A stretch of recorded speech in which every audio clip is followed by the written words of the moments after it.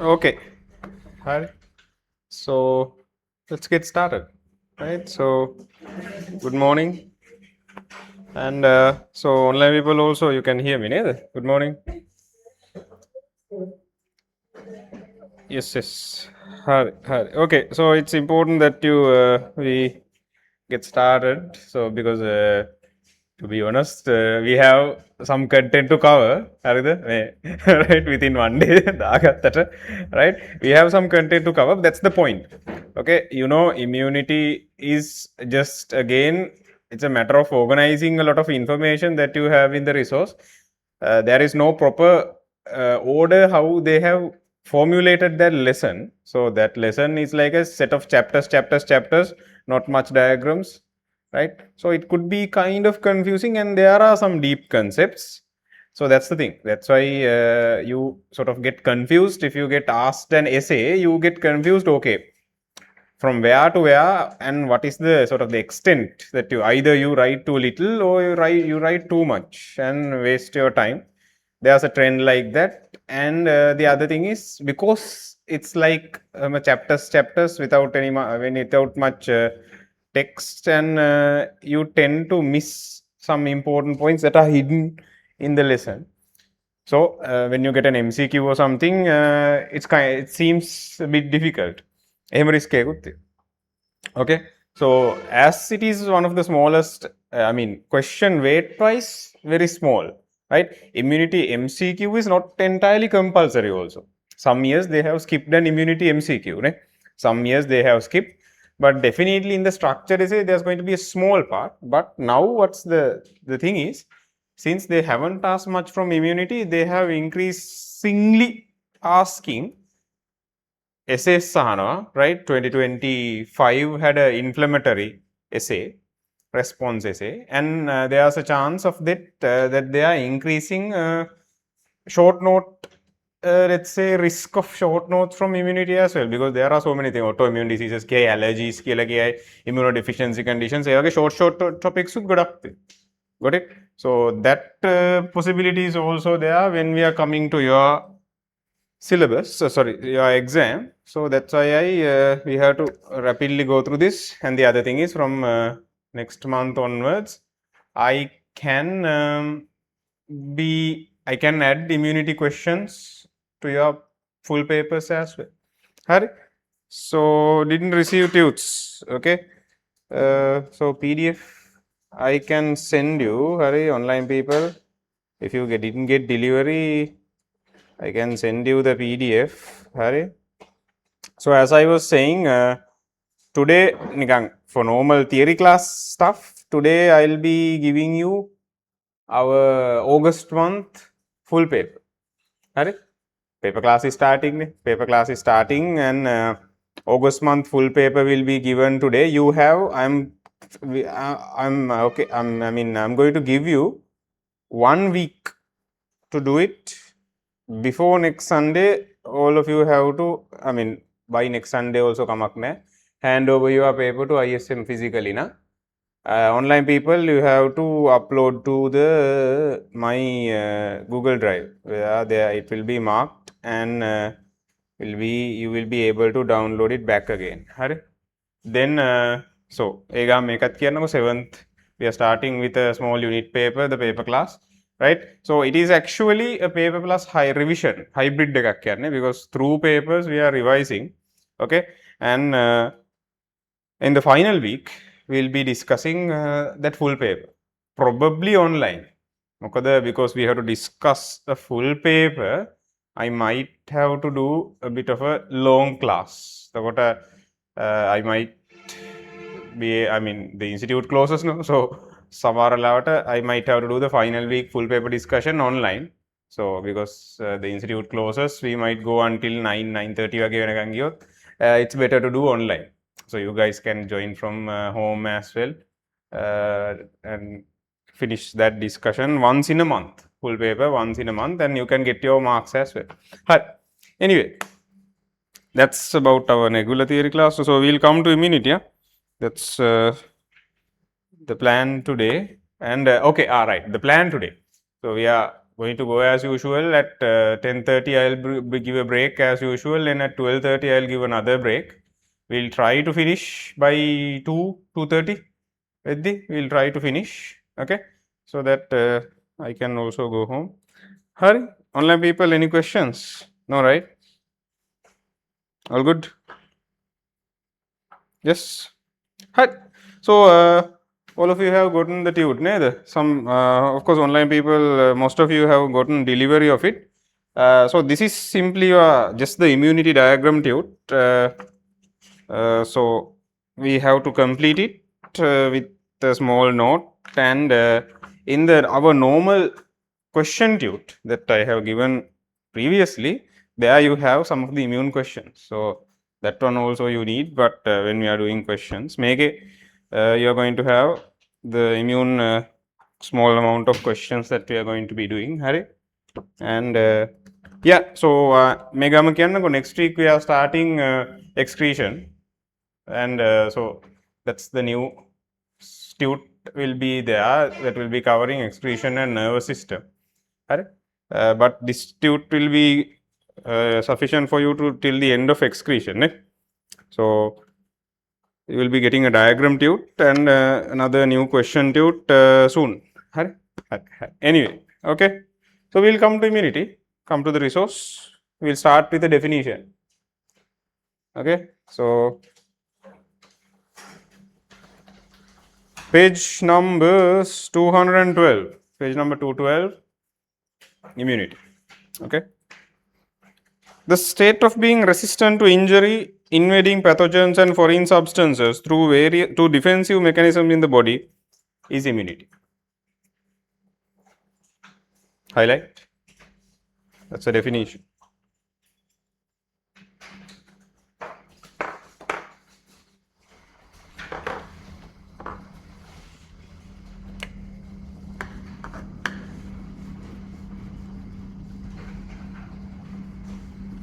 Okay. So you will understand that our immune system is basically our defense system, right?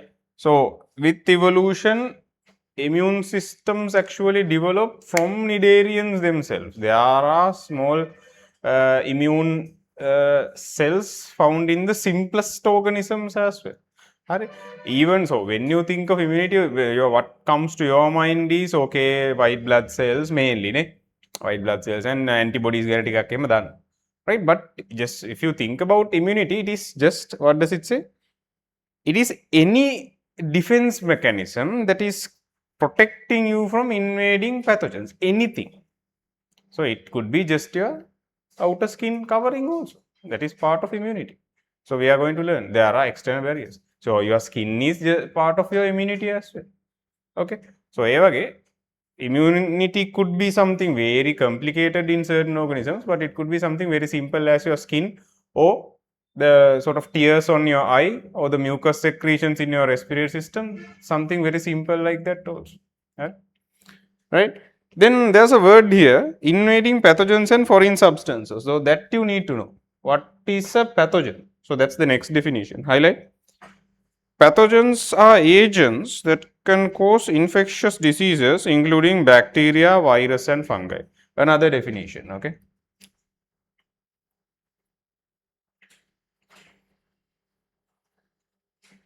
Okay.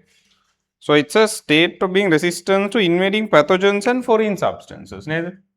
So you have two aspects of things that you are protected from are pathogens. One thing is pathogens mainly. Actually, your immune system was designed against pathogens, but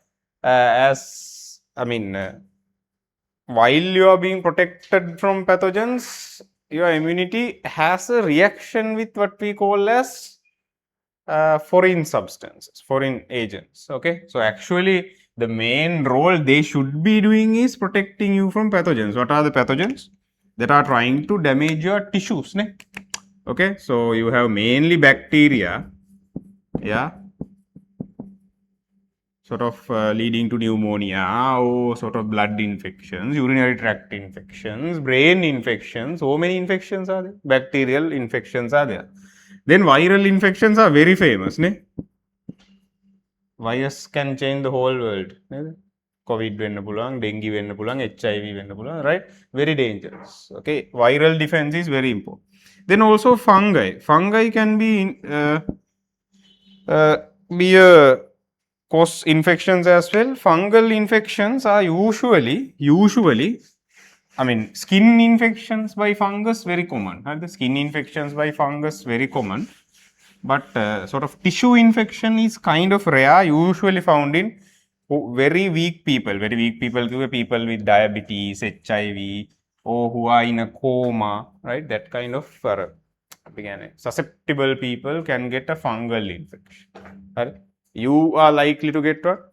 Maybe a skin infection. Scalp එක හැමෝටම තියෙනවනේ මේ dandruff. That is sort of dry skin together with fungus. Okay, so those things are your pathogens. Then the other aspect of immunity is foreign substances. Okay, foreign substances.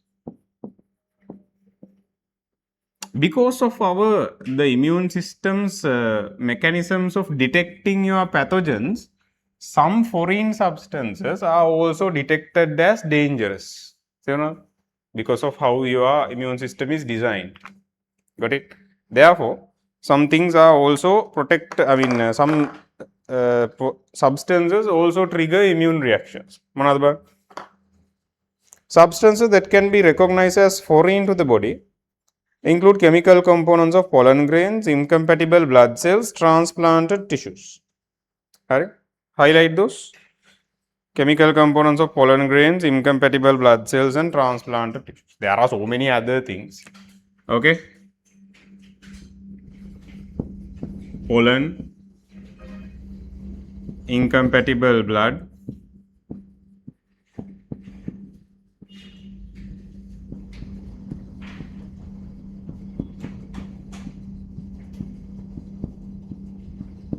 transplanted tissues. So this type of reactions against these foreign substances is actually a bit of a nuisance. So your surgeon might transplant you a kidney because your kidneys are failing, but your immune system goes and rejects it. Got it? So sometimes your immunity is not working very well, and also it's really could be very annoying as well because of how the immunity works. When you are trying to help your body, immune system comes and rejects it, so destroys it. Right? The liver transplant, kidney transplant, there are other tissue grafts or whatever, so many other things, and blood incompatibility done. What would happen if someone gives you not your matching blood type? There's going to be agglutination reactions. Those things are going to happen. Okay. Defenses in the animal body against these foreign invasions make up the immune system. Immune system of animals should be able to distinguish own body self from foreign cells or particles within the body, which are called non-self. Can you highlight own body cells self, foreign cells particles, non-self? This is a very important concept, self and non-self concept. The concept of self and non-self. That means, for example, if you are an army soldier, you should be able to identify who are your own your country people, and also who are the enemy, who are the terrorists, or who are invading army. That's the first thing. You can't go and kill someone. Got it? First thing is identification. You have to see, okay, these are my body cells, these are the foreign cells. That's the basic thing of immune system. But that's the thing that most of the time immune systems get wrong. There are conditions called autoimmune diseases where your own immunity is going to damage your own body. So many diseases are there. We'll talk about them. You can see at the final part of the tute, page number 4, I have given 2 examples. That is arthritis is your own immune system damaging your own body, and also diabetes. There are types of diabetes. I'll explain all those. So those are problems happening when your immune system cannot identify who's the self, who's the non-self, right? Okay, right.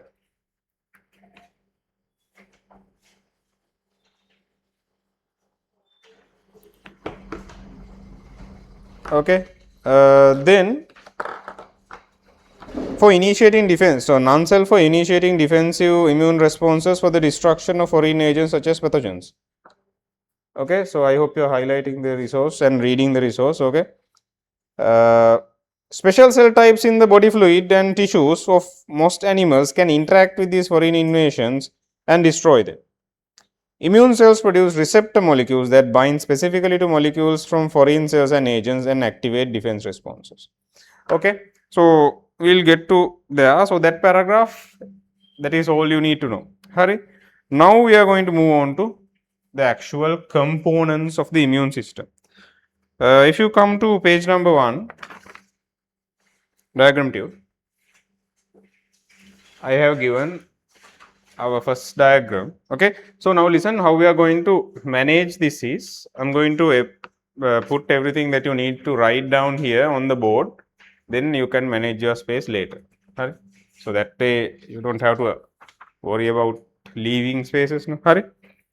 So there, can you see I have given on two sides two types of immunity. There's an innate immunity and an adaptive immunity. Okay. So what can you see on the innate side? Epithelial barriers killer, they are something like a skin. Then phagocytes are there, mast cells are there, complement is there. NK cells can natural killer cells. Then ILC can interleukins. Okay. And cytokines, ILCs. So those things are, can you see why is it such a small section? Because can you see the x-axis? It is time after infection. Okay, so for example, there's a foreign invasion to a country. In a country attacks our country. Who's going to respond first? The people who are already at duty, our normal police and normal army who are just there at duty, on duty 24 hours, who are always ready for defense. So you are in part of the immune system that we call as innate immunity is always there, ready to protect you. Right? So as soon as you get a certain damage or a pathogen or whatever, innate immunity comes into first defense. Can you see then some hours later, a very specialized type of immune response come into play that we call as adaptive. Adaptive means that it's able to change according to the risk. Right? So that immunity is like STF what do you say, the commandos, like specific people coming from the army to deal with a specific aspect. So adaptive immunity is like that. Innate immunity is always ready. Adaptive immunity is more specialized. Got it? More experts. And also the word is they are specialized. That means for particular enemy, they are going to react different. For example, if you get a viral infection in a different way, if you get a bacterial infection in a different way, okay, the responses of the adaptive immunity are different. So, I think we'll have a sort of a full, let's say, structure of our overall immunity first, so that you can understand what sort of, let's say, scope that we have to cover within today.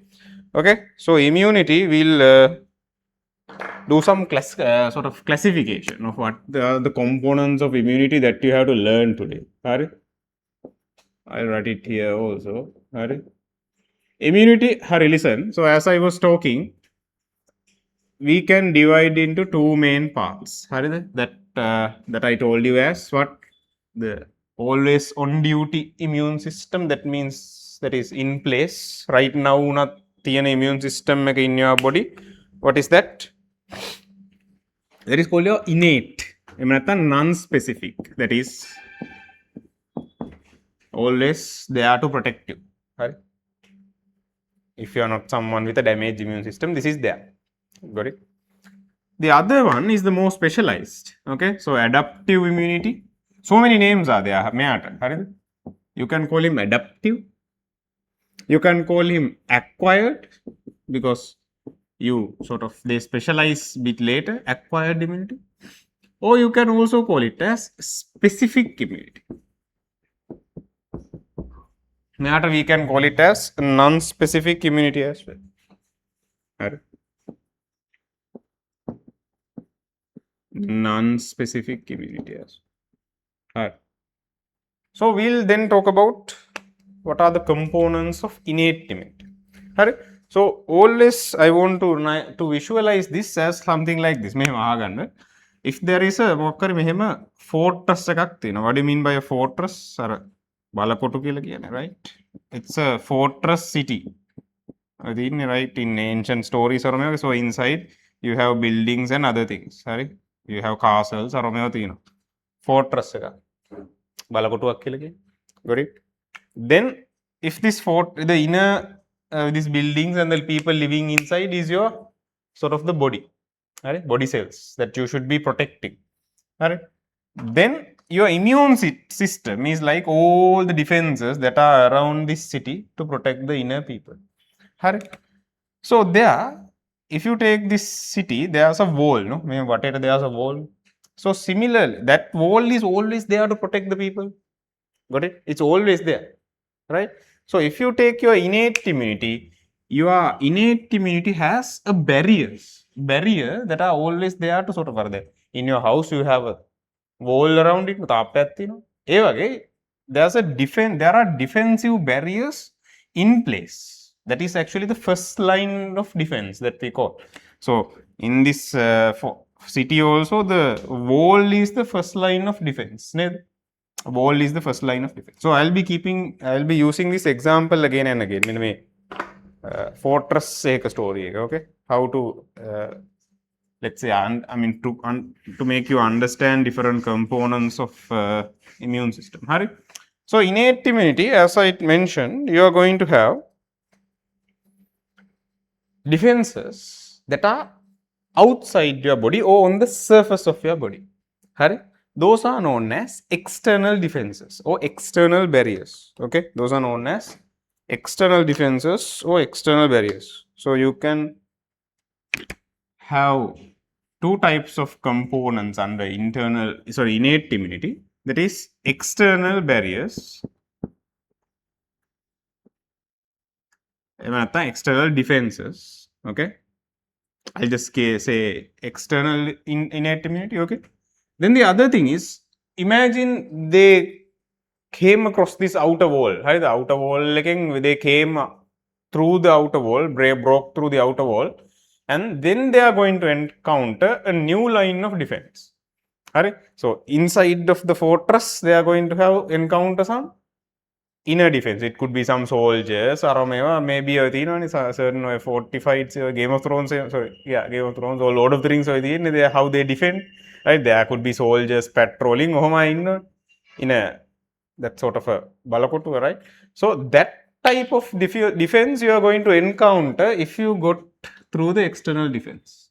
That is called internal defense. Those are the people who are on duty guarding your body, right? Internal defenses and external defenses. There are two aspects. Okay. So mainly, if you think about your external defense, who are the protective things? Your skin. Mainly your skin. Imagine if you didn't have a skin with your multiple keratinized layers, you take your skin for granted. No, there could be an infection there. No, right? You are going to get an infection. So skin is main under the external defense. Skin. Okay. Then if you take other surfaces, mainly think about epithelial surfaces. What are the other things that you have? You have mucous membranes. Where do you have mucous membranes? Mainly in the respiratory system. Where else? Oral cavity in the digestive system, there is mucus. On your eye, there could be a certain mucus action together with the tears and other things. So mucus secreting membranes together with their cilia and the sticky nature of mucus is coming under external defense.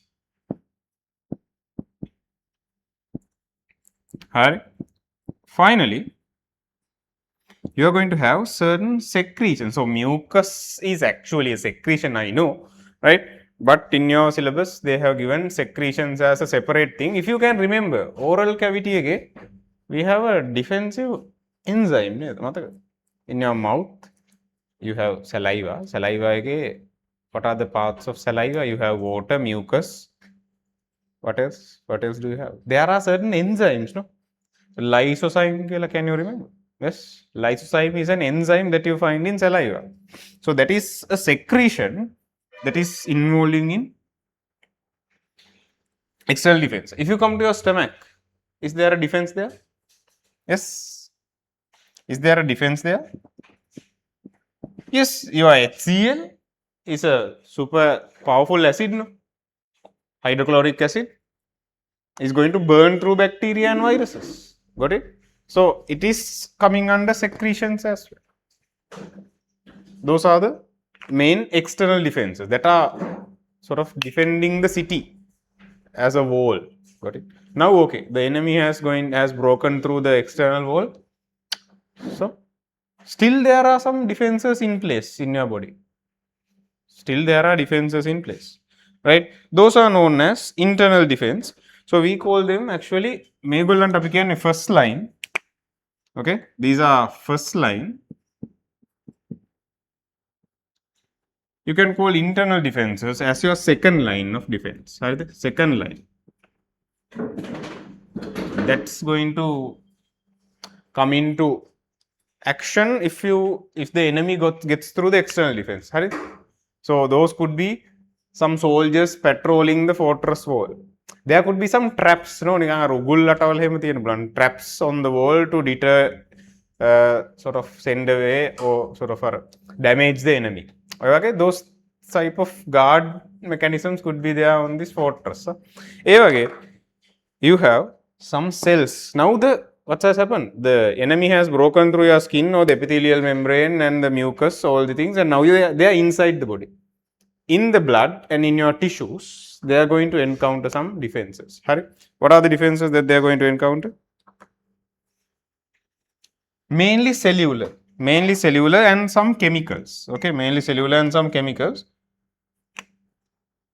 There are cells that are designed to eat pathogens. They are called phagocytic cells. You know phagocytosis? Phagocytosis, cells eating other cells. Phagocytic cells play a big role in internal defense. They are just going to eat anything foreign. So phagocytic cells are of two types actually. There are big phagocytic cells as macrophages. They are sort of kind of giants that are going to eat anything. They can eat anything. Okay, but they are kind of slow. Because they are big. Right? Those are the big eating cells. Then there are small eating cells that are called neutrophils. They are fast, but they can't eat much. But they are going to get there fast. Then phagocytic cells are there, internal defense. Then there are certain okay, there's another important cell that is, as the name says, superi namak dila for them. Their role is nicely described by their name. Natural killer cells. Natural killer cells. They are actually a type of white blood cell T lymphocyte. They are designed to kill anything foreign. Okay, so NK cells will see one of the most important systems in your body that protect you from cancers also. Anything abnormal, they are going to kill.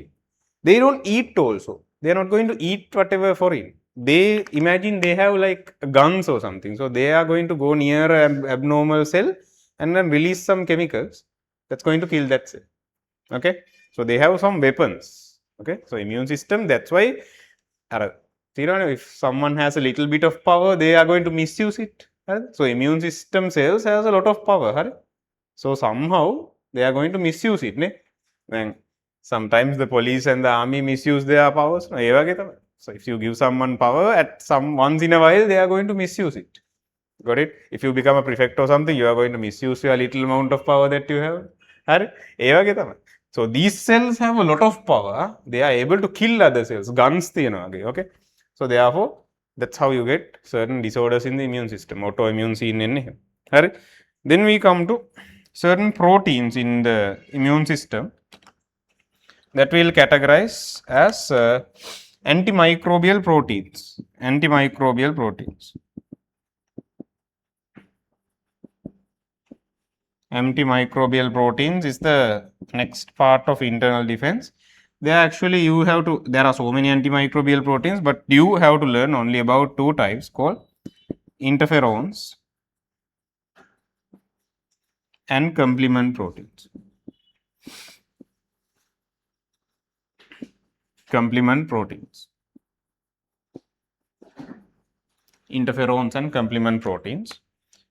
Finally, so these are all just components. These are different cells and certain proteins. Then there's a certain incident that's part of the innate immunity actually. So whenever there's an attack, there's a series of events that are happening in your body that is actually part of the internal defense. It's a response, right? It's a actually it's like armies get together once in a while to do sort of practicing sessions. Okay, so they practice to certain scenario. They have a mock-up session. Navy is going to come like this. Air Force is going to come on the top like this, and they practice to it's like that sort of a collective effort by a lot of components of the immune system. Inflammatory response are the very, very important part of internal defense. Are inflammatory response. It's like a military exercise. Inflammatory response. Okay. Inflammatory response. Okay. Inflammatory response is the final part of innate immunity. Okay. Right. So now clear. So these are the defenses in your body that are ever ready. That means they are on duty 24 hours. Whether you are sleeping or doesn't matter, you are in a coma, it doesn't matter. Your innate immunity is your innate immunity on duty. But there's a problem with innate immunity. The thing is, they are not able to specialize for a particular enemy. Because they are going to treat all the enemies the same. Then police right? That means you are treated the same. No, they are not specialized. If you broke the law, they are going to treat you different. Okay. So these type of components, they can't give you a customized response. So for example, for certain type of bacteria, you have to start developing a special type of antibody in order to neutralize, because it's producing toxins. You can go into your maybe cardiac arrest, meningitis, brain damage, so many things can happen. So innate immunity can't do that. They don't have the special training. So after the innate immunity, you can see within like the early hours up to 12 hours the innate immunity works. Afterwards, sometimes the innate immunity can finish dealing with it. Sometimes the innate immune response, for example, neutrophils they can eat and remove whatever. So sometimes you don't need the specialized help. But if it's a powerful pathogen, on the superior virus, dengue, okay, you are going to need the help of someone specialized. It's STF, got it? You need specialized help. So that's why you need the adaptive, acquired, or specific. Adaptive immunity means it is able to adapt to particular pathogen. Got it? So under the acquired immunity, we have two main parts to talk about. Two main parts. That is, one type of adaptive immunity is done by cells.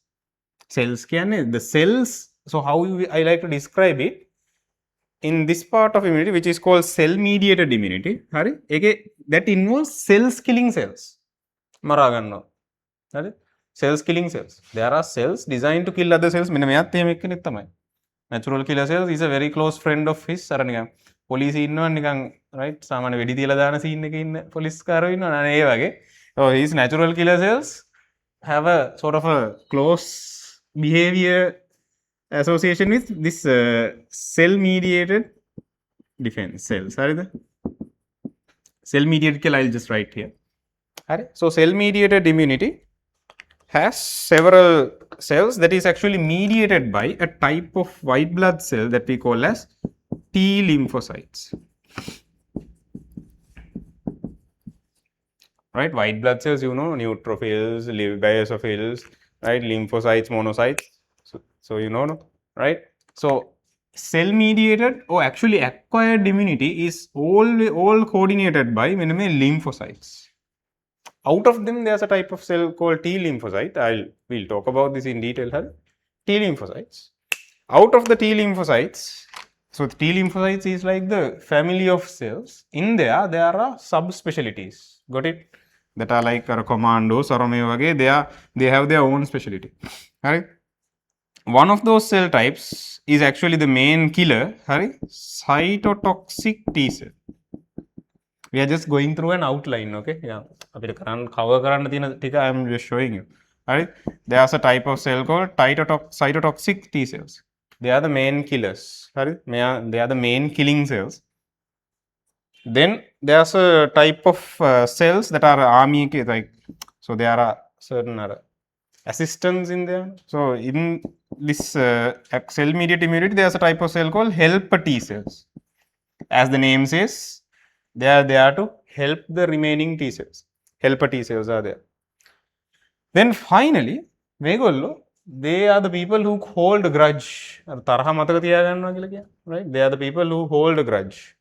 So if you are attacked by a certain bacteria again, they are going to remember it. This bacteria has attacked me previously. Okay. So that is very important part of adaptive immunity. That is, they are going to remember by a type of cell called memory T cells. I told you immunity is nothing much. Memory remembers. That's it. Then the other aspect of adaptive immunity, don't worry, this is just an overall idea. We are going to talk about all this. Then the other part of adaptive immunity is called humoral immunity. Humoral immunity. Antibody mediated. Antibodies done. Proteins also we learned about antibodies, immunoglobulins. They are defensive proteins. Today you are going to become experts in that. So humoral or antibody mediated defense. There it is coordinated by mainly a type of lymphocyte that we call as B lymphocyte. B lymphocyte. Under B lymphocyte, there are people who are following the orders in this type of cells that we call as B lymphocytes. We have a type of special B lymphocyte that we call as plasma cells. Right? There are plasma cells. Then who else is there? Then also, they are going to remember the enemy. Right? I will never forget this. Right in there. Okay. So that is by memory B cells. This is our overall structure of the immune system.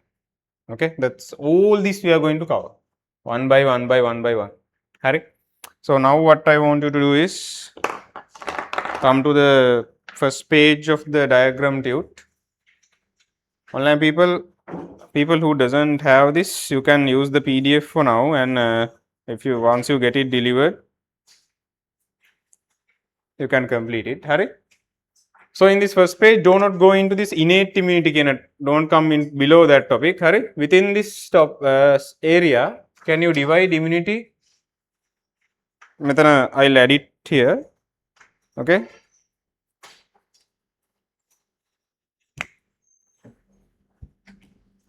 Defense against two aspects. Immunity provides defense against pathogens and foreign substances. Just write down these examples. But main thing you have to write down is this: the overall plan of immune system. One are the two types. There's a innate immunity and an adaptive immunity. Okay. Then innate has two parts as external and internal. These are the things under external. This is the internal one. You can see bit complicated internal. Right?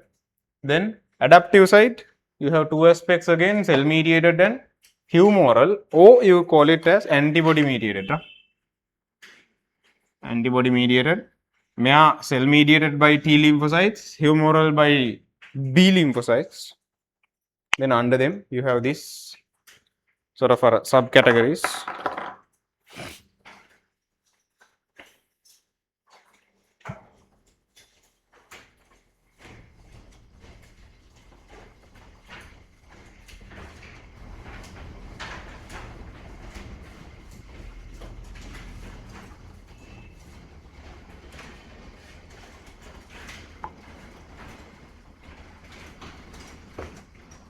Any questions?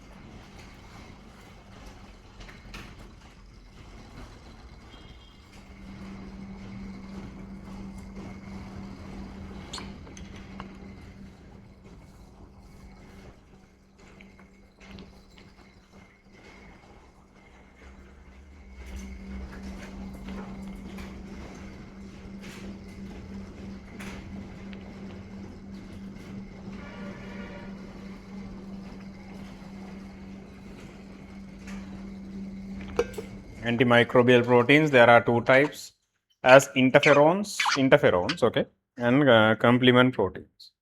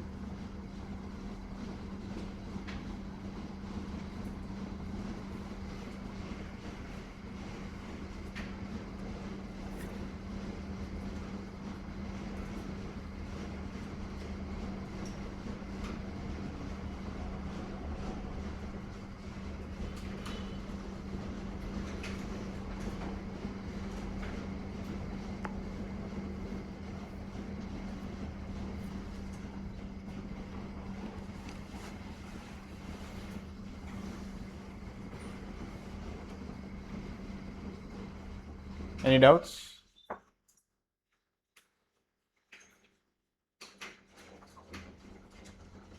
Finally, under internal defense, you have inflammatory response. It's like a military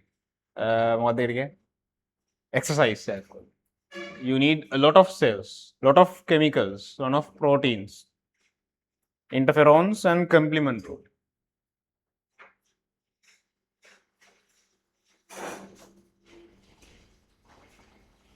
Cool. Inflammatory response. Antimicrobial proteins, maybe the interferons, but the complement proteins.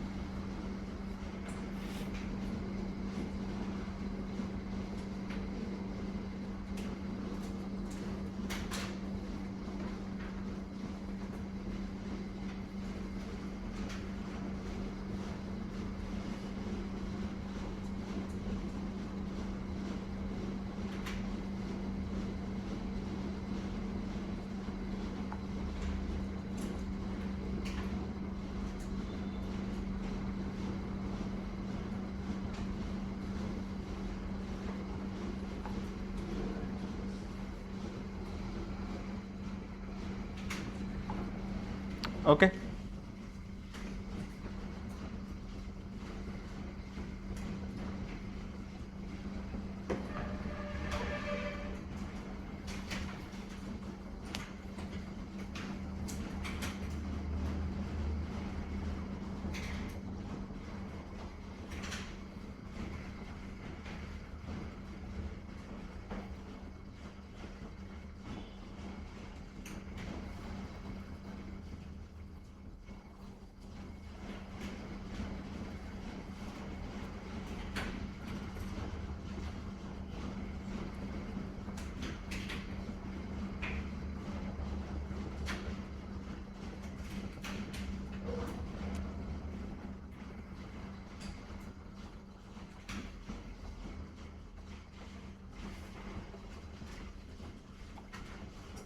Foreign substances are also detected by the immunity.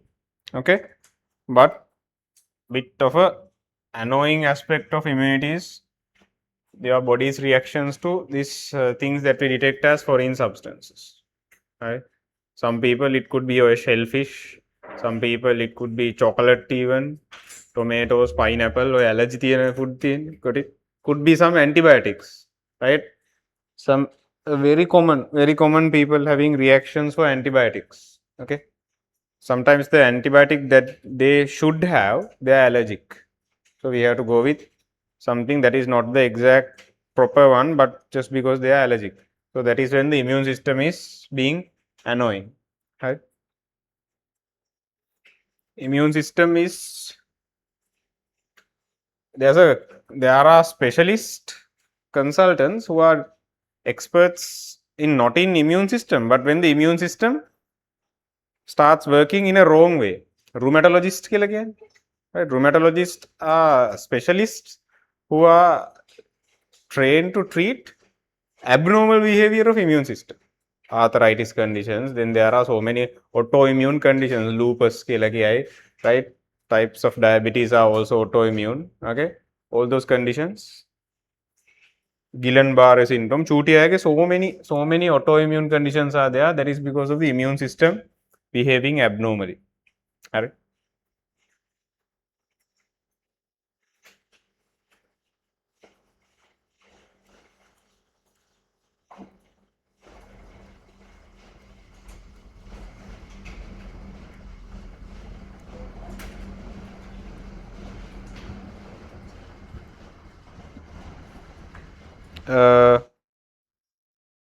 What do you mean? You are supposed to write this on the first page, but do not go into innate immunity. think there's some space below this diagram. Right? So we'll be I mean you will be able to write on the cover as well, but I'll tell you cover එකෙන් ලියන්න දේවල් තියෙනවා. We'll see. Okay.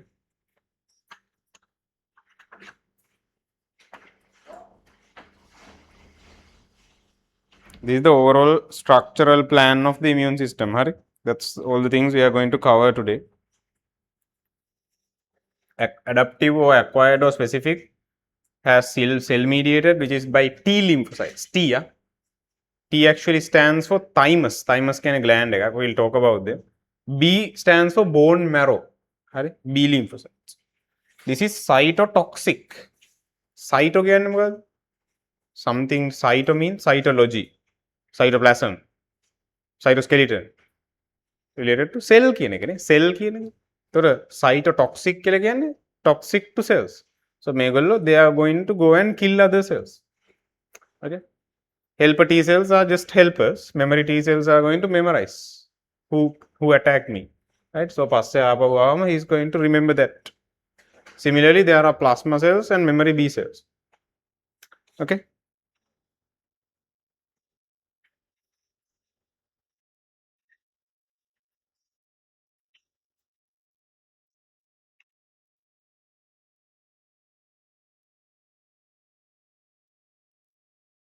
People, any questions you can ask?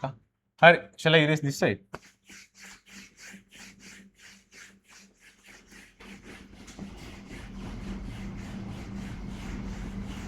So we'll move on to innate immunity.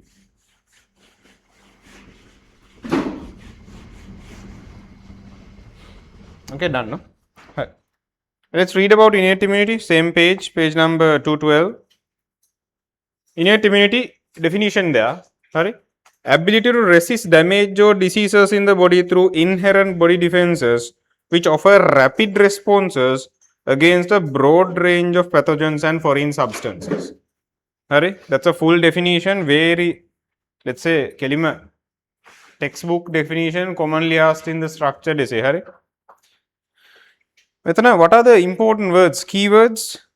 Inherent body defense. That is a important word you have to write. Definitely inherent. What else? Rapid response. Innate immune responses are rapid because why? They are on duty. They are there, so they can respond very fast. And then broad range. Doesn't matter who they are fighting, they are going to respond in the same way. So they don't care if it's someone from a different country or inside this country, they don't care. Right? Broad range gahano. Right? Then, so that's a definition. Keep reading. Recognition and defense responses will depend on characters common to group of pathogens. Highlight. Recognition and defense depend on characters common. So, if they detect a bacteria, they are going to see, okay, मेरे bacterial cell wall has peptidoglycan, and so he knows, okay, peptidoglycan තියෙන කෙනෙක් I can't have in my body. So he is going to see, okay, this is a bacteria, I'm going to kill him. Characters common. He is not going to say, okay, then if you take a COVID virus, there's a receptor, I'm going to respond to him in this way. So this is the HIV virus, I'm going to respond to him in this way. Okay. I'm not going. So he doesn't have that much of a response. Okay. He's only going to, this innate immunity is only going to rely on common things. Bacterial cell wall. Okay. What are the things? Common things he knows. He is going to respond. Got it? So highlight characters common to group. Then keep reading. Innate immunity lacks specific responses to specific invaders. Lacks specific responses to specific. Lacks specific response. And its protective mechanisms function the same way regardless of the type of invader.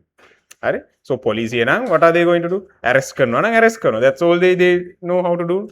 Right? They don't have anything specific to do. They're just going to arrest people. Okay. Innate immune responses, they are going to behave the same way. Nothing special. Innate immune responses include defense mechanisms that provide immediate but general protection. Also highlight that defense mechanisms provide immediate but general. Got it? So the police who are responding to a certain situation, they can give you some immediate protection, but they can't keep on providing protection if the situation escalates. No, where they are going to call for more help. No, other than prison, that sort of collision again, right? The immediate police around it tried to control it, but they couldn't. So they had to call for more specialized help. So the prison guards already they are in the prison, they are trying to try to control it, but there's a limit to what they can do. Then they are going to call experts, adaptive immunity, but it takes time for them to come. Right? So that sort of those features are there. Right? Innate immunity is found in invertebrates and vertebrates. Highlight. Okay. Basic animals, very basic animals from annelids, those kind of animals also have an innate immunity. Okay, highlight. Innate immune responses are found in vertebrates as well as invertebrates. Two types, external barriers and internal defenses. So we categorize that already. So we are going to move on to external barriers. Okay. I have given him a diagram, page number 1. So most of the innate responses are summarized in this one diagram. Online people, can you see this first page? From the mouth to the anus, all the response you have, innate responses you have. Alright. Then external barriers, we'll read and we'll make a note. Alright. External barriers discourage pathogens. That's a very important. Again, hitannawat to enter. Because when you have a skin cover, they can't get in. So they discourage. Okay. Highlight, they discourage pathogens and foreign substances from penetrating. That means if a city is well guarded, city outer wall seems very strong, the enemy doesn't even think of attacking. But imagine you have a wound in your skin. That means okay, there's a weak spot. External defenses are skin, mucous membranes and secretion. So we listed them out. Okay, they act as physical and chemical barriers. Highlight. There are physical barriers, then there are chemical barriers. Now, what again? So your actually skin is definitely a physical barrier. Neither. Mucous membrane can be both physical and chemical. Secretion is definitely chemical. Ne?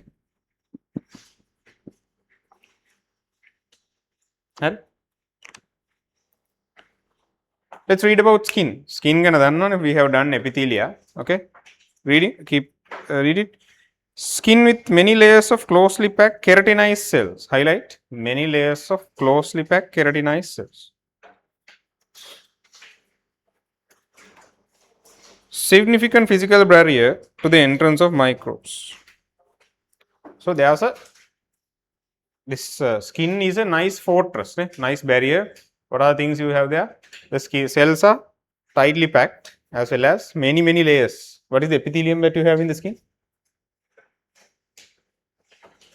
Stratified, squamous, but more specifically skin keratinized, stratified, squamous. The fortress outer wall has been strengthened by keratin. No, got it? In addition, periodic shedding of epidermal cells helps to remove microbes. Your skin outer layers, epidermal layers are always getting removed, right? So if you have any bacteria on the skin surface, they are going to get removed together with the skin cell, right? So that is also important part of the skin. Highlight, periodic shedding. Periodic shedding is an important response.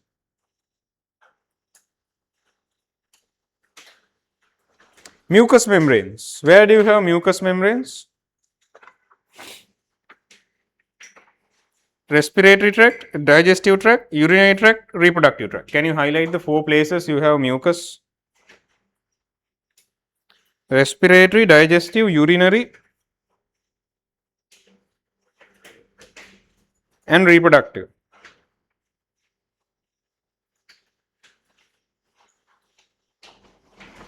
Yeah, so I'm just going to extend this. Okay, we'll make a note later. Okay, then mucous membranes produce mucus. Okay, right, obviously, traps microbes and other particles. Then what else? Then just producing mucus is not enough, no? Got it? If there is a mucous membrane that has trapped bacteria, then that's a problem, no? Right? Because it is now a collection of bacteria on the mucus. You have to sweep it away. You have to clean the mucus together with the bacteria. So ciliated epithelial cells sweep mucus and trap material upward. Highlight ciliated epithelial cells. Coughing and sneezing speed up the mucus movement and it's entrap pathogens. Highlight coughing and sneezing speed up the mucus movement. So remember, you cough. So with the cough, what is a cough? When you cough, there's all the respiratory muscles contract with a lot of force, no? Air comes out fast. All this mucus comes up rapidly. You get semen or mucus semen to the pharynx. That is because coughing accelerates this. Coughing and sneezing. When you have some sort of a respiratory infection, as a defense mechanism. So that clean karanna meka. Got it? Sneeze karanna, you are trying to clean your respiratory system. Okay.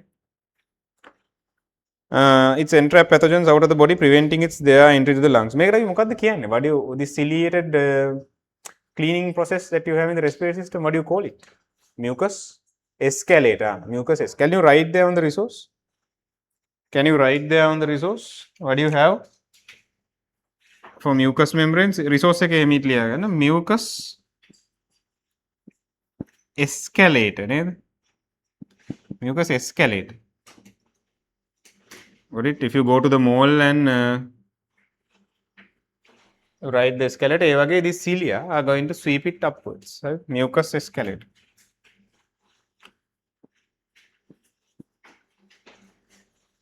Okay. Then final part, secretions by various organs. Highlight tears, saliva, of course mucus. I told you it's a secretion. Tamaya. Act as physical as well as chemical barriers. Okay. Tears in the eyes provide protection against irritants and microbes. Highlight tears in the eyes, protection against irritants and microbes. Okay. What else?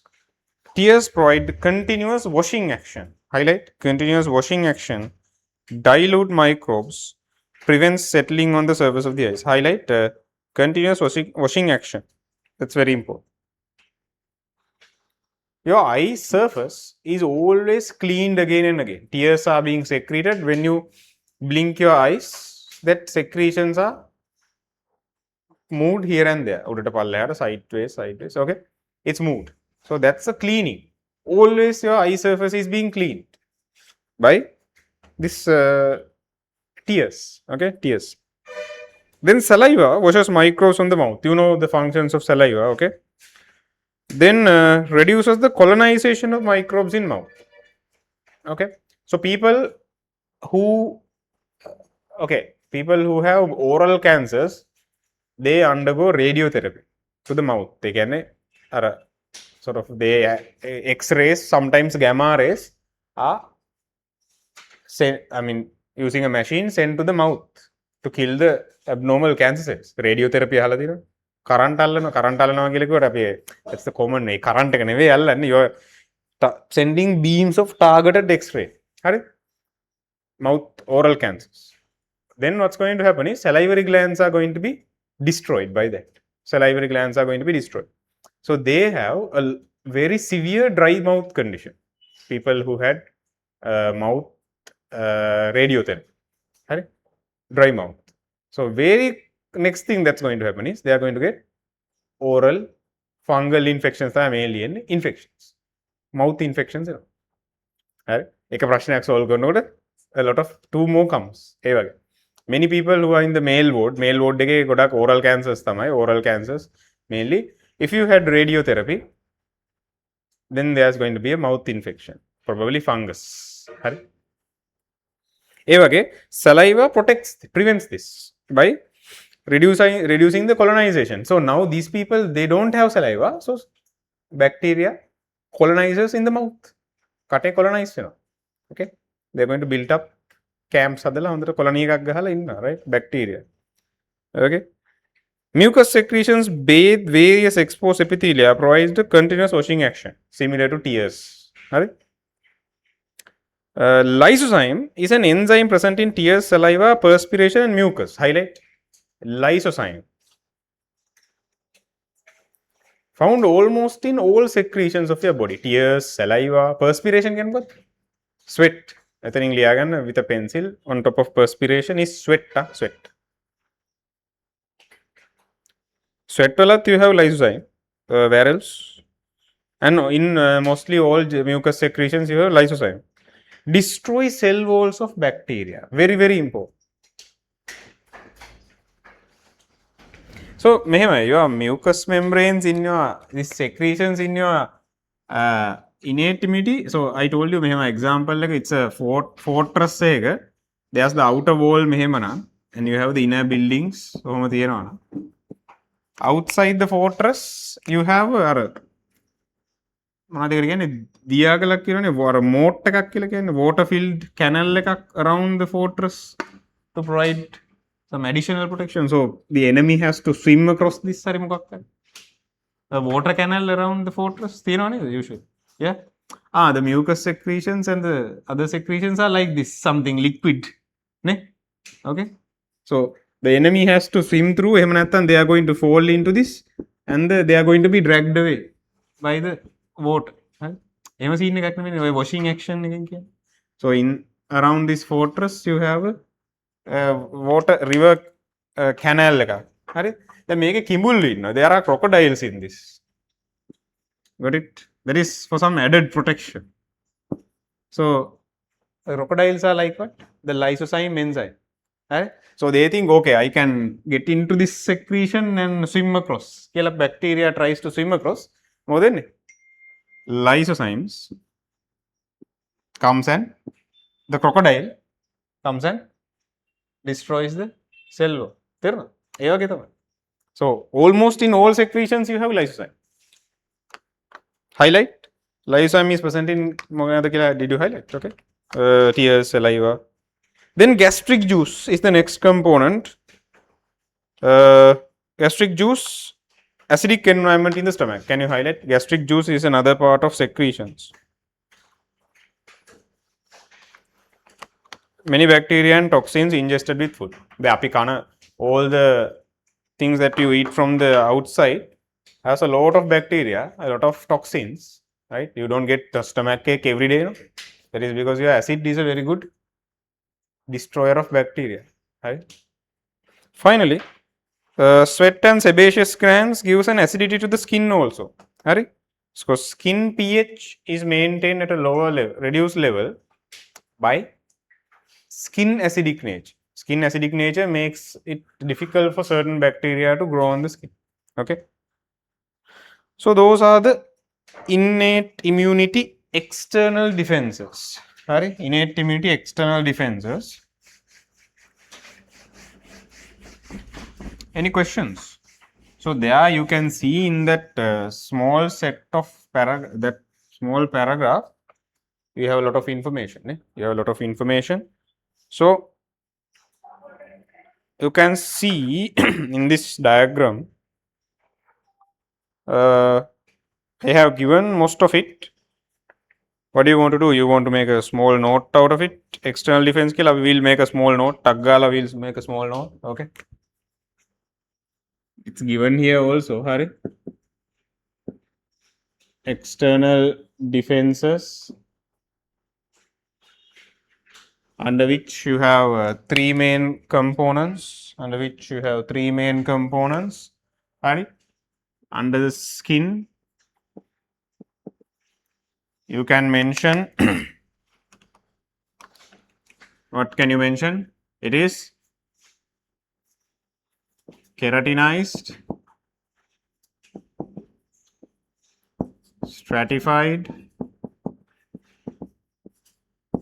squamous epithelium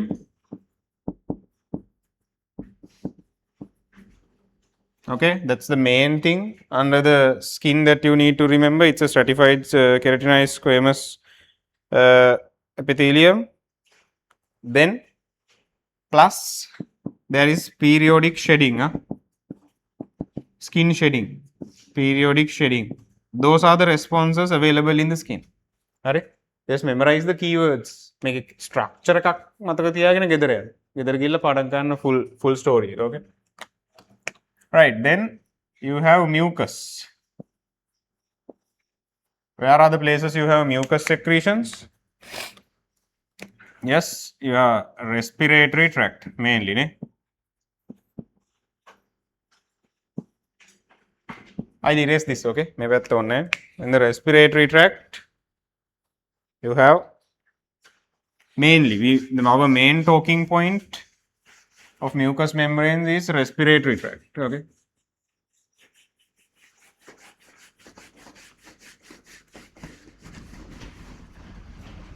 Respiratory tract, you have just only remember mucus plus cilia is going to produce something called mucus escalator.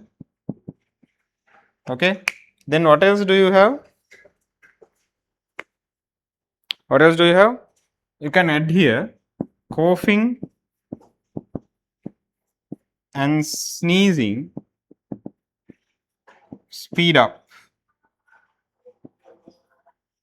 mucus movement.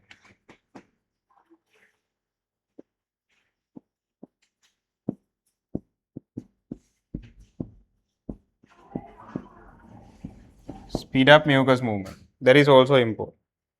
Then secretions already. You are supposed to write this in under innate immunity page number 1 on this side. My diagram on this side. Okay. Start writing with me, okay. Then finally secretions. You have to write a bit fast, okay. Secretions, what are the secretions? Several examples of secretions are there. Tears is the first one.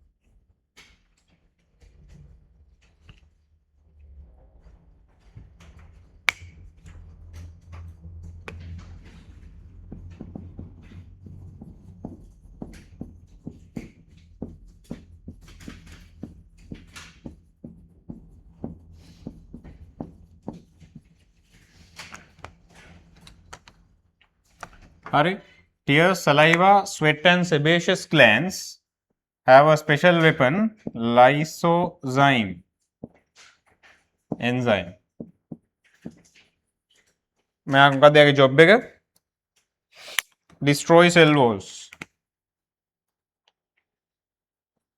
Destroy monocell walls, bacterial cell walls.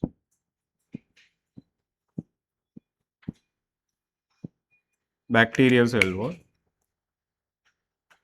Then someone special also there under secretions. Someone special is also there. So I'll gastric juice.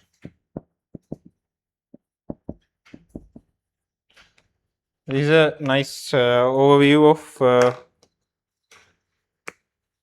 3 aspects of external defense of what? innate immunity. Right? What I want you to do is go home today with a structure. Then it's up to you to do with a bit of self-studying. But I'm going to give you the structure of this lesson. Right?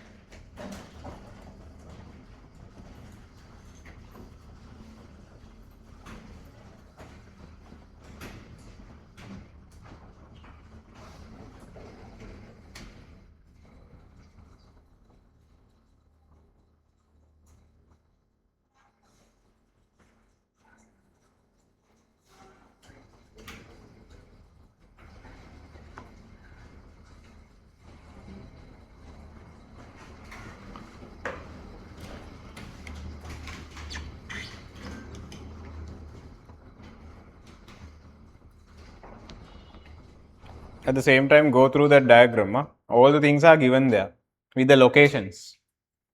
Okay.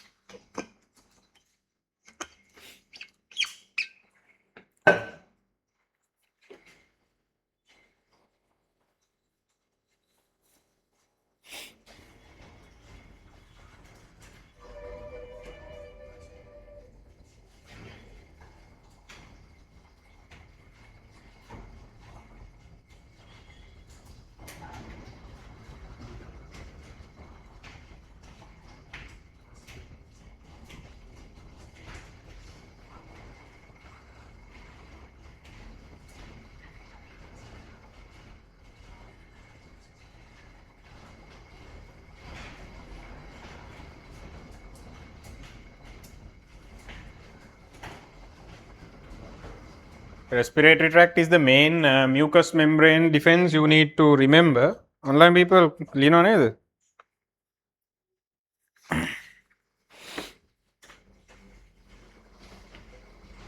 Any questions you can ask, send to the chat, okay?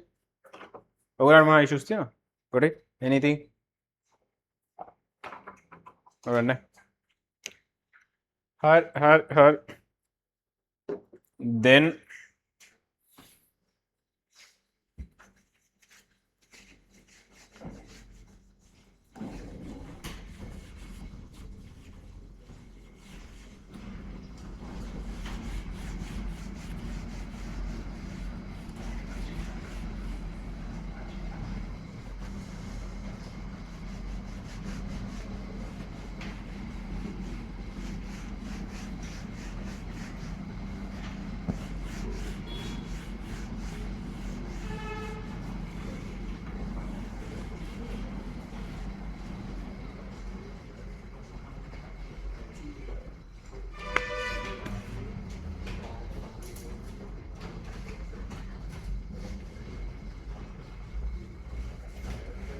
fourth secretion, don't make a you usually forget this, huh? Gastric juice as a secretion, you sometimes forget. I have given in the diagram also. I got to highlight acid in stomach. Okay, I have given acid in stomach, intact skin. Some additional things are also given.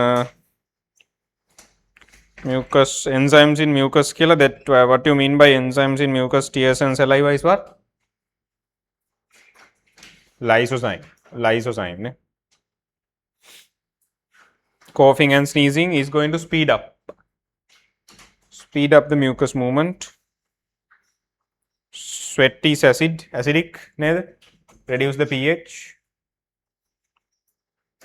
Okay, hari, so we can move on to internal defenses, which is our let's say the second component of innate immunity ne? So now what has happened, the enemy has gone across the external wall and water canal like everything has been surpassed.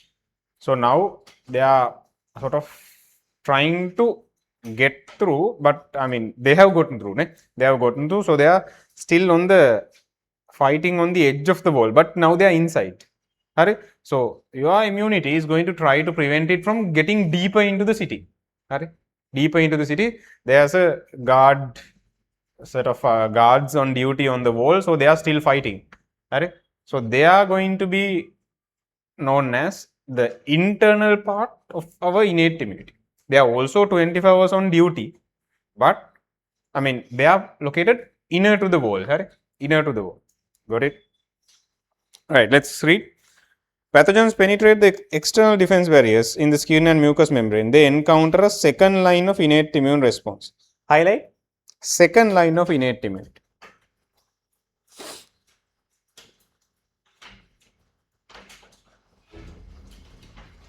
Second line of innate immune response.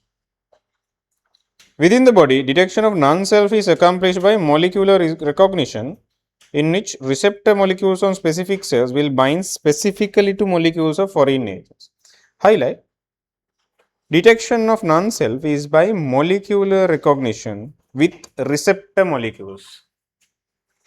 What are the receptor molecules? You know, you learned about this when you are doing plasma membrane, no? Glycolipids and glycoproteins found on the surface of plasma membrane. මතකයි නේද? There was a function, cell recognition කියලා. Yes. So when you are entering the school, you have a badge. You wear a badge. Some schools you have a name tag tanikara, right? So that is going to allow you to enter the school and not be attacked. If you have a national ID card on Sri Lanka, you have that you can identify yourself. So if you are a body cell, you are going to have specific receptor molecules on your plasma membrane that is going to prove that you are okay. You are a normal body cell. Right? So that's how your innate immunity, these internal defenses, they are going to detect. Right? So there's no need to detect. No? They are going to stop anyone. Mucus, saliva, skin. Right? Innate immunity, internal defenses consist of phagocytic cells, natural killer cells, antimicrobial proteins, and the inflammatory response. You know all these things. Right? Let's read. Phagocytic cells. These are specialized cells that can ingest microbes, foreign particles, as well as cell debris for intracellular digestion and destruction. Definition of phagocytic cells.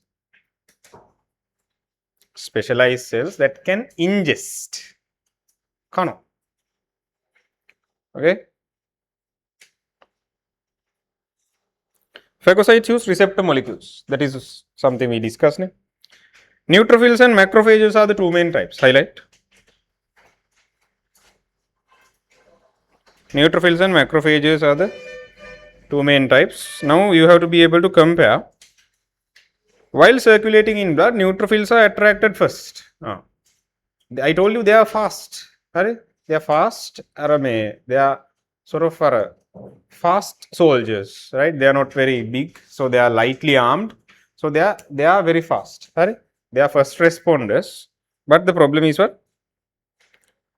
Okay, they ingest and destroy infected pathogens. Macrophages are larger and more potent. Macrophages usually arrive a bit late. Okay, they are usually bigger. They arrive late. Okay, usually to the damaged site, they arrive a bit late. Okay, but there are resident macrophages. Again, Local macrophages are there. What are some local macrophages, you know? Hepatic Kupffer cells. Hepatic Kupffer cells are there. Those are liver macrophages. ඒගොල්ලෝ කොහෙද ඉන්නේ? They are assigned to the liver. Okay, they are post police army එකේ post තියෙන, right? Then what, where else you have macrophages? Just 2 weeks back again. Anywhere you have in your body sort of local macrophages? Alveolar macrophages. In the alveolus you have macrophages. ඒගොල්ලොන්ට ගිහිල්ලා asbestos particles are engulfed, silica particles are engulfed, ne? Alveolar macrophages. They are also, so those are like local macrophages. Liver. Then also in your connective tissue you have macrophages. Yeah. We'll finish reading this as usual and we'll make a note. Right? Then NK, natural killer cells. Next page. They are a type of lymphocyte. Highlight. They are a type of lymphocyte. Highlight. They are a type of lymphocyte. Present in blood and some tissue and organs such as spleen and lymph node. Highlight. Where are they found? Blood and spleen and lymph nodes. Blood, spleen and lymph nodes. So there are some natural killer cells that are patrolling. Patrol again. That means they are traveling in blood, and at the same time there are people in the camps, immune camps. One of the immune camp, lymph nodes. Spleen is a big lymph organ. They are sort of stationed. Okay, there are patrolling cells as well as stationed ones. They can detect cells with abnormal surface molecules. Very important. Highlight. They detect cells with abnormal surface molecules, virus infected cells and some cancerous cells.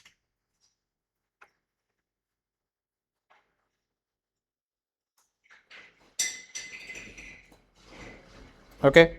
So as soon as a virus has been multiplying inside the one of your body cells, there are going to be signs on the surface. Right? There are going to be signs. Okay, this cell is having a virus inside.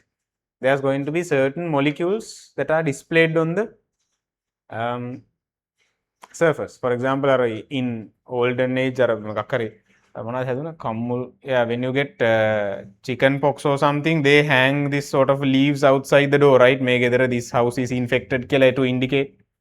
Traditionally, you don't know, right? If a household has chicken pox or something infectious, they sort of hang some kohomba leaves or something outside the door. No. That is kind of like that. When a cell is infected, there are signs on the surface of the leaf, where the cell. Okay? On the surface of the cell. So, the natural killer cell, the natural killer cell is just going on in the blood and is going to see, okay, this cell has a problem. He's going to kill it. Okay? Right? So, as we are, even right now, your body is producing abnormal cancer cells, abnormal cells right now. But your natural killer cells are taking care of it. Right now, so many cell divisions are happening. No? Epithelial cell division, so many things are happening. Cells are dividing, mitosis. But natural killer cells are right now finding them and killing them.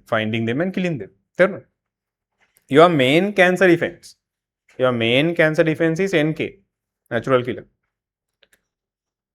They do not engulf these abnormal cells. Can you highlight? They are not phagocytic. Highlight, they do not engulf.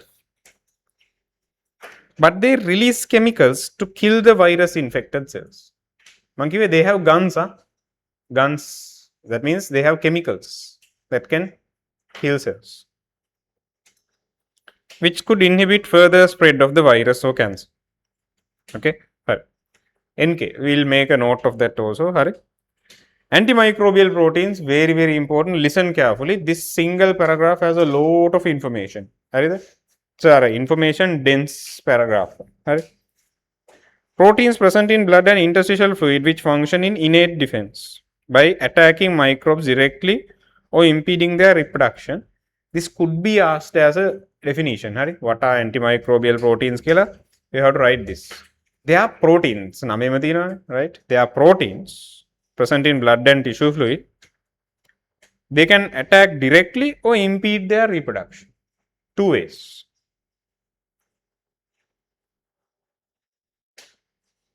Interferons and complement proteins are the two main types. Hurry, we'll talk about interferons first. Hurry. Proteins secreted by virus infected body cells that protect uninfected host cells from viral infection by interfering with viral replication. Highlight that. They are proteins secreted by virus infected cells that protect uninfected host cells from viral infections. Once released by virus infected cells, interferons diffuse to uninfected neighboring cells where they are stimulated to produce antiviral proteins. Highlight. Stimulated to produce antiviral proteins which inhibit viral replication. Some interferons can activate macrophages which enhance phagocytic activity. I'll explain this, okay? What is done by interferons? Interferons are like save yourself killer, right? Once a virus infected cell has been, a cell has been infected, he is going to send a message as his final message. Sinking ships send messages. No? I'm sinking. There's an iceberg here, so save yourself. Right? A virus infected cell sends out interferons to where? To nearby uninfected healthy cells. Those healthy cells are going to take that message. Okay, there's a virus nearby. So what are they going to do? They are going to start producing their own defense that are known as antiviral proteins. Okay. Then complement proteins. Complement proteins. Okay. Group of normally inactive proteins in blood, plasma and plasma membranes. Can you highlight? They are normally inactive. Okay. When they are activated by different substances present on surface of microbes, a cascade of biochemical reaction occurs. Highlight, a cascade of biochemical reactions occur. What do you mean by a cascade? What do you mean by a cascade? It's a series, no? Or a dominoes fall, right? One after the other, right? One reaction happens, it triggers the other one, the other one, the other one. No, right? Cascade of reactions. Right? Blood clotting is a cascade. There's going to be a cascade of reactions which lead to lysis of invaded cells. Highlight. Lysis. Lysis means what? Break open. Breaks open. They also promote phagocytosis and inflammatory response. Phagocytosis means what? They call. They are calling macrophages to come here. Okay, there's a problem here. I will call and got it? Right? Come and do phagocytosis here. They are going to release, act as a signal as. Okay. Internal defense. Lot of information. Right? Let's see.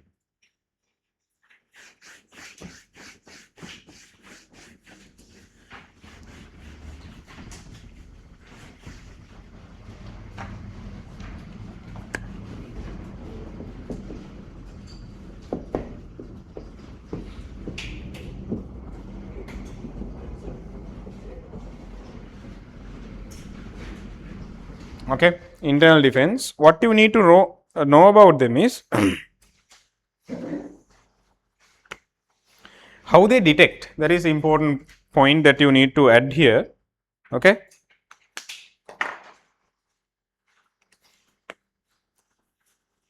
You have to add here non-self detection by molecular recognition. These are things that you have to write exactly. The molecular recognition study, okay, of receptor molecules. That's how you identify.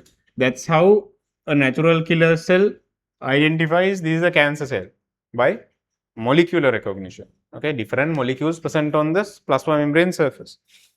Are molecular recognition of receptor molecules. Okay.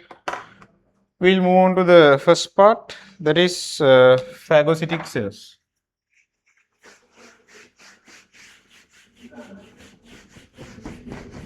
Phagocytic cells, I want you to do a small comparison between the two types of phagocytes.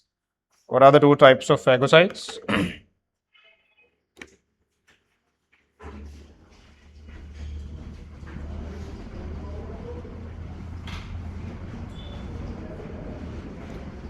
Phagocytic cells, there are two types.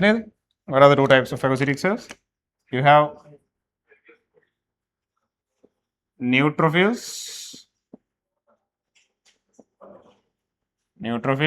and macrophages. Neutrophils and macrophages. Okay. What do you need to know about neutrophils? They are attracted first. They are attracted first.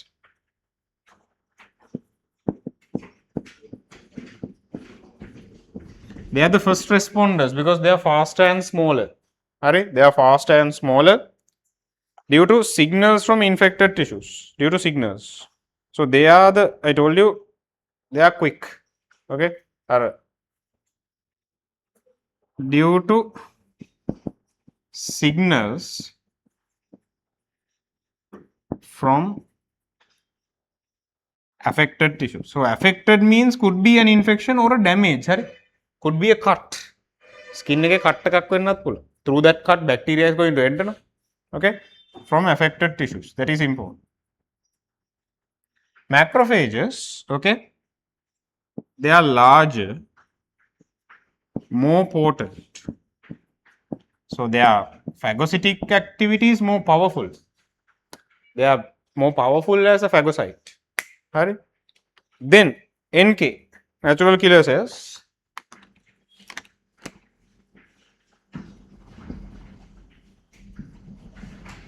What do you have to know?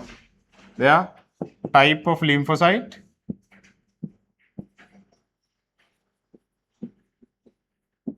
What do they do? What they main job description? What do they have to be able to do? They have to detect abnormal surface molecules. Okay. Detect cells with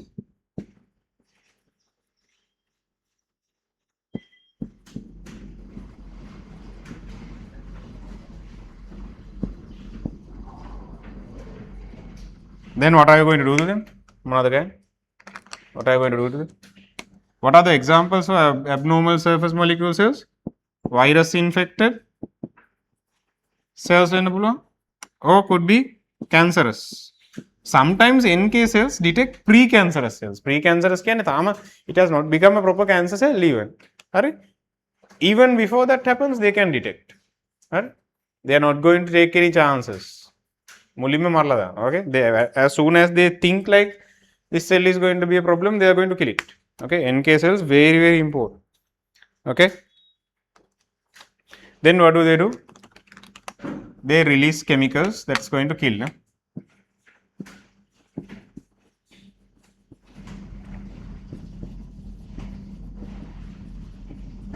Alright, that's the second part. Finally, antimicrobial proteins.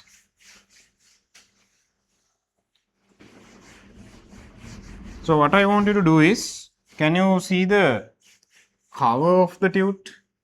Tute cover. Do not go above the topic innate immunity. Can you draw a line parallel to the innate immunity topic? This line. Okay, innate immunity on the cover side of this diagram. Innate immunity on this side. Okay. Can you draw a line with this innate immunity topic? You are going to write just on the cover. Okay, you are going to write on the cover. That's it. Right? Do not go above it. Okay, online people sort of draw a line with the topic innate immunity on the cover, and then on top of it keep blank. You have to write on the bottom. Okay. Then third aspect of internal defense is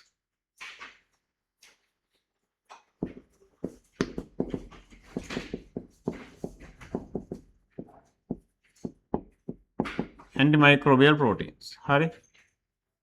Antimicrobial proteins.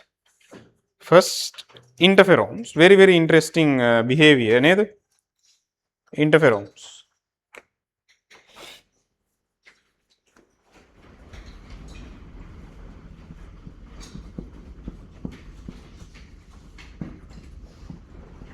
How do they behave? There's a virus infected cell. So inside this cell you have viruses. Viruses on the move. Yeah, these are viruses. Okay, inside this cell there's virus. Okay, so chuti.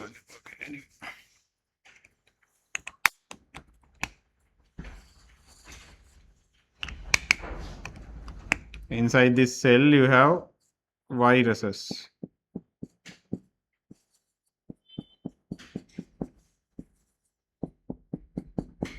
So he is going to release almost always the virus infected cell is going to die, no? Because of the infection. So this is a virus infected cell. He is going to release some proteins. He is going to release what? Interferons. Interferons are going to go into a healthy cell. The red color cell is what? A virus infected cell. He is going to diffuse into a healthy cell. Okay, healthy. Then in there, this interferon are going to be, that's going to trigger the release of. So interferons are not actually antiviral. Interferons are simply the message coming from virus infected cell. It's a message. So the healthy cell is going to produce a different type of protein due to the message by interferons. Right? So this cell is going to start producing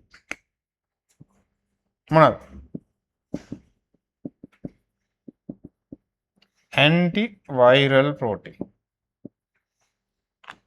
So this antiviral protein is different from one virus to the other. If you have COVID, one type of antiviral. If you have something like virus infection,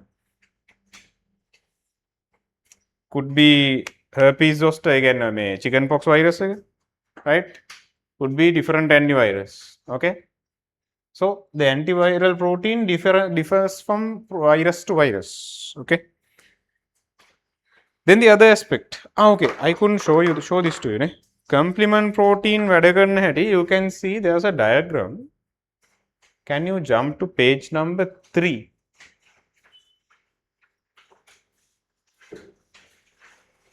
Page number 3. Okay, there's a top 3 diagrams. There are some 3 diagrams on top of the page. Can you see box C of it? Activation of complement system and pore formation. So what did I tell you? Complement system is a cascade of proteins. One after the other reactions are going to happen. So that when that happens, what's going to happen is actually these proteins are going to make holes in the plasma membrane of the bacteria or whatever the invading pathogen. They are going to make holes in the plasma membrane. Then through those holes, what's going to happen is water is going to come in and the cell is going to burst. That's why we call it lysis. Can you see Ethana?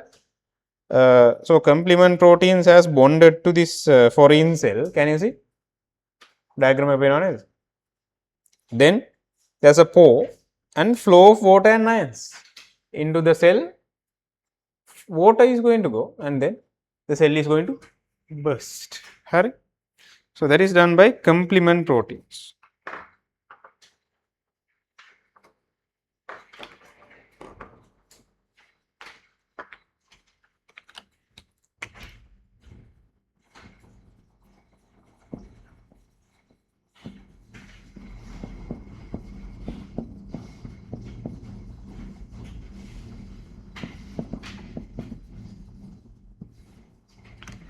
So what they are going to do is, if this is a foreign cell,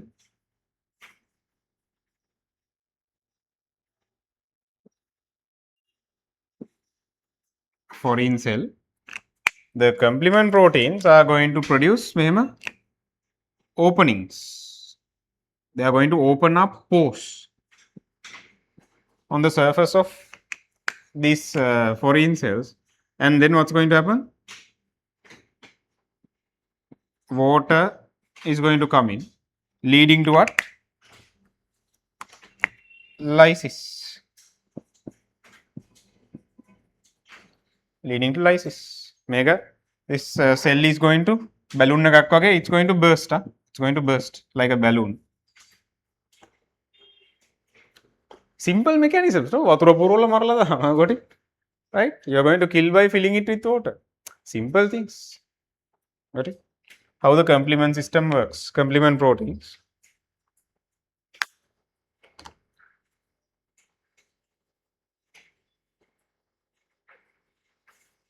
You can write both of these. මේ දෙගොල්ලම.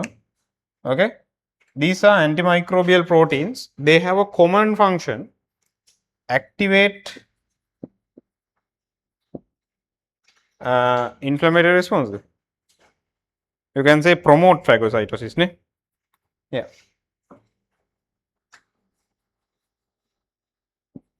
That means what? That means they want more help. So any place that you have interferons or complement proteins is a place of infection. So that means you need more help. Help, right? So that's why they promote phagocytosis plus inflammatory response. That is a common function. Hari?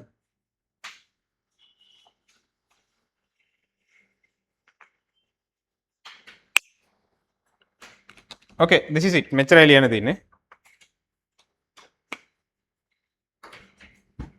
These are what? Pores. What is this orange one? This is a foreign cell. Online people, you can read, right? Anything unclear?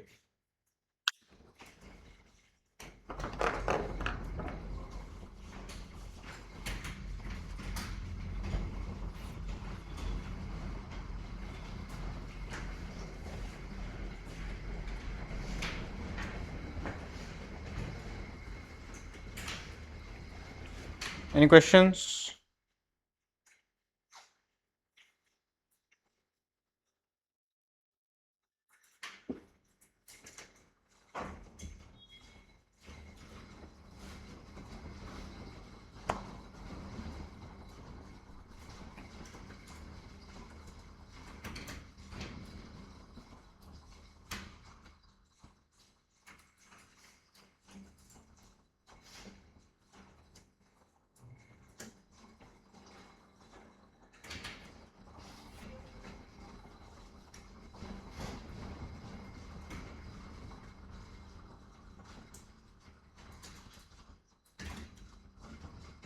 Anything unclear?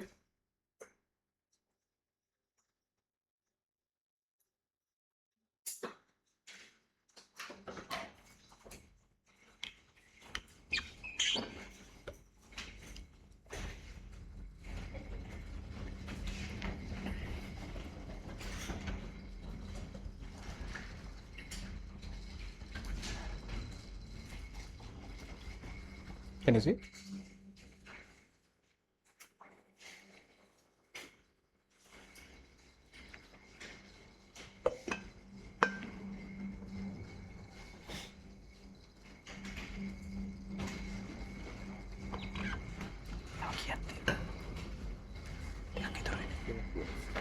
Online එකට මදිලු. එට එවනවා තව පහක්.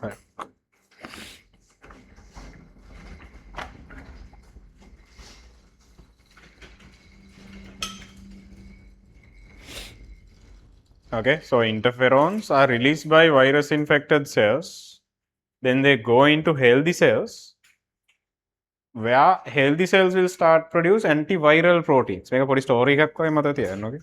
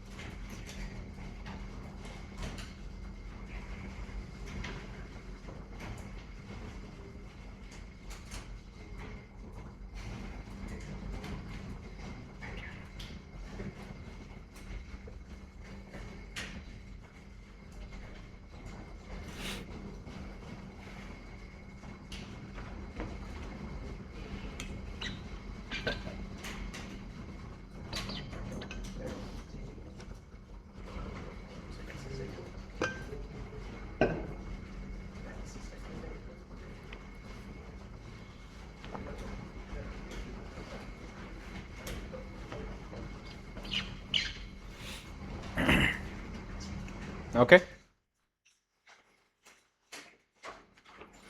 Right. Then we'll take a small break. After the break, we'll be moving on to inflammatory response. Okay. Take a quick break. Hari.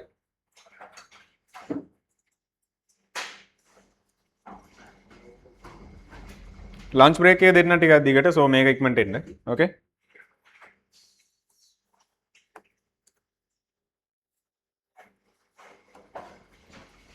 Any questions you can send online people?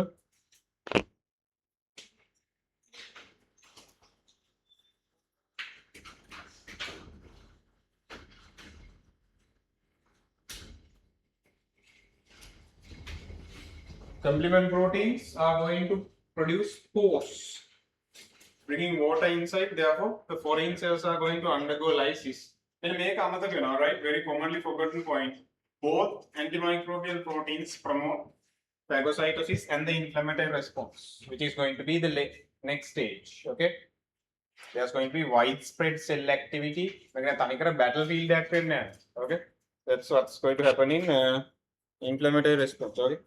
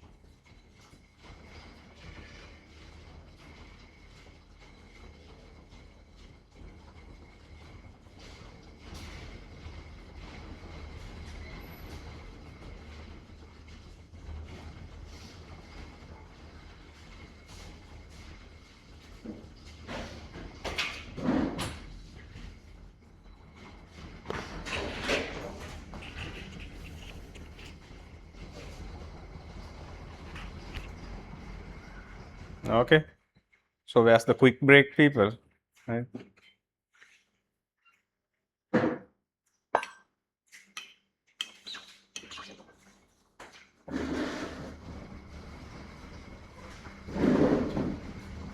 That is actually the best way. Putting nap එකක් දාන එක. Yeah.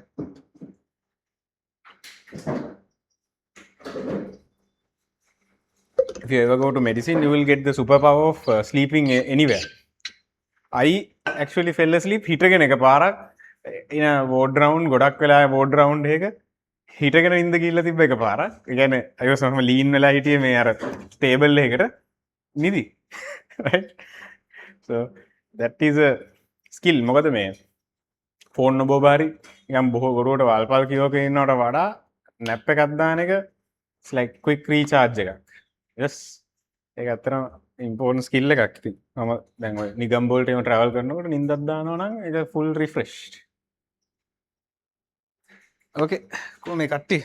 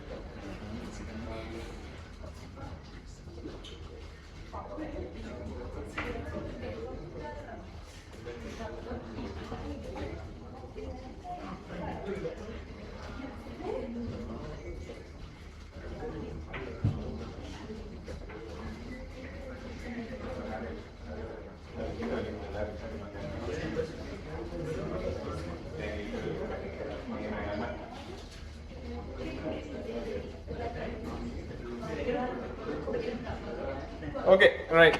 Let's continue. Hari. Next, we have to discuss a specific set of events. Again, so all these are components. You have macrophages, you have antimicrobial proteins, all those are different parts of a full system. Right? Now we are going to see an instance where all these components, all these forces of all these armies, police, and everyone are going to get together to do a battle. හරිද? inflammatory response කියන්නෙම it's a battle. හරිද? It's a localized fight එකක්. Got it? So you have to remember it as a story. From the point there is some tissue damage until that tissue damage is removed, until that invader is being killed and removed and the tissue is repaired. From the beginning to end, you have to remember it as a story. From point of invasion to the point of finishing the battle. Right? The battle can finish with your body winning or the invader winning. ඔය දෙකෙන් එකක් වෙන්න පුළුවන්. හරි? So both outcomes are there. Any battle there's a winner and a loser. So your immune system can win. It is winning most of the time, but there are instances it loses. So you are going to have a ලෙඩක් disease එකක් fever එකක් හැදිලා either you get hospitalized or you die. Right? ඕකනේ ඉතින් වෙන්න පුළුවන් උඩ.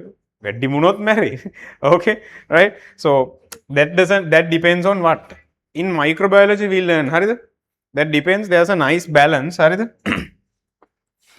any immune, any infection, any invasion, හරි? Outcome. Listen, outcome is going to depend on two things. How strong your immunity is on this side. Immunity එකේ potency එක, and on this side අපි මෙයාට කියනවා pathogenicity කියලා. Pathogenicity of the pathogen. If the pathogen is a very powerful one with a lot of weapons, toxins, aroma, then very difficult to fight. Okay, so the outcome is going to depend. Pathogenicity වැඩි නම් pathogen might win. If your immune system is strong, you might win. That depends. It's always a dynamic battle. Once you get an infection, it swings to this side. It swings to this side. Then right, any war එකක එහෙමයි, right? This side seems winning, and then this side seems winning. At the end, someone is winning. Okay, we hope it's your body. Got it? Let's see. Inflammatory response. Nice story. Okay, so I have given you exactly the same diagram in the resource page number 2. Okay, because that diagram summarizes it. I couldn't find a better one. Okay, that's it. Alright, so we'll follow that while we are reading. In here we are taken the example of there's a splinter, wooden splinter එකක් has gone into your skin. Could be a finger. Splinters when you are doing something. So splinter in your finger is the example we are going to use to talk about. This is a localized inflammatory response. Local level. Okay. There are two types of inflammatory, systemic and local, but we'll talk about that. Online people, can you hear me? Yes, okay. Let's read. It's an innate immune defense response in the body to tissue damage triggered by microbial infections or injury to tissues. Highlight.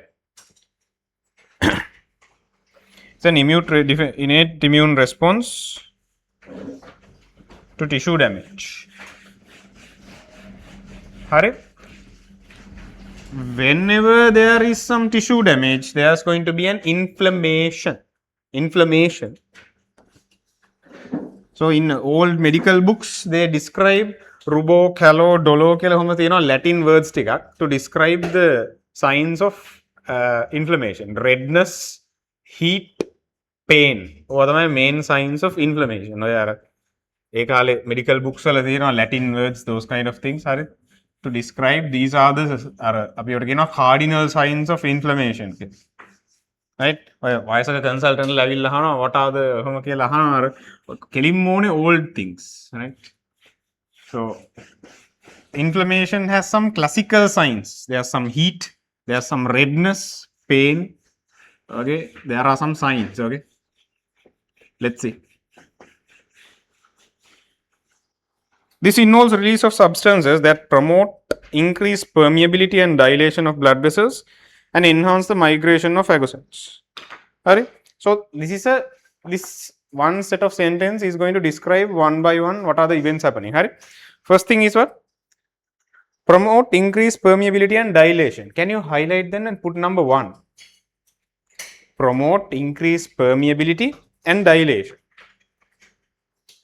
That is the first thing that's going to happen. Always visualize this as a battle, right? Valia, fight. So, what are the things you need if you feel like a fight is about to start, a battle is about to start? You need to improve the sort of access, so that more forces can arrive there, so that more backup can arrive there. Therefore, what are you going to do? You are going to increase the size of vessels and also allow the vessels to be leaky so that your soldiers can come out, white blood cells can come out. So that's the first thing, increase permeability and dilation. Second, enhance migration of phagocytes. Highlight. That's the second thing that's going to happen. Phagocytic cells, you call them. There's going to be a battle here, so I need help, Kela. You are going to call phagocytic cells. Second one. Third one, destruction of invading pathogens. Destroy. Third one, put number 3 and highlight also. Destruction of invading pathogens. Finally, tissue repair. After the fight, you have to clean up the space also. Clean up, you have to repair whatever you damaged. Yes. Number 4, tissue repair. Can you see there? Now you can see, what are the 4 steps? Increase permeability, enhance migration, then destruction, then tissue repair.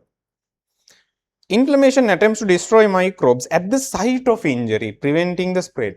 That is very important. As soon as you detect there's a local invasion, your immune system tries to keep it at that location, right? So it doesn't spread to everywhere in the body, right? So that's the most important thing. Destroy the microbes at the site of injury. Keep it local. Do not let it go everywhere in the country. So COVID, as soon as if you are able to control it at the airport before it spreads to the entire country, good, no? But it spread to the entire country, right? So inflammatory response tries to keep the damage at the site without allowing it to go everywhere, right? Let's read. Inflammatory response is brought about by various signaling molecules upon infection. Histamine is one of the most important inflammatory signaling molecules released by mast cells in the connective tissue. Highlight histamine released by mast cells. You know histamine, When we were talking about connective tissue, we learned about mast cells secrete histamine. We'll talk about it, okay? Histamine causes 2 things. Read. Increased permeability and dilation. So that is actually. And increased permeability, enhance the filtration of white blood cells, antimicrobial proteins and clotting elements to enter the injured area. And that aid in destruction of invading pathogens and tissue repair. Okay, so 2 things. Histamine increases permeability. Can you highlight and put number 1? Permeability increased. Second thing, dilation. Permeability is number 1, dilation. When you increase permeability, that means the cells can squeeze through the walls, right? While they were going in blood, now the walls are a bit leaky, so that they can go out of it. You can see that in this diagram. Can you see? Come to the diagram too. Resource the same thing. Can you see in the box number 1? Online people, I think 3 boxes. There. Can you see there's a splinter and there are pathogens, or a green color could be bacteria, could be tetanus, right? Tetanus bacteria or something. Clostridium tetani. So there are mast cells. Can you see mast cells secreting signaling molecule could be histamine. Then can you see in the second one, there are openings in the capillary. Can you see white blood cells squeezing out? Can you see? There is what? Increase permeability. In the same diagram, you can see its diameter has increased, before, compared to the previous diagram. So That is the second thing, dilation. So what is the benefit of increased permeability? Did you highlight? Enhance infiltration of white blood cells, antimicrobial proteins and clotting elements. So all those are backup things can come to the site. Yes. Whenever you have a battle, you need backup. No? Yes. You need more weapons. You need support. You need medical crew. Okay. Come alone to fight. Got it? So everyone is now allowed to easily can come out. Dilation allows more blood to flow through the damaged area. Highlight. Dilation allows more blood to flow through the damaged area. So that means the backup can arrive fast. Yes? Blood flow is increased. Activated phagocytes, macrophages and neutrophils move from the blood to damaged area, can discharge signaling molecules called cytokines, which also promote blood flow to the injured or affected site. Can you highlight signaling molecules that promote blood flow to the injured, the infected site, which are called cytokines.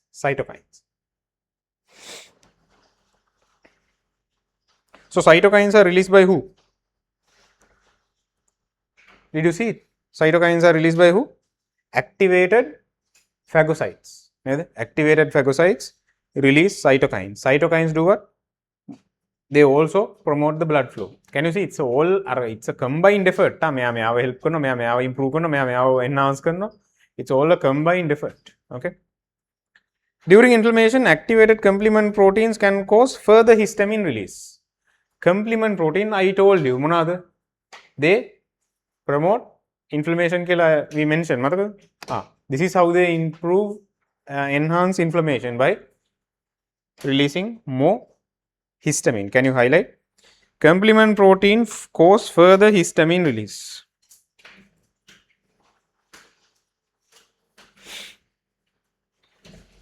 So it's a cycle, no? So complement proteins are activated and they release more histamine. More histamine means more dilation, more permeability. That means more cells are arriving, more phagocytic cells are arriving. More phagocytic cells means what? They release cytokines. Cytokines means more dilation. So more and more cells are arriving. Your body is going to call everyone. Right? They have to finish it without allowing it to spread. Got it? So visualize this. Visualize this. Dilations, permeabilities. Okay, things are being released. This process can digest the microbes and cell debris at the site of injury. Okay. Signs and symptoms of inflammation are redness, heat, swelling, and pain. Highlight. Those are the 4 cardinal signs of inflammation. Redness, heat, swelling, pain. Redness, heat, swelling, and pain. Right. Then you need to know the reasons for each of those signs. If you take redness, the reason is dilation of blood vessels. When your blood vessels are more wide, more blood is flowing. No? So blood is red. Therefore, the area is red. Then heat. Heat is what? Due to increased metabolism. It's a battlefield. No? Energy production happening. Cells are eating other cells. Digestion happening, right? Then increased permeability causes swelling. Because why? Blood vessels are leaking. Fluid is leaking out. Okay. Then pain due to injury to neurons and by neurons due to microbial toxins and microbial toxins. So nervous tissue gets damaged. Right? You have a splinter here. There are some damage.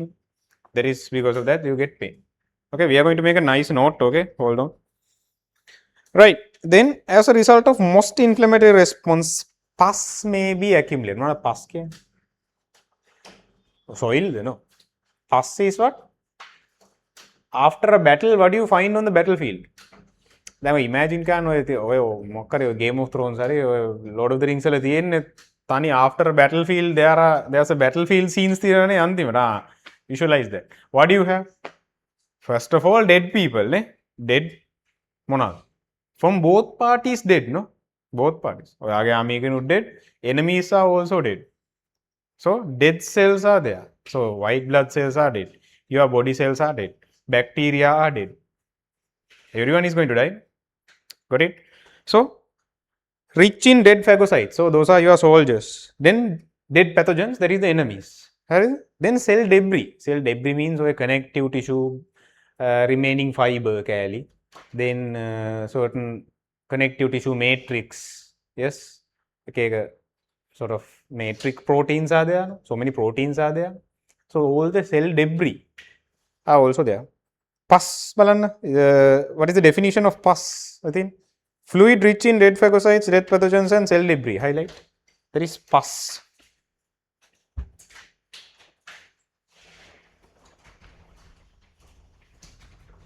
Yeah, I'll explain what are antihistamine drugs. I think they are the most commonly used. Hamadama loratadine bona innone, Zeos. Yes. Loratadine, those are antihistamine. We'll see. Right. Pyritons are also type of antihistamines, like chlorhexidine. Right? Pyritons them bonne because it makes you drowsy a bit. Right? Anyway, so where were we? Pus, sorry. Then minor injury or infection causes a localized inflammatory response. Highlight minor injury localized. Podivaliak. So, okay, minor injury localized. Severe infection or injury, systemic response. Okay, big enemy, big invasion, you are going to get an entire body response leading to a fever. Highlight systemic response leads to a fever. Very important incidence may fever. Okay. Elevated body temperature within limits may enhance phagocytosis and accelerate tissue repair. So, why are you having a fever? So that basic chemical kinetics done. When you increase the temperature, rate of reaction increase. Yeah. So, metabolism will slightly increase. Right? Metabolism will slightly increase. Thereby, so that phagocytosis. So, again, all the processes will also be increased. That's why you get a fever. Right? So, inflammatory response clear, eh? Got it? The idea. So, we will start with the signs. Okay.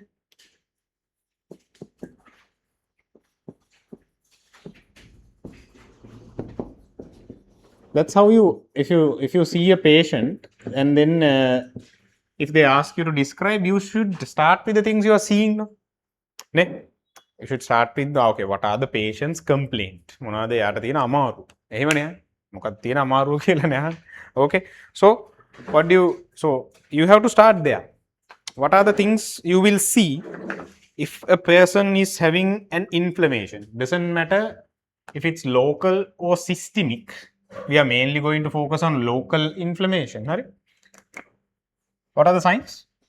You are going to have redness. Right? Redness is due to what? Dilation of blood vessels.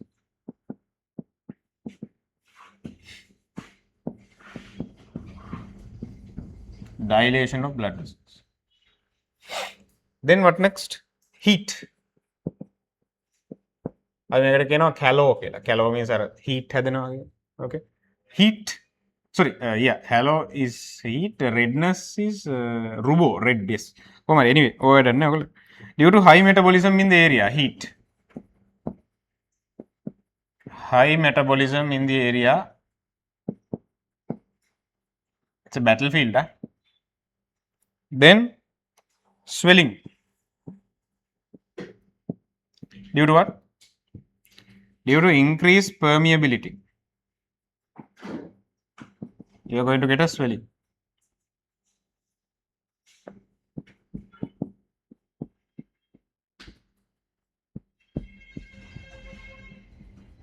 Finally, pain.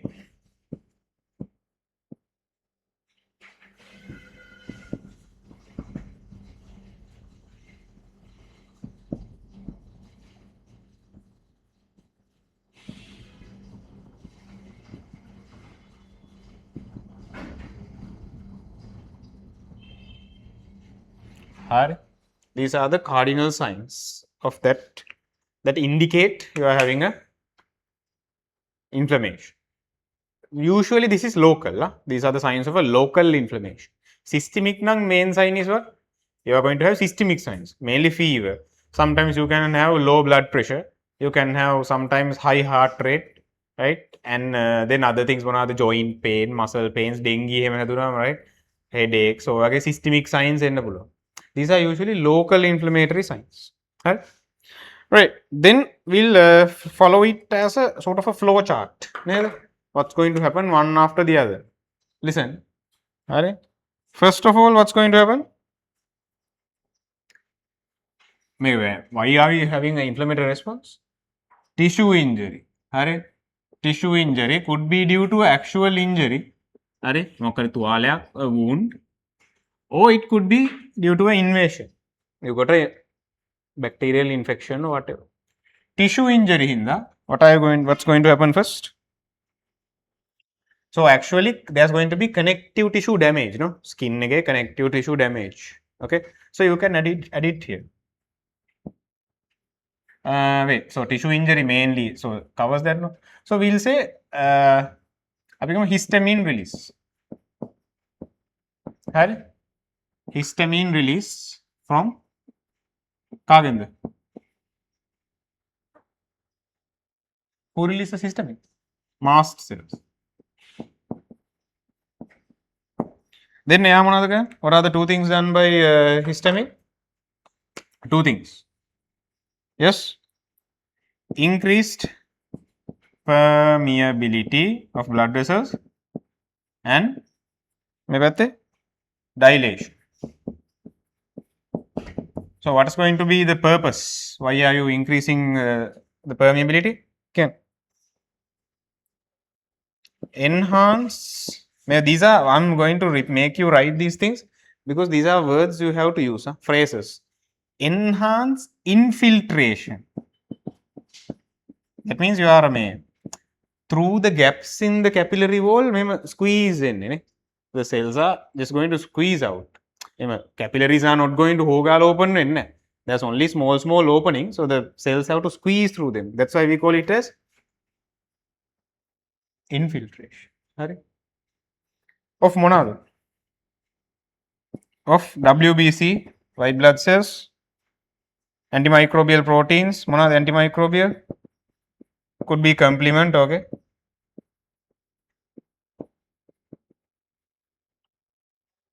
And clotting factors. Oh, of course. The make at a site of damage, there should be blood clotting also. No? Bleed renal, right? So don't forget about the clotting response that you learned earlier. Ne? Tissue damage triggers blood clotting. Ne? Okay? Clotting factors are also going to arrive. These are the things that are happening due to permeability, increased permeability. Then dilation allows more blood flow so that you things can arrive faster. Ne? Cells, antimicrobial proteins, everything can arrive faster. So that we have to finish this faster. Okay, because as long as the damaged pathogen is remaining in the site, there's a chance this may escalate, spread to entire body, become systemic. Okay, then okay, so all these things are then happening. Then what's the next step? So I'll come here. What's going to happen? Phagocytes get activated. What are the phagocytes? What are the phagocytes? If you want, you can write down here what are your phagocytes. The okay? Neutrophils, macrophages. Neutrophils and macrophages are your phagocytes. They have an additional function other than phagocytosis. So they, of course, phagocytes. So they do phagocytosis. Remember this as a story. This is a story. One after the other, things are happening. Okay. Other than phagocytosis, they release another very important. They release cytokines. Cytokines in the thamai actually, cytokines, excessive cytokines in your body actually causes the fever. If you have a massive release of cytokines, you get fever. Okay, cytokines is the main fever causing. For them, paracetamol, PCM willing, we actually reduce the cytokine action as well. That's why you lose the fever. As addition to the painkiller action of paracetamol, there's a anti-cytokine effect as well. Fever නැති වෙනවා. That's why you temperature decreases. දන්නවනේ උනාඩු වෙනවනේ PCM බිව්වම. Cytokines. What is done by what is done by cytokines? Yeah. Okay. What is done by cytokines? Promote blood flow, no? You only remember that fever හැදෙනවා කියලා එක තන්දර ඕනේ, right? Then what else arrives here? Antimicrobial proteins such as what? With that I can add complement.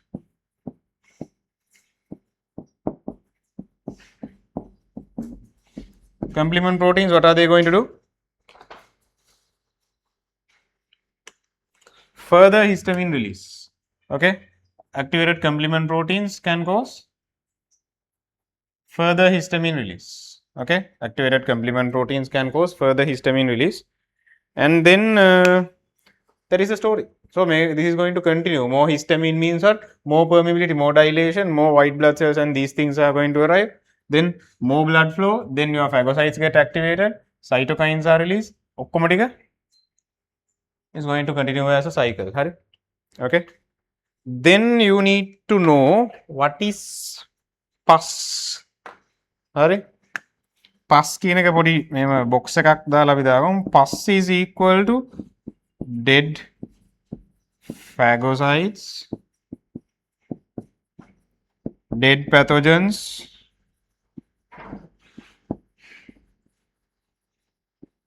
plus cell debris. Ne? Visualize the battlefield. මොනවාද අන්තිමට මරාගත්තට පස්සේ what's going to be remaining? Pus. Okay. The small part I'll add here. Then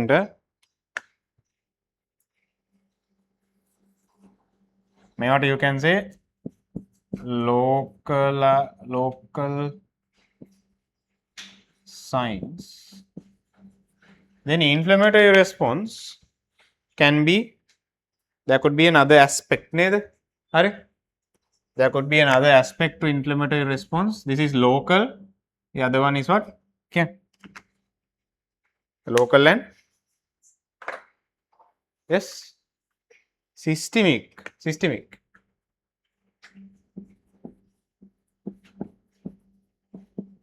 Systemic, what is the cardinal sign, main sign? Fever.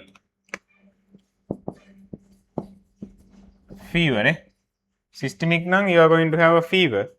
What is the definition of fever? They have given elevation of temperature within limits is fever.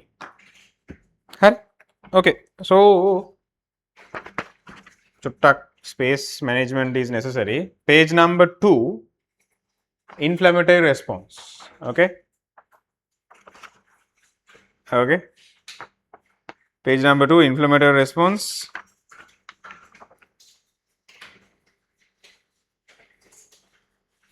There's some space. පුළුවන් නම් මේ science ටික උඩින් ලියන්න. On top of the මේක write the signs of the local signs. Then most important thing is this stepwise process of inflammatory response. Everything starts with a tissue injury. Then histamine is released from mast cells. Histamine is going to do two things: permeability and dilation. This is going to lead to activation of phagocytes. Then they release cytokines, and at the same time they are going to do phagocytosis. Complement proteins stimulate further histamine release. At the end, may box එක දාලා write down what is pus.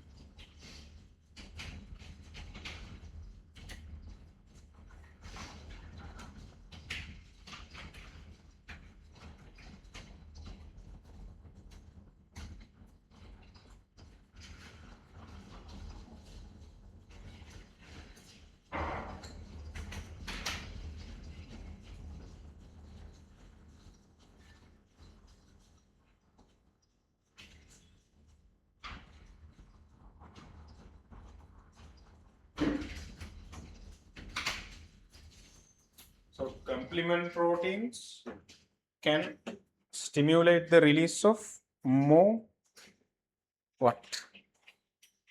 Histamine. This is going to continue until all the pathogens are destroyed, or either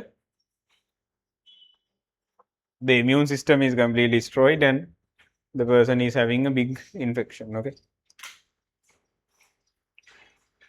immune system not destroyed, the immune system overwhelmed, right? Local forces are completely overpowered.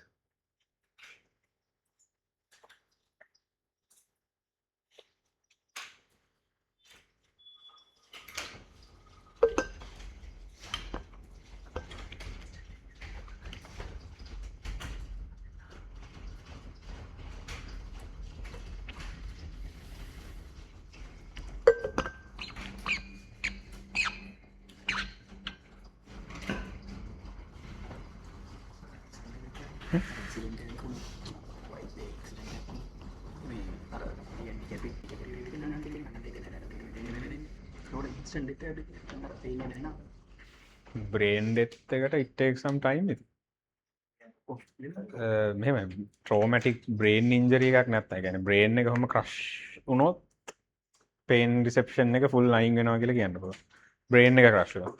ඒත් මම හිතන්නේ මෙහෙම decapitate වුණාම brain එකට blood supply එක තියෙනවා at least 2-3 minutes නේ because full blood loss එක වෙනවා. ඉතින් nervous tissue death වෙන්න එපා. maybe මෙහෙමයි. it's a grey area එකක්. sometimes අපි කියනවා because of the excessive shock එක. right excessive shock එකකින්ද nervous system එක full overload වෙලා මුකුත් දැනෙන්නේ නැහැ වෙන්නත් පුළුවන්. but some could be brain death එක වෙනකන් pain sensation theoretically working නේ theoretically working. බෙත් අපි හිතනවට වඩා massive injuries වල pain එක අඩුයි අපි හිතනවට වඩා because the other factor because the nervous system shock එක right for example a fracture එකක් වගේ එහෙම නැත්නම් massive body burn වගේ ඒ වගේ එකකින් එන pain එක usually ඊට වඩා greater fracture pain එක bone pain even the worst pains are actually මේ cancer වල තියෙන bone pain one of the worst pains cancer bone එකට ගියාම එන pain එක bone pain කියලා කියන්නේ that is very pain ඒකට morphine දුන්නත් සමහරවිට වැඩ ගන්න නැහැ morphine is like the top pain killer එක වැඩ කරන්නේ නැහැ සමහර. then radiation burns very difficult pain to give pain killers. ඒ වගේ තඩි traumatic accident එකකදී usually අර nervous system එක full overwhelmed මුකුත් දැනෙන්නේ නැති වෙන්න පුළුවන්. got it? usually burns are very painful burns.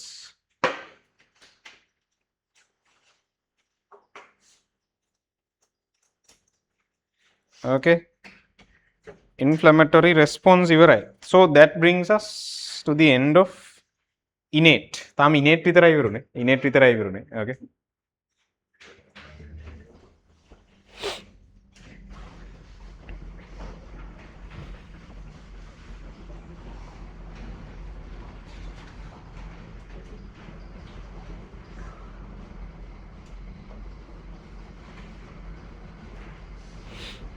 okay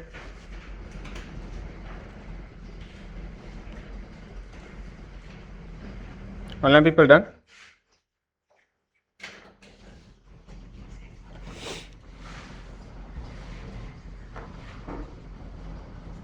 okay slowly come to the resource page number 215 we move on to acquired immunity.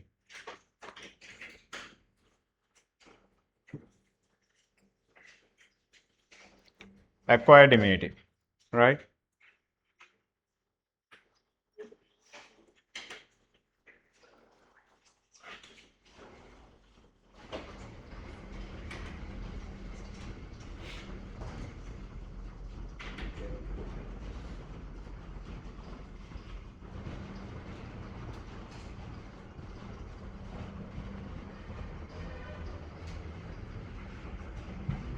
right read the definition.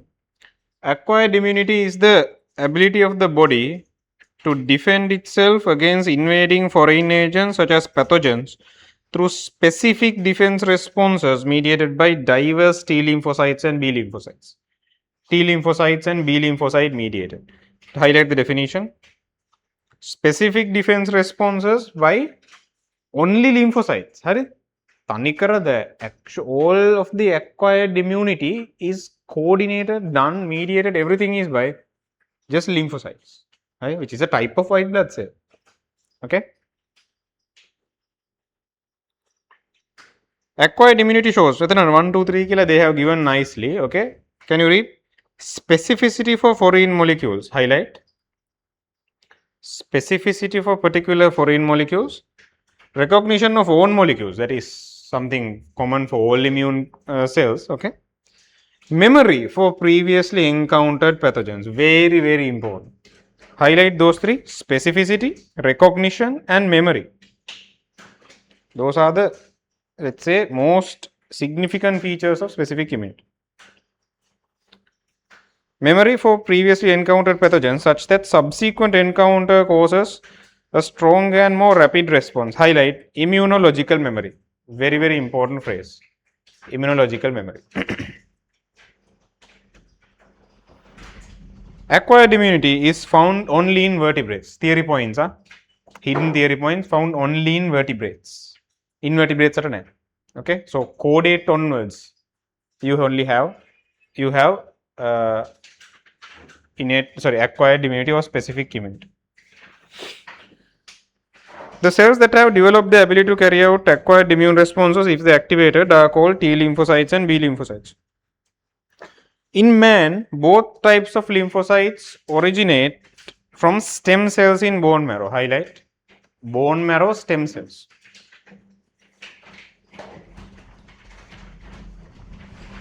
So they are born in bone marrow, right? Some of the lymphocytes migrate to thymus. Thymus is a gland you find in your chest, actually a bit above the heart. Okay, actually on top of the heart, a small organ, thymus. Okay. I think in the previous tute under the lymphatic system or a green color diagram in the previous, not in the our blood circulation tute. Yes, there I had a diagram of thymus in the lymphatic system. It's a part of the lymphatic system. Okay. So if they migrate to thymus for maturation, they are called T cells, T lymphocytes. Lymphocytes that remain in bone marrow are B lymphocytes. Can you highlight? Migrate to thymus for maturation nang T. If they remain in bone marrow, B. Okay. Before leaving these lymphocytes to secondary lymphatic tissues, that means so these are like soldiers, no? So they are born and then they go to specific locations for their training. Once their training is completed, what's going to happen? Their plasma membranes acquire diverse specific protein receptors. Highlight, their plasma membranes acquire diverse specific protein receptors. They are called antigen receptors, which have the ability to recognize specific foreign invasions. There could be over 100,000 antigen receptors on the surface of a single B or T lymphocyte. Highlight, up to 100,000 on the surface. Okay. So that's how much they are trained. So when they are finally mature, they are able to identify, you can say, up to 100,000 classes of different pathogen molecules. Well, experience, they know, okay, so they have the receptor to identify. You will see the importance of this receptor.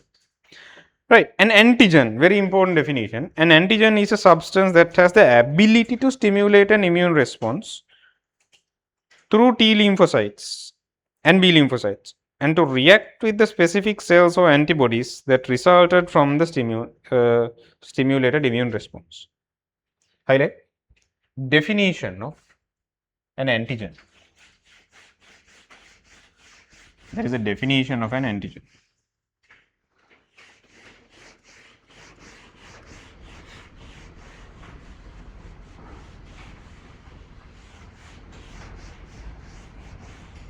Definition of an antigen. Hari.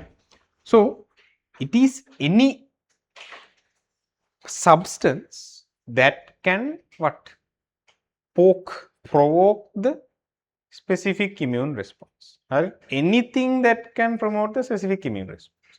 Usually those are molecules found on the surface of foreign substances and pathogens. Hari, antigens are found on the surface of foreign substances and pathogens. So we have talked about antigens a lot. Where?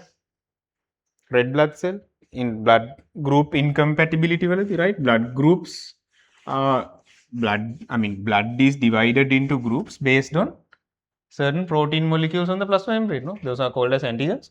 So those antigens are the same things that are going to be triggering the immune response, because when you give someone wrong blood, what's going to happen? That is also a immune response, right? Antigen antibody reaction we talked about. Yes. So now you are learning what actually is an antigen. The antigen, even though we talked about it in blood grouping, now you are learning the real meaning of an antigen. Correct? So they are able to stimulate T or B lymphocytes, and to then not only stimulate, they are able to react with whatever the response that they are doing. So antigens are going to interact with the cells, okay? Specific cells or antibodies. Then viral proteins, there are some examples of antigens. Highlight viral proteins, bacterial toxins, chemical components of bacterial structures such as flagella and cell walls. Bacterial flagella is a very common antigen, na? Okay, it's something very abnormal in your blood. You can't have flagella, ne? Flagella like structures if you have in blood, okay, main bacteria can kill your immune system going to know, because in your body there are no flagellated cells except sperm. You can't have sperm in your blood, no? Okay, right? So flagella is very abnormal. Okay, what else? Incompatible blood cells, structural components of incompatible blood cells, transplanted tissues can also be antigenic. Those are examples for antigens. Antigens are usually large foreign molecules such as proteins and polysaccharides. So they are very large usually. In general, not the entire antigen, but certain parts of a large antigen act as triggers. Then now the problem is, if you take like a bacterial flagella, it's a long thing. Your T and B cells, I told you there are receptors. Okay, so I can draw them. If you take B cell receptors, they have a unique shape. Okay, so acquired immunity is the big topic.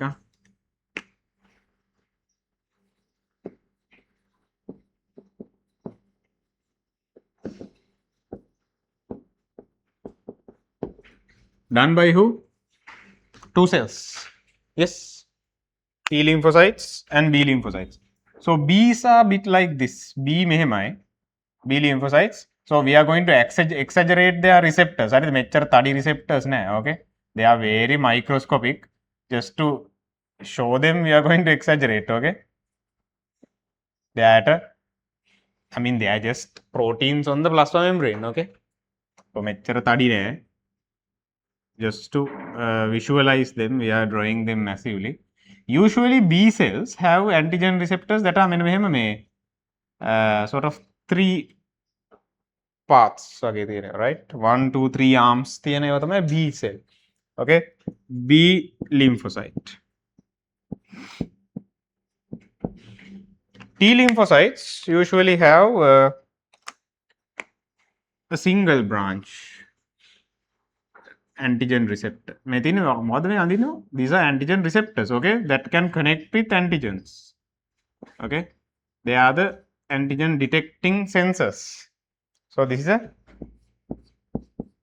T lymphocyte.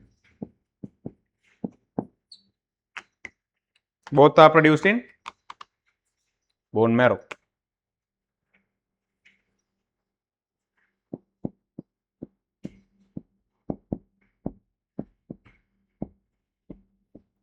Okay, then we can I'll classify them now separately to each of their features. B lymphocyte remain in marrow for maturation. B so remain in bone marrow, so B. Okay, for maturation. T can, where do they go for specialized training? Migrate to thymus. Thymus, thymus, T for thymus, for maturation. T and B lymphocytes. Right? Then we need to talk about what is an antigen. Follow the diagram that I have given in page number 2. There's a diagram that I have given. It's the same diagram from your resource also. Okay. Now listen. If you take a bacteria, on the surface of that bacteria, I'm going to draw the exact diagram that you have that they have given in the resource. Okay. If they have a bacteria and on the bacterial surface there could be so many molecules that are large polysaccharides or proteins. Large polysaccharides or proteins are there. Okay, the thing is, listen. The thing is, these receptors are very small. These receptors, even though I drew them massively, they are very small. Okay, so imagine you have a bacterial cell like this, and you have, let's say, a B cell. අපි දැන් මෙහෙම B cell එකක් ගන්නොත්, so B cell is massive. හරිද? B cell එක මීට වඩා පට්ට ලොකුයි. Okay, got it? But if you draw a B cell, somehow this B cell receptor should join with the antigen. Right? So that's how they detect, no, this is an antigen, therefore this should be a foreign cell. Okay, so the problem is the receptor is very small and sometimes the antigen can be what? Massive. Compared to the receptor, antigen can be big compared to the receptor. Okay, again there are so many antigens on the surface of the bacterial cell. Antigens theory. Okay, antigens on the surface of the bacterial cell. Make you bacterial cell like. So what's the issue? Your receptor of these cells, T and B lymphocytes, can't directly connect. So what they are going to use is, they are going to join to a small part of the antigen. Antigen is small part. Got it? That small part of an antigen to which an antigen receptor binds is called epitope.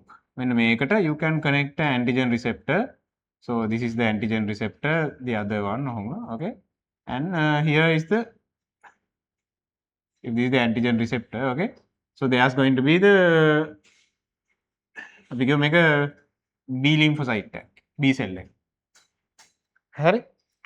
So this whole thing is the antigen. Listen, when my whole thing is antigen, but this part of the antigen to which the receptor can bind is called epitope.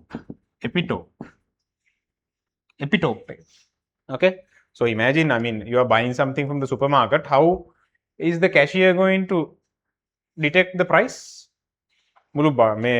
Sort of imagine you are buying something big and he's not going to scan the whole thing. No? What is he going to scan? The barcode, right? If you just scan the barcode, you are going to get all the information of the product. Okay? Got it? So the receptor of an immune cell doesn't have to bind with the entire antigen. It just has to bind with a small accessible part of the antigen that is called the epitope. So if you want to get the price of something you buy from the supermarket, you just scan the barcode. No? You don't scan the entire thing. No? Got it? Alright? So it's like that. You don't need the entire antigen to get an immune response. Got it? So keep reading. Definition: small accessible portion of the antigen that binds to a specific antigen receptor of a T lymphocyte or a B lymphocyte is called an epitope. Epitope. Highlight. For example, in a large protein, a small group of amino acids could act as epitope. Could act as the epitope.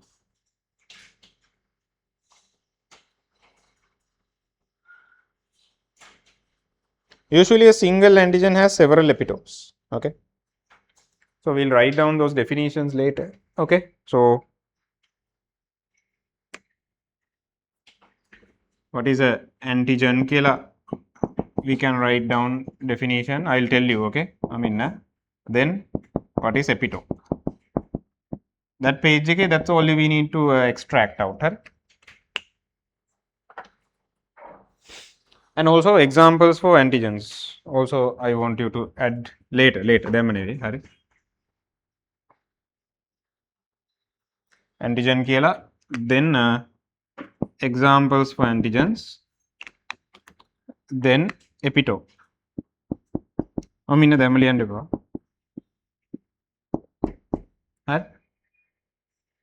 Okay, keep reading. In acquired immunity, two types of immune responses are mediated by T lymphocytes and B lymphocytes. They are cell-mediated immune response and humoral immune response. Okay. Humoral response is also called as antibody-mediated immune response. Both immune responses are triggered by antigens. Highlight, both immune responses are triggered by antigens. People, you're there, okay.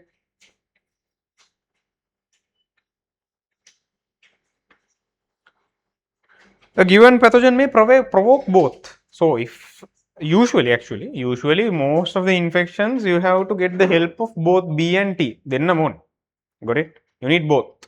Both type of immune response also needed, cell mediated as well as humoral. Okay, keep reading. Cell mediated immune response is a type of acquired immunity in which specifically sensitized T lymphocytes attached to the antigen undergo proliferation and eventually differentiate into cytotoxic T cells that can directly kill cells. In addition, memory T cells are formed that can cause stronger and more rapid response at a subsequent encounter of the same antigen. This is particularly effective against infected cells, fungi, parasites, and virus that are present within host cells, some cancer cells, and foreign transplanted cells. Cell-mediated immunity always involves cells attacking cells. Hurry. Okay, so now what I am going to do is,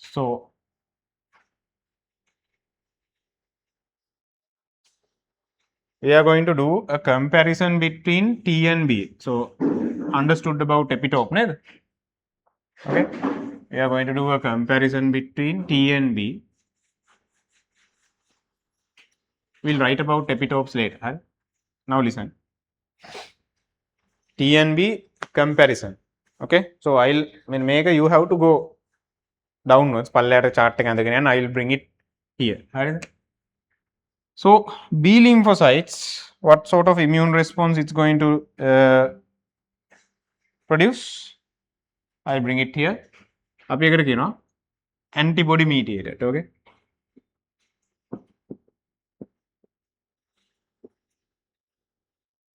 What is the other name? Humoral.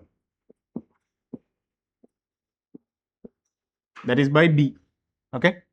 Then by the red people, T. T lymphocytes, what are they going to do? Okay.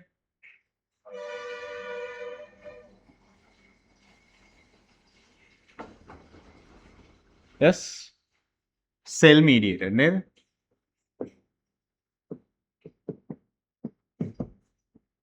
Cell mediated response. Okay. Abhi, we'll finish talking about humoral also. Then we'll make a note, side by side comparison. Read humoral. Is a type of acquired immunity in which specifically sensitized B lymphocytes attached to a particular antigen undergo proliferation and eventually differentiate into plasma cells. Okay. So, this is a definition of humoral. Okay. Secrete circulating antibodies that can neutralize and inactivate specific toxins and pathogens in blood and lymph. That's the definition of humoral immunity. Right? Definition of humoral immunity.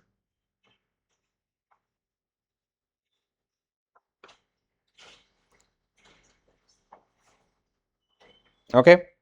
In addition, memory B cells are formed that can cause stronger and more rapid response at a subsequent encounter of the same antigen. Highlight, memory B cells cause stronger and more rapid response at a subsequent encounter. Not a definition, just a fact. Memory B cells. Humoral response works mainly against antigens present in body fluids and extracellular pathogens, mainly bacteria that multiply in body fluids. Hari? Okay. If you take your two types of immunity, acquired immunity, they work in two different scenarios. Hari? Your antibody mediated is very good for things in your body fluids, right? That means water soluble things such as what? Bacteria, toxins, yes, antigens present in body fluids, and extracellulars, pathogens that have not yet entered into cells. That means in your blood, tissue fluid. Yeah. In those kind of places, the best immunity is what? Through antibody mediated. If your cells are damaged or infected right now, who do you want to call? A cell mediated. Because why? That is the place where you kill cells. Cell killing is there in cell mediated. Cells attacking cells. That is the way I want you to remember. Cells attacking cells. Okay. So if you have one of the infected cells, cancer cells, transplanted cells, who do you want to call? Cell mediated decay. Cytotoxic man. Okay. So I have given ඒක දැම්ම යන්න එපා. දැම්ම බැලුවොත් මේ cover diagram එකේ this is nicely summarized, but දැම්ම යන්න එපා confused. Okay. Don't go there yet. Okay.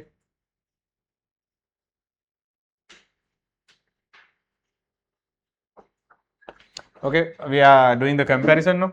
Hari? So we'll talk about humoral first. What's going to happen? Mediated by B lymphocytes, no? Mediated by B lymphocytes. B cells, listen, B cells differentiate. අපි මේකට කියනවා into their active form. හරිද? B cells are normally chill එකේ ඉන්නේ until you get an infection. Okay? Once there is an infection, they are going to get activated. They are going to go into an active form. Their active form is what? අපි ඒගොල්ලන්ගේ active form is called plasma cells. Hari? Plasma cell is the active form of B lymphocytes. Hari? This is their active form. That means they are in the full attack mode. Chill එකේ inactive හිටපු B lymphocytes got activated in the humoral response. What are they going to do? They are going to release proteins. What are they called? They are going to release antibodies. Okay, now let's read about antibodies. Page number 217. Bottom paragraph. Okay. Protein secreted by plasma cells in response to specific antigens binds to with the antigen and neutralize, inhibit or destroy it. Okay, so antibody is going to neutralize, inhibit or destroy it. Okay, antibodies do not directly kill the pathogen but can interfere with the activity of the pathogen or mark the pathogen for inactivation or destruction. Okay, so first of all, now listen. මොකද්ද මේ antibody කියන්නේ මුලින්? What are antibodies? First of all, antibodies simply are this. What do I mean by that?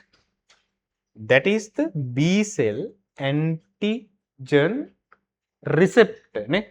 That is how they detect antigens. So that is how they connect to antigens. Hari? Antibody කියලා කියන්නේ when the cells are in the plasma cell form, once they have connected to a certain pathogen, imagine මෙන්න මේ receptor. So how many receptors are there? Usually 100,000 තියෙන්න පුළුවන් නේද? Yeah.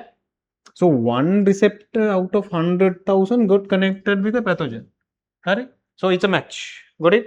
Then These plasma cells are going to start produce in large quantities that receptor, that single receptor specific for that pathogen, and then it is going to start releasing that receptor. That receptor is a protein. No? He is going to start releasing that receptor into your body fluids, blood or tissue fluid, in massive quantities. It's going to be released in massive quantities. Okay, these are antibodies. What are the antibodies? They are proteins. Simply, what? They are the B cell antigen receptor that has been released. So, when this B cell antigen receptor comes across what? The pathogen, he is going to surround it. Okay, could be the pathogen, could be a virus, could be a viral bacterial toxin. Virus produce so many toxic things. Yeah, that is going to cause cell damage. So these antibodies, when they get to these toxins or even the virus or something, they are going to surround it. Then what are they going to do? Neutralize, inhibit or destroy. Methane. If you go to page number 3, you can see this. Can you see top diagram? We checked it. Methane antibodies have surrounded the virus. Antibodies have surrounded the virus. So that virus is now sort of powerless. No, by antibodies. So that virus is unable to do anything. Cancel got it? That is one thing that is done by antibodies, neutralization. Then the other thing is in the resource it says mark the pathogen for inactivation and destruction. Okay. Can you see it in the B box? The box B in the diagram too. There's another diagram. Opsonization. Simply put, when a certain pathogen is surrounded by antibodies, it becomes tasty. Tasty for macrophages or phagocytic cells. Something that is surrounded by antibodies is kind of tasty, so that a macrophage or a phagocytic cell can easily eat it. Mark okay, this is your next prey. So that is called actually opsonization. You just remember it as mark the pathogen for inactivation. That is one thing. They can also activate complement system and phagocytosis. That is, can you see? In the third box, box C. Online people, this one, maybe in a series of boxes, page number 3. Those are all the functions of antibodies. Okay. Okay. Antibodies are also called as immunoglobulins. Then we can. Okay. Immunoglobulin has the same Y-shaped structure as the B lymphocyte antigen receptor. Highlight.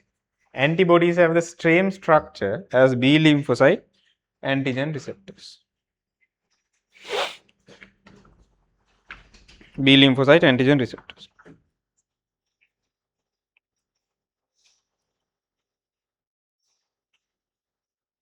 But they are secreted.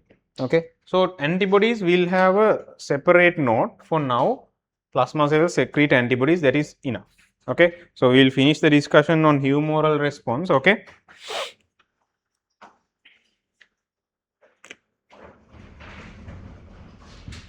Antibodies, what are they going to do?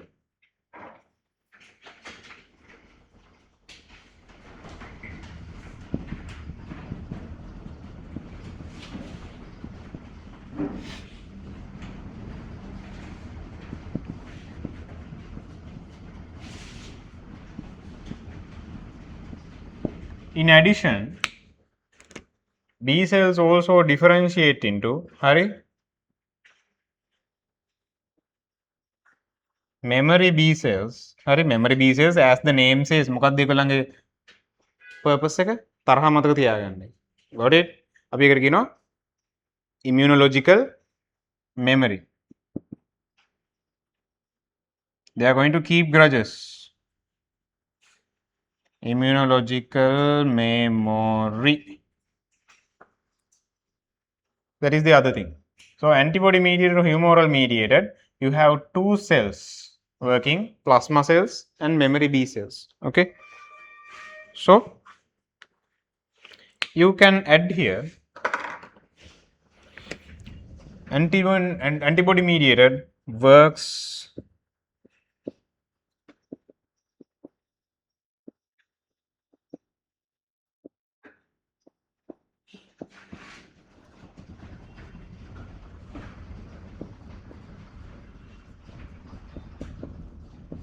body fluids ne, because why? එයාගේ main weapon එක මොකක්ද? Antibodies are proteins, so proteins have to have a fluid, no? So otherwise they can't reach, no? Then if you take a cell can move, no? A cell can move by itself. Proteins should have a liquid medium to reach. So if your main weapon is a protein, it should have a fluid, no? So it works best in body fluids. What are your body fluids? And or extracellular pathogens.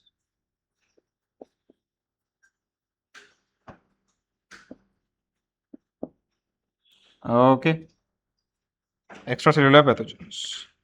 Hurry. Okay, we'll come to cell mediated side. We are just this comparison taggala. Okay, cell mediated done by who? Okay, T cells.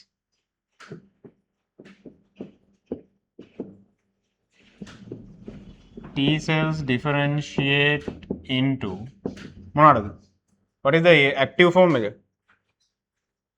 Cytotoxic T cells. Okay.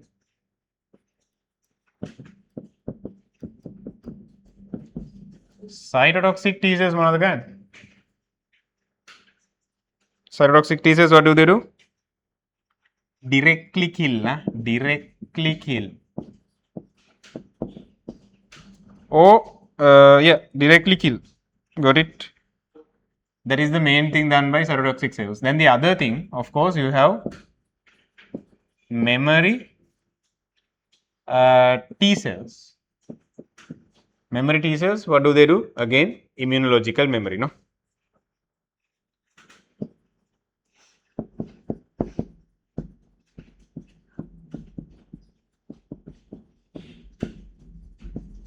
Immunological memory. Your cell mediated immunity is more effective against what sort of attacks? What sort of attacks? You can say infected cells, no?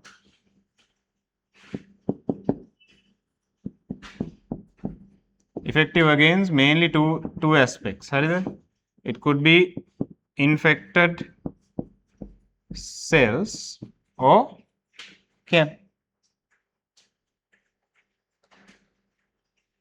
then cancer cells.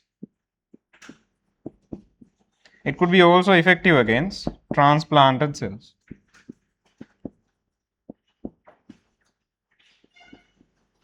Infected cells could be infected by a bacteria, virus or fungi.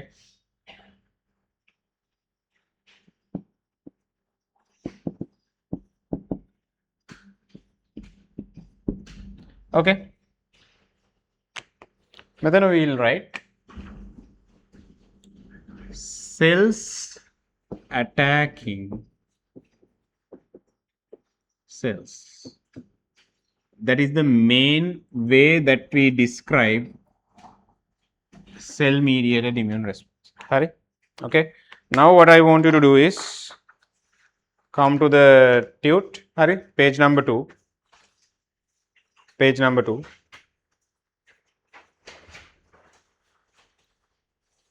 On this on the right side may space එක චුට්ටක් තියන්න, the space below the diagram, keep it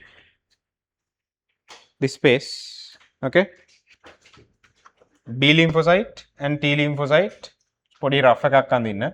Okay, this is the receptor of the B lymphocyte and T lymphocyte. Both are produced in bone marrow. B lymphocyte remain in bone marrow for maturation. This one migrates to thymus. Then under the B lymphocyte, antibody mediated or humoral B cells differentiate into plasma cells. Okay, alright. Then They produce antibodies. Antibodies neutralize toxins and pathogens in blood and lymph. Also, B lymphocytes produce memory B cells, providing immunological memory. Right? Then works mainly against antigens present in body fluids and outside cells, extracellular, because they are experts in fluid based killing. Okay, fluid based neutralization. Then on the T cell lymphocyte side, it is the cell mediated cells attacking cells. Okay, T cells differentiate into two things. You have cytotoxic T cells that can directly kill. Memory B cells, immunological memory, effective against mainly three things: infected cells, cancer, transplant. Okay. Below this diagram, we are going to write two small definitions. So it took but try to manage here. Okay. Only people all clear. Page number 2.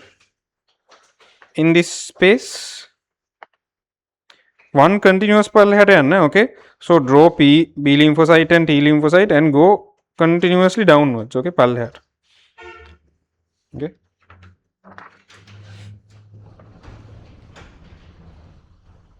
Increase volume.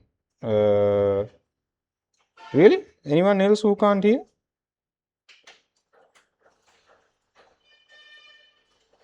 Can't hear that? Can hear. Okay. Really now can hear? No. I can see the mic working. Anyone else having the issue of not hearing?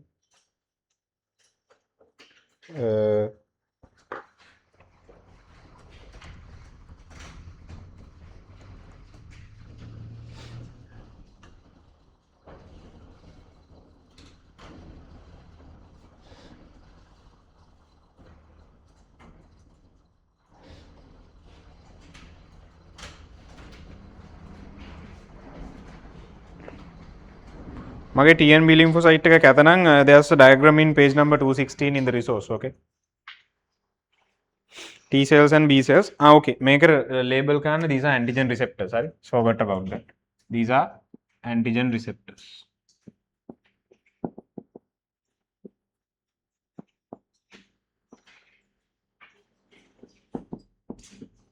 Antigen receptors.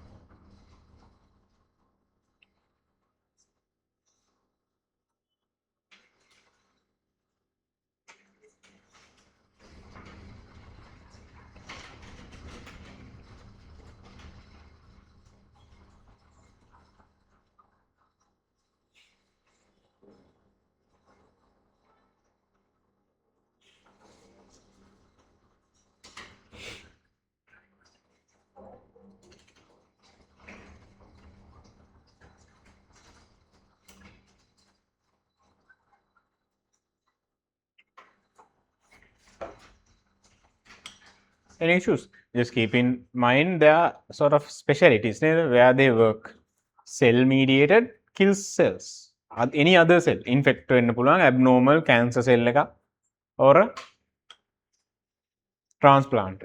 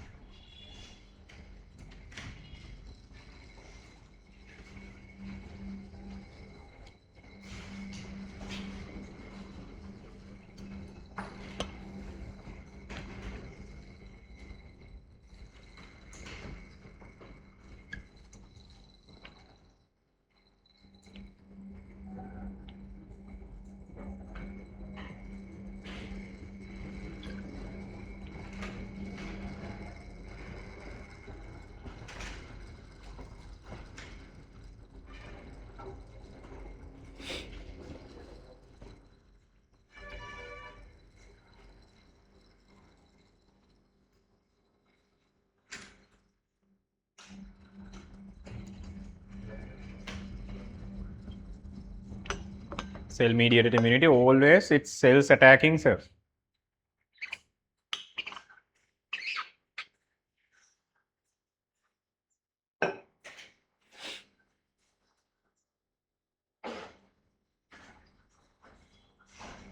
Online people, no sound. Can you hear me? Hear me anyway. Any questions?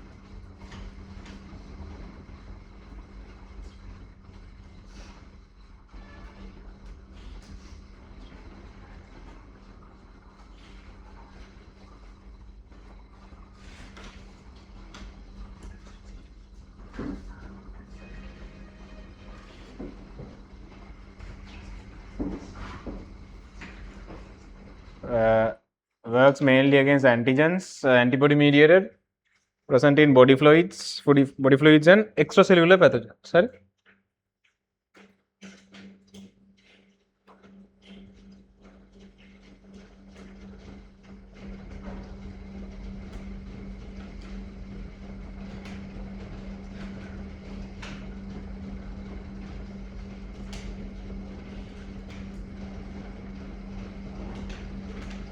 දැන් සාමාන්‍ය වෙන class වල මොනවද යන්නේ මේ ටික?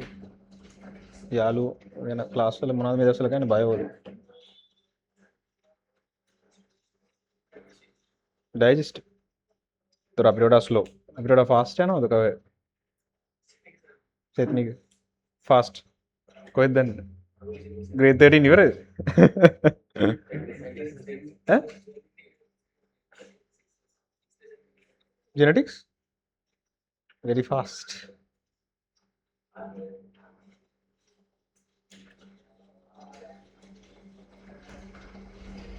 We'll finish excretion මේ month එකේ. ඒතකොට grade 12 ඉවරයි. මේ month එක යන්නෙත් නෑ. Yeah. Excretion done. Also have figure out the grade 13 resource book. අරගෙන තියාගන්න. කිව්වේ නෑ කියන්න එපා. Get the grade 13 resource book.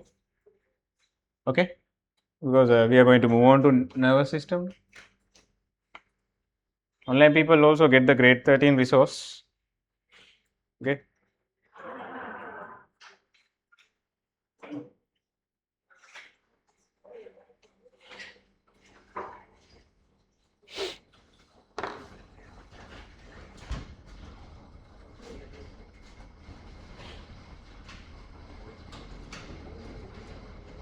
Information overload. Let's take a small break. When do you want the break? Lunch එක දැන් ඕනේද at around 1?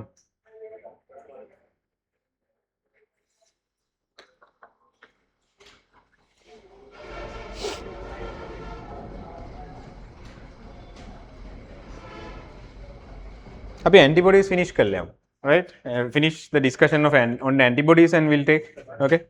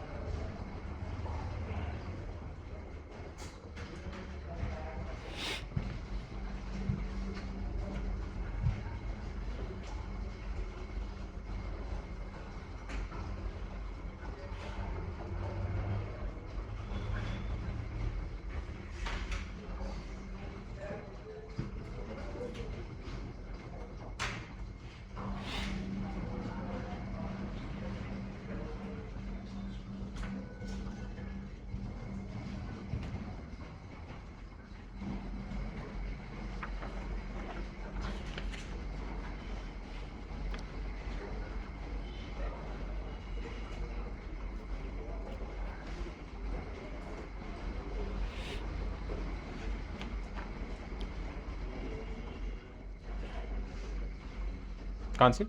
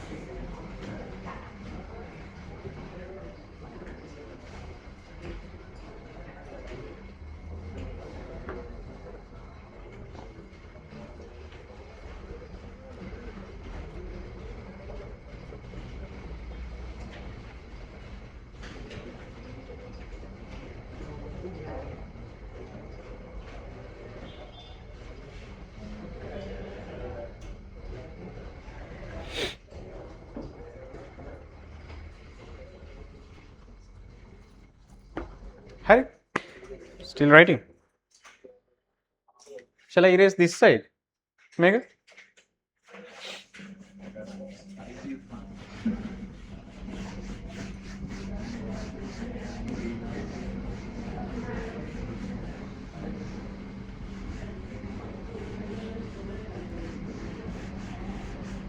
Okay, Harry, listen.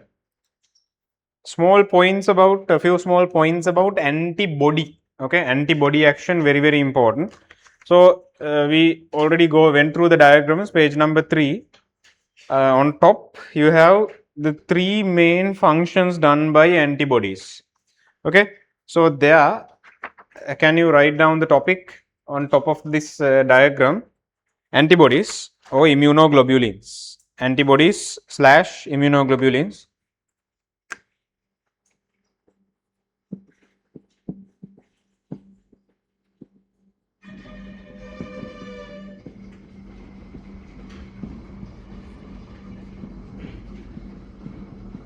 Immunoglobulin. Okay. So, what is the definition of an antibody? What is the definition of an antibody? They are proteins. They are proteins secreted by plasma cells. They are proteins secreted by plasma cells. While since we are going with the humoral response in blue color, Harry, listen. Okay. Listen. Antibodies color will take a break. Okay. They are proteins secreted by plasma cells. Okay. Then what can you say about their structure? Okay, proteins secreted by plasma cells. They are a soluble form of B cell antigen receptor. B cell there's an antigen receptor like that, no? Y shaped. Okay. So you can say it is given in your syllabus as well. It is Y shaped. Right? Y shaped. Soluble form of B cell antigen receptor. So now listen. Once out of the 100,000 receptors around a B cell, once it has matched with the antigen that is found on the pathogen, only that receptor is going to be produced in vast quantities. In vast quantities. Then that soluble protein is released into the body fluids. In the body fluids, it's going to do 3 things, right? What are the 3 things that it's given here? Neutralization, mark the pathogen for inactivation, maybe opsonization, that word you don't need. Finally, activation of complement. Those three things are the main, let's say, things done by antibodies after being released. Okay.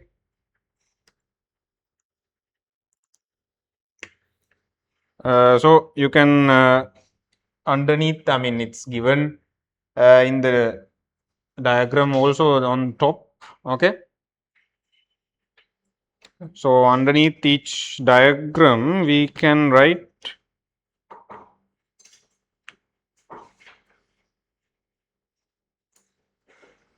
on the bottom of the first diagram, you can write interfere with activity. ඔය තියන්නේ මේ inactivation කියන එකයට interfere with activity of pathogen, that is the first thing.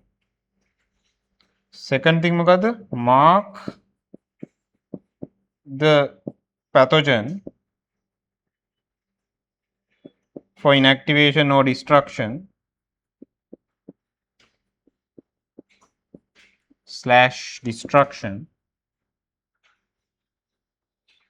What is the final thing?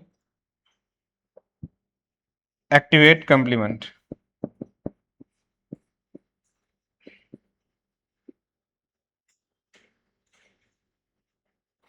Activate complement system.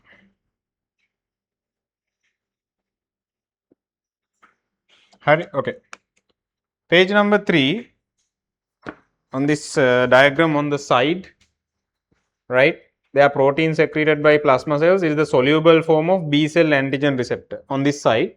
And under each of the 3 diagrams, just write down the 3.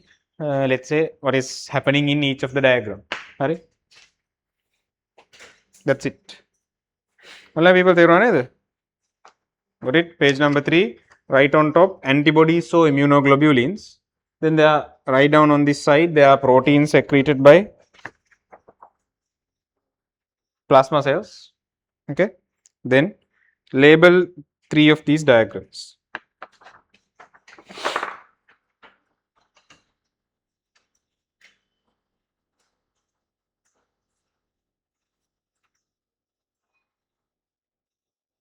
Okay.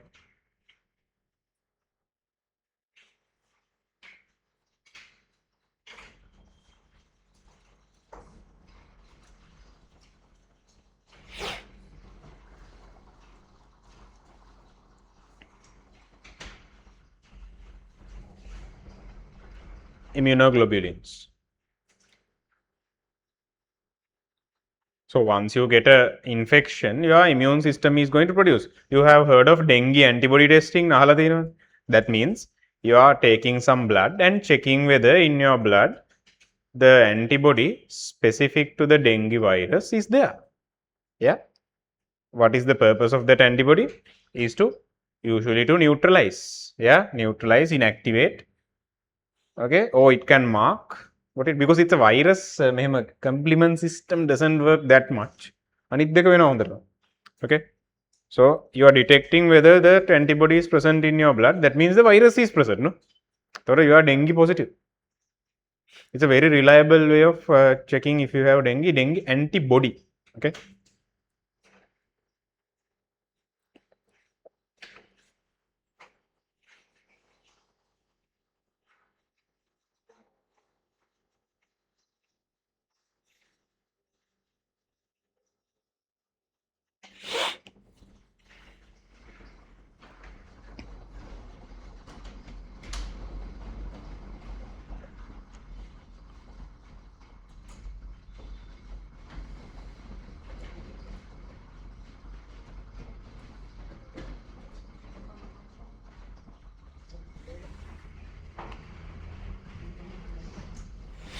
Okay. Right. If you are done, we can go for the break.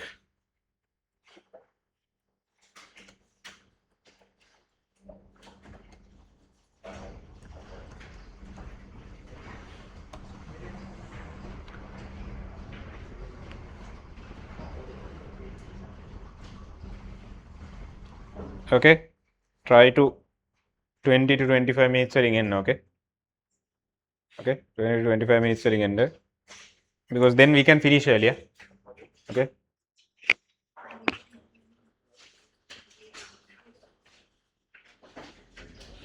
People, any questions?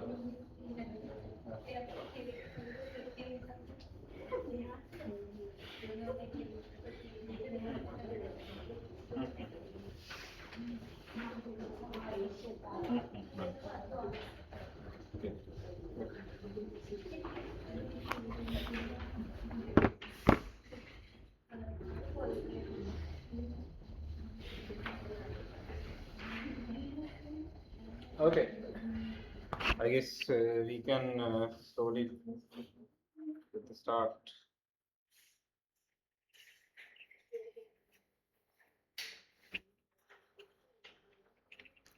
Okay, yeah. So of course I'll be reminding you again about the cell mediated and our antibody mediated once more, because now we are going to go into a scenario, right? So again, we were still just gathering the background information, okay? How a T cell works, how a B cell works, right? Now you know, Hari, what is their structure and what sort of, let's say, situation are you going to call the help of a T cell?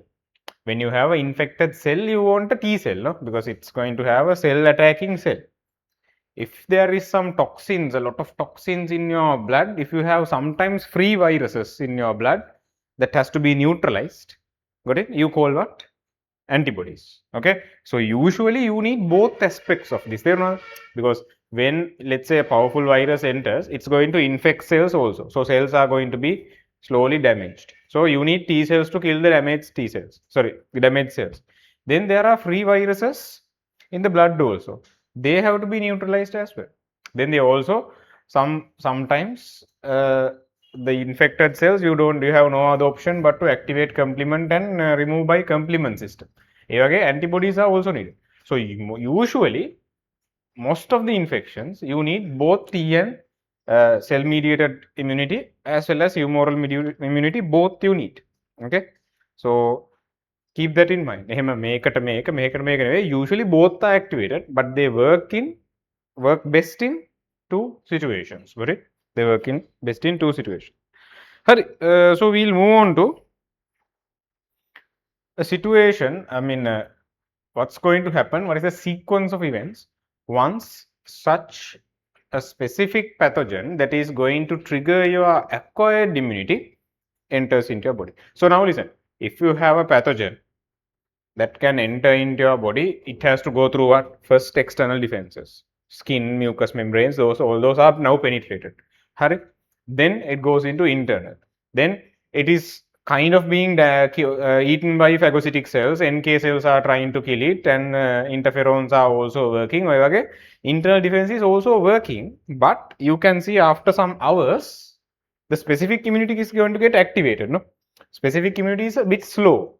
So you will understand, in order for it to get activated, there's a set of things that has to happen. For example, T cells are very proud. They don't like to react apart. Like he's not going to get immediately, okay, there's an infection, he's not going to get activated very fast. T cells, right? So B cells are a bit more, okay, I will come and look, right? But T cells are they have a big ego. You will understand. So it takes some time for the T and B lymphocytes or the specific immunity, adaptive immunity to be activated. So once that happens, you will see what's going to happen. That is the sequence of events. So that's what we are going to see. Okay. Page number 218. This page has a lot of information. Okay, resource you have this certain pages containing a lot of information within one page. This is such a page. Okay, this is such a page. So it's important that we interpret it very carefully. Let's see. Role of T lymphocytes and B lymphocytes in acquired immunity. Okay, so let's read. First, before you do anything, you have to identify your enemy. Who is this? Okay, is it something I know, or am I encountering him for the first time? Am I encountering him for the first time? That you need to understand. Okay, so first, recognition of antigen, binding to the antigen, and sensitization. Okay, so I want you to follow page number 3. In the bottom of the page, there are two boxes. So you can see the left side box is for B lymphocytes. B lymphocytes. Can you see? Proliferation of B lymphocytes and differentiation into two main types. So the left side is for B lymphocyte action. Right side is for T lymphocyte action. Okay. So we'll see. We are going to complete that page number 3. That space is there for this sequence of events that's going to happen once you have a certain pathogen that should be destroyed by the acquired system. The innate immunity has not been able to eliminate him. So now you call the specialized people. Who are the specialized people? The acquired immunity. Sorry, yes, your specific immunity. Okay. Let's see. For an acquired immune response to occur, some T lymphocytes or B lymphocytes must first recognize that an antigen is present. Okay, so someone should tell them, or they themselves should detect. No, so they should either get a message. Okay, we can't control this, so you guys better come. Even directly T or B lymphocytes are going to detect. Okay, this is something I should interfere. Right? Even though there is a vast variety of antigen receptors present on B lymphocytes and T lymphocytes, only a small fraction are specific for a particular epitope. Understandable, right? Even though you have about 100,000 receptors, a bacteria, so there are so many bacterial species that can infect, so many viral species that can infect. Then if you take bacteria can change, no? So if you take like, so Streptococcus pneumoniae, the bacteria causing pneumonia, Hari, bacteria inherently able to what? They change very fast. Bacteria inherently change very fast, or they mutate. Hari, because they are able to hurry mitosis and they don't do properly mitosis. They do something called binary fission. Hari. So therefore, when they divide, they change. So even though you have 100,000 receptors, Hari, only a very few, sometimes 10 to 20 වගේ වෙන්න පුළුවන්, that is specific to the pathogen that you have right now. Got it? So did you highlight? Can you highlight? Even though there's a vast variety, only a small fraction is specific for a particular epitope. Okay. So the first step is in a T and a B lymphocyte, or you can say acquired immune response, the sequence of steps. Okay.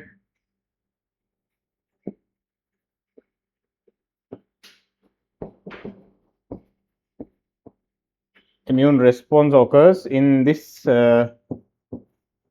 series of steps. Sorry. To have an acquired immune response, you should activate T and B lymphocytes. That's the first thing. No? So that activation occurs when the pathogen binds with one of their receptors. But this receptor and the pathogen binding, so receptor of the T or B lymphocyte and the pathogen antigen epitope, that binding occurs in two different ways for T lymphocyte and B lymphocyte. Always keep in mind, T lymphocytes have a big ego. Okay, so let's keep reading. Recognition of the antigen occurs through a successful match between the epitope of an antigen and an antigen receptor on a small number of B lymphocytes or T. Highlight. Recognition occurs through a successful match between epitope and antigen receptor.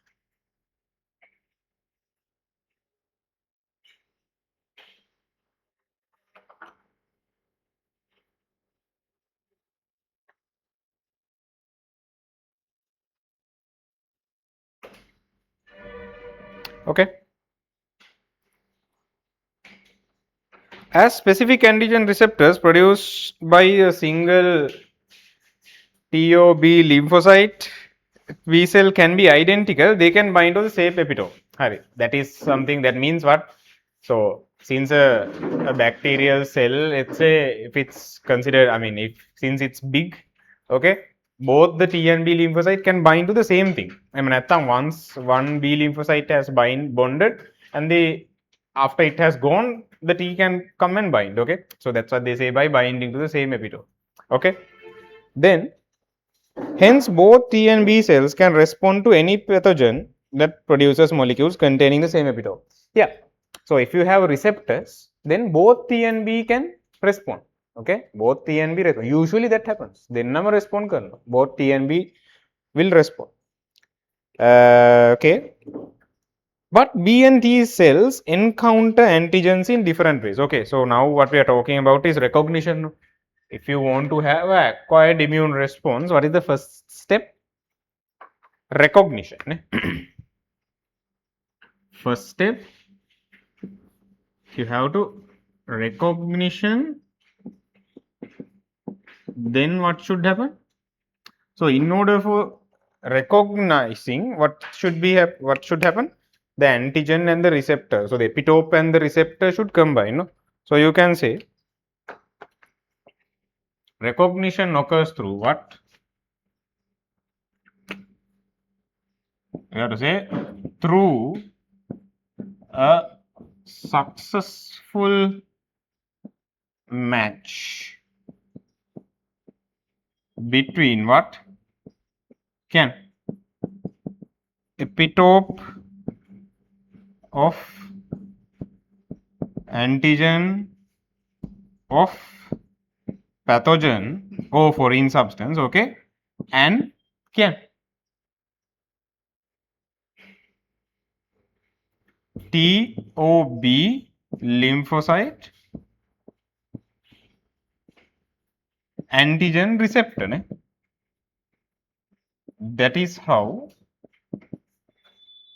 recognition happens. Okay, the epitope and the receptor should combine, right?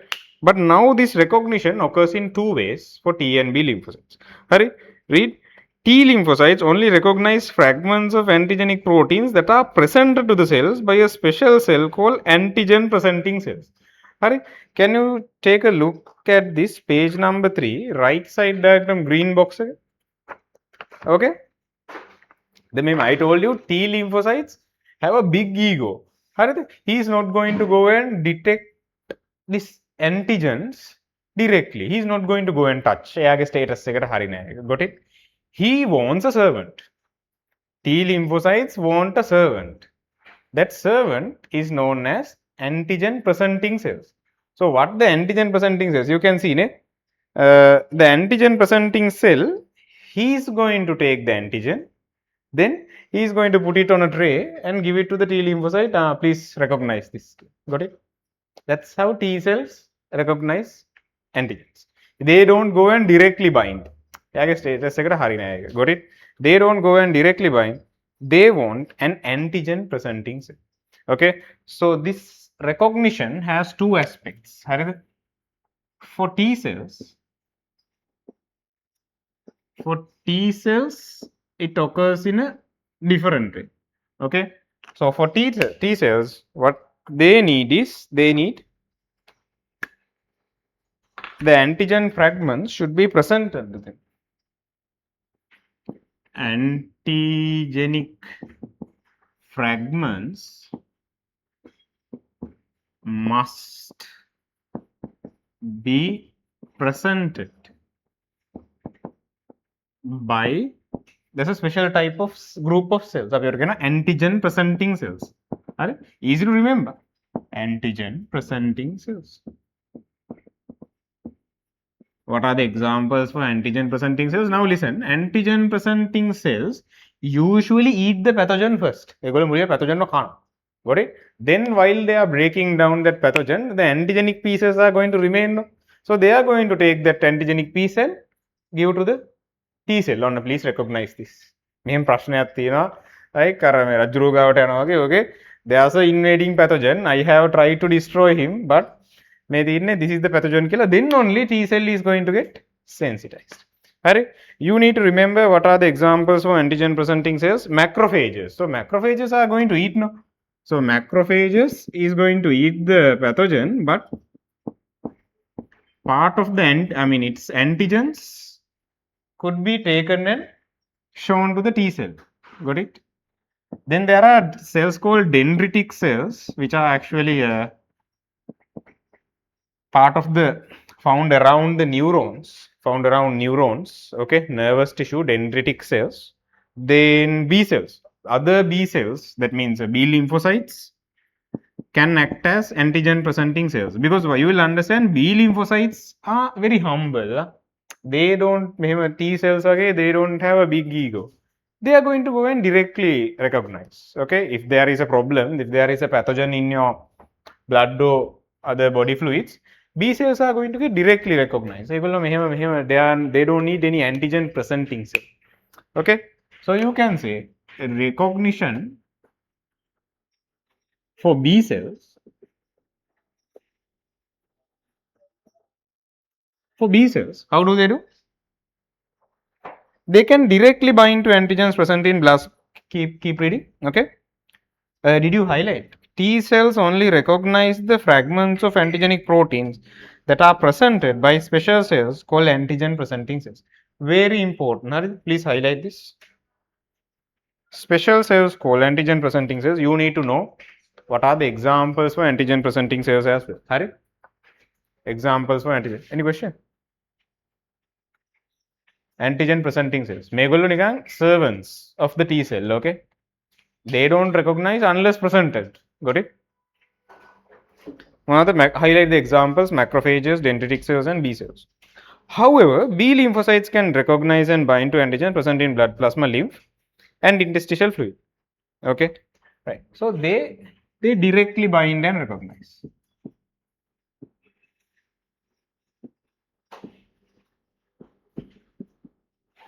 they directly bind and recognize. ඒගොල්ලන්ට එහෙම ලොකු scene නැහැ. Okay, they directly bind and recognize. Okay, so first step done na. T cells as well as B lymphocytes have been recognized. Now what's going to be the next step? They are going to get activated. Okay, so recognition, binding and sensitization. So sensitization means they are okay, they are going to start the process of doing something to eliminate this. Okay, sensitization has happened, recognition, so binding has happened, then you are going to get sensitized. Then the next step is, okay, after recognition is completed, what's going to happen is you are going to proliferate. Second one, proliferation in both. Are step 2, proliferation.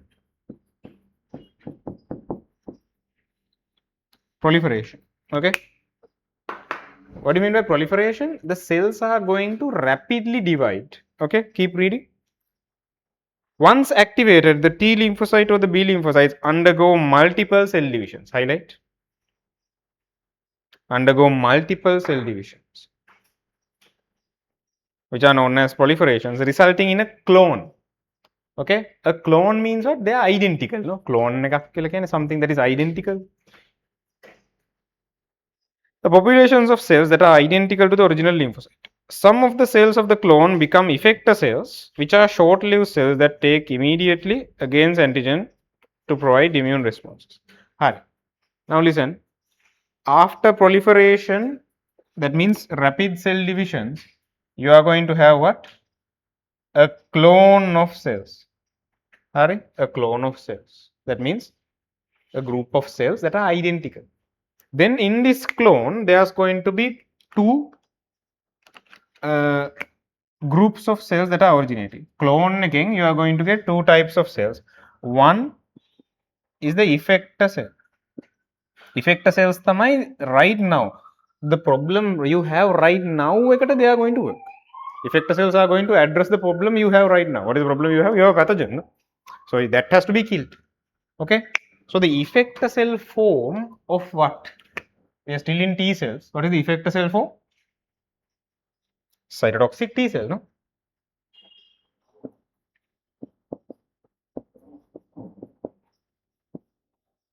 Cytotoxic T cells out of the clone.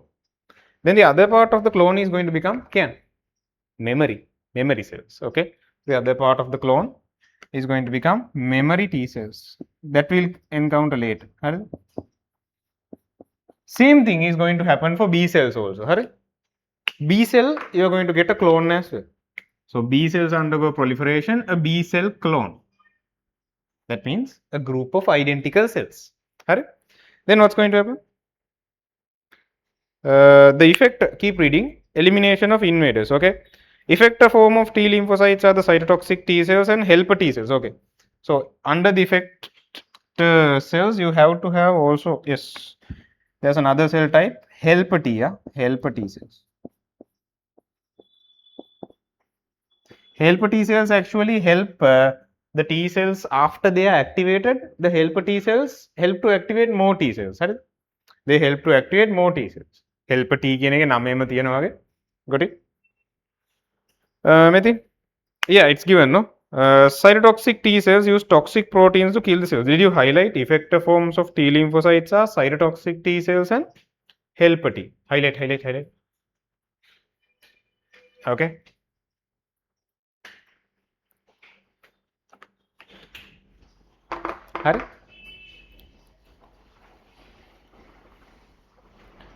Then cytotoxic T cells, okay. Signals from helper T cells activate cytotoxic T cells to kill the infected cells. Highlight. Helper T helps the T cells. What do they do? Signals from helper T cells activate cytotoxic T cells to kill the infected cells. Okay. Signals from helper T cells can also activate B lymphocytes. So they can have an effect on activating activation of Bs as well. Okay. And initiate antibody production. Effector forms of B lymphocytes are plasma cells. Okay. So from this clone, you are going to get the effector cell form of B lymphocytes. What is the effector cell form? Can plasma cell, no?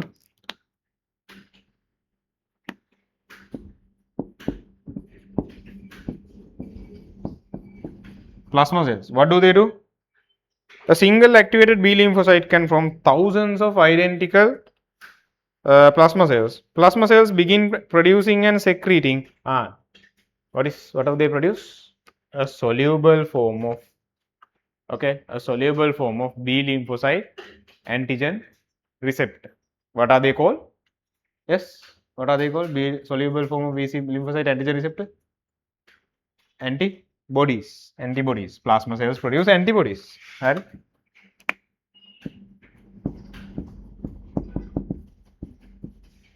That is their effect. That's what they do.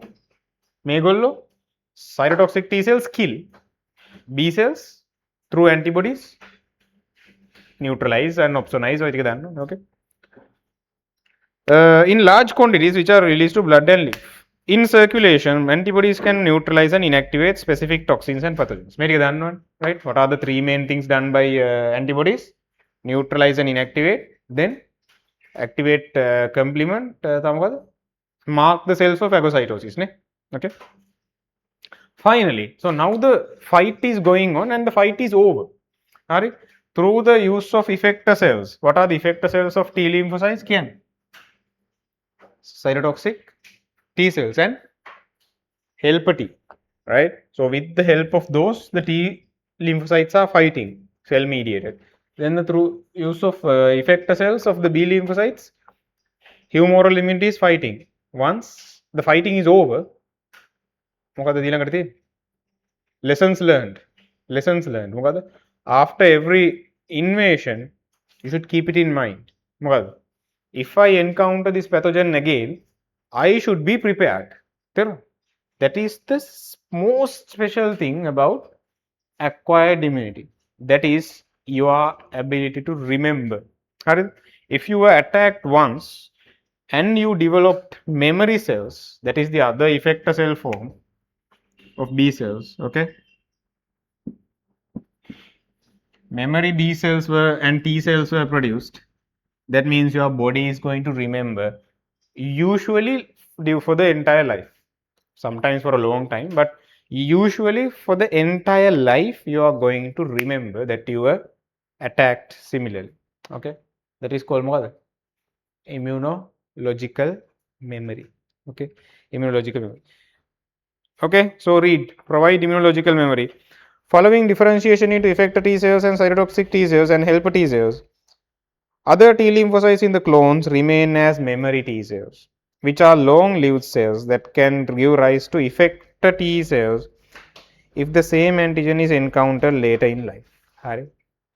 Similarly, the remaining B lymphocytes in the clone are memory B cells, which are long-lived and that can give rise to plasma cells if the same antigen encountered later in life. These memory T cells and memory B cells cause stronger and more rapid response at subsequent encounter of the same antigen. Highlight memory T cells and memory B cells. Highlight cause stronger and more rapid response if the same pathogen is encountered later in life. Same antigen, yes. Pathogen ge antigen එක නේ. Hi. That is the sequence of events that is going to give you an acquired immune response. Okay. So what I want you to do is come to the diagram tube. Come to the diagram tube. Put the topic over these two boxes, our green boxes දෙකක් තියෙන්නේ. Acquired immune response. Okay. Put the topic acquired immune response.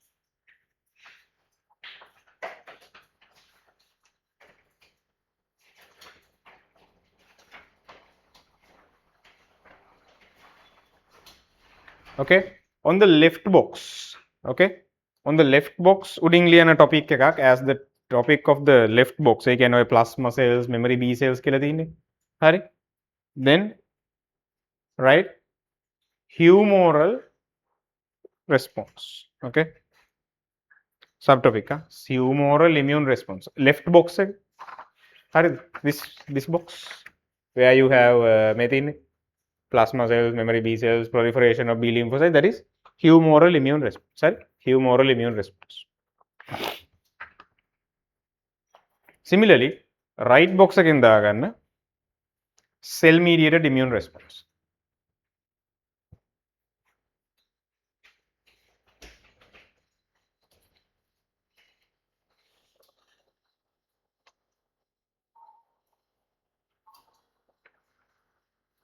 හරි. Then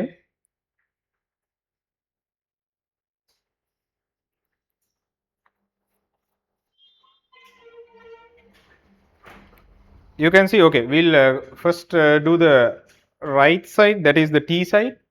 T side again, can you see? Can you go through the diagram? මොකද වෙන්නේ? Antigen, there's a macrophage which is an antigen presenting cell. Then it is going to be මේ පැත්තෙන් කාලා අර පැත්තෙන් ගිහිල්ලා පෙන්නනවා no? Can you see? The macrophage is eating and මේ පැත්තෙන් ගිහිල්ලා මෙන්න showing it to the T lymphocyte. Okay, then here's the antigen here. That is called what? You are presenting the antigen to the T lymphocyte. Right? So then what's going to happen? The proliferation of T lymphocytes and differentiation into three sides. What are the three types? Cytotoxic T cells, helper T cells, memory T cells.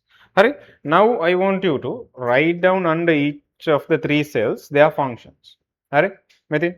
Under cytotoxic T cell, write down. Under cytotoxic T cells, write down. Do you want me to write it? Cytotoxic T cells. In the diagram, okay, use toxic proteins to kill cells. Are use toxic proteins to kill cells. Methane on the right side, there's a box. No, there are three cells of the cell mediated immunity. Are under the yellow one, yeah, that is a cytotoxic T cell. Use toxic proteins to kill cells. Then under helper T, write down, actually they have two functions. Under helper T, write down, they have two functions.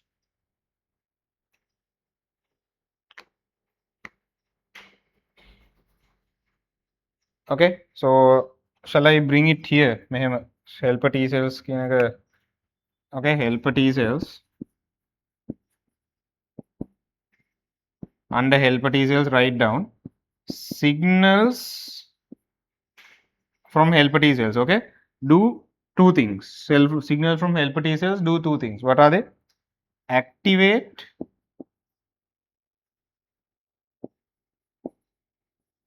cytotoxic T cells. That is one thing. The other thing that is done by helper T cells is what? Activate B cells. Signals, signals from helper T cells. Okay, signals from helper T cells. Activate cytotoxic T cells. Then also activate B cells. Activate B cells. Are those are the under the helper T cells, write that down.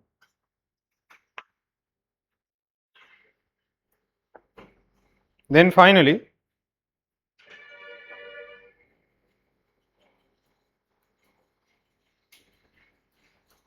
under memory T cells, under the box of memory T cells, okay,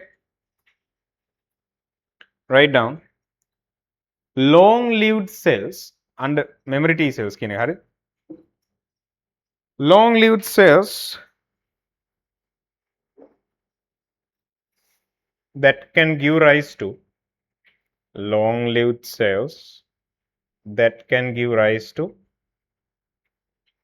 effector T cells that can give rise to effector T cells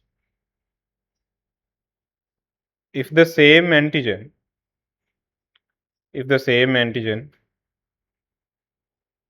is encountered later in life.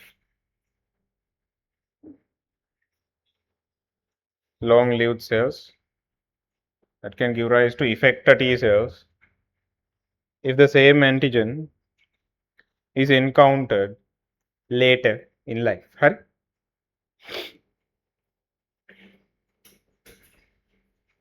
Okay. So that is cytotoxic side. Hari? Cytotoxic neve the cell mediated side. Got it ne? I miss una. Then that's in the space මේ boxes දෙක මැද space එකක් තියෙනව නේද? So can you say 4 T cells antigenic fragments must be presented by antigen presenting cells such as macrophages, dendritic cells, B lymphocytes. මේ තියෙන boxes දෙක මැද space එකක්. Yeah. Online people, the space between boxes write down 4 T cells, huh? T cells තමයි මෙම they have a big ego. හරිද? Keep this in mind. Someone has to show them මේ බලන්න මෙතන issue එකක් තියෙනවා කියලා. They are not going to go and detect by themselves.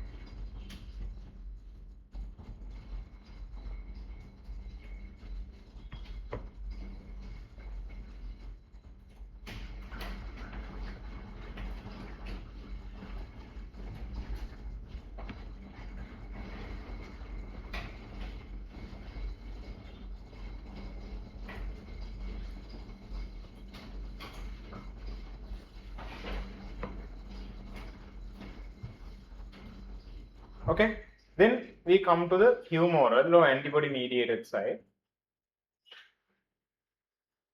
Come to the humoral or antibody mediated side. Online people, any questions? All right. You're not falling asleep or anything, neither. All good.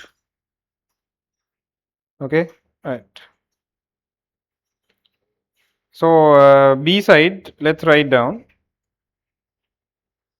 What are the two options that you have? What are the two cells that are going to arise out of the clone? Again, what are the two cells going to arise out of the clone? Effector form, plasma, memory, B cells. Okay. So on the plasma cell side, on the left side there's plasma cells කියලා box එකක් තියෙනවා.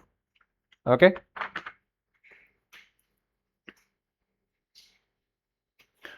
Okay. Produce and secrete, write down under the yellow box, plasma cells කියන එකට ලියා ගන්න. Produce and secrete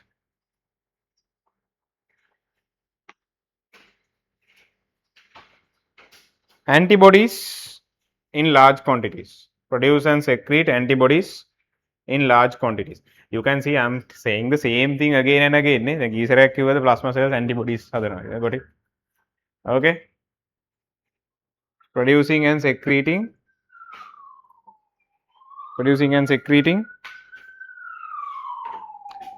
antibodies in large quantities.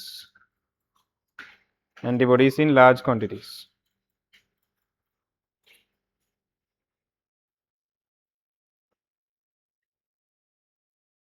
Antibodies in large quantities.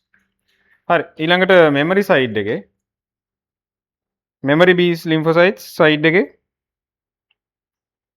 long lived cells, memory site, long lived cells that can give rise to long lived cells that can give rise to plasma cells that can give rise to plasma cells if same antigen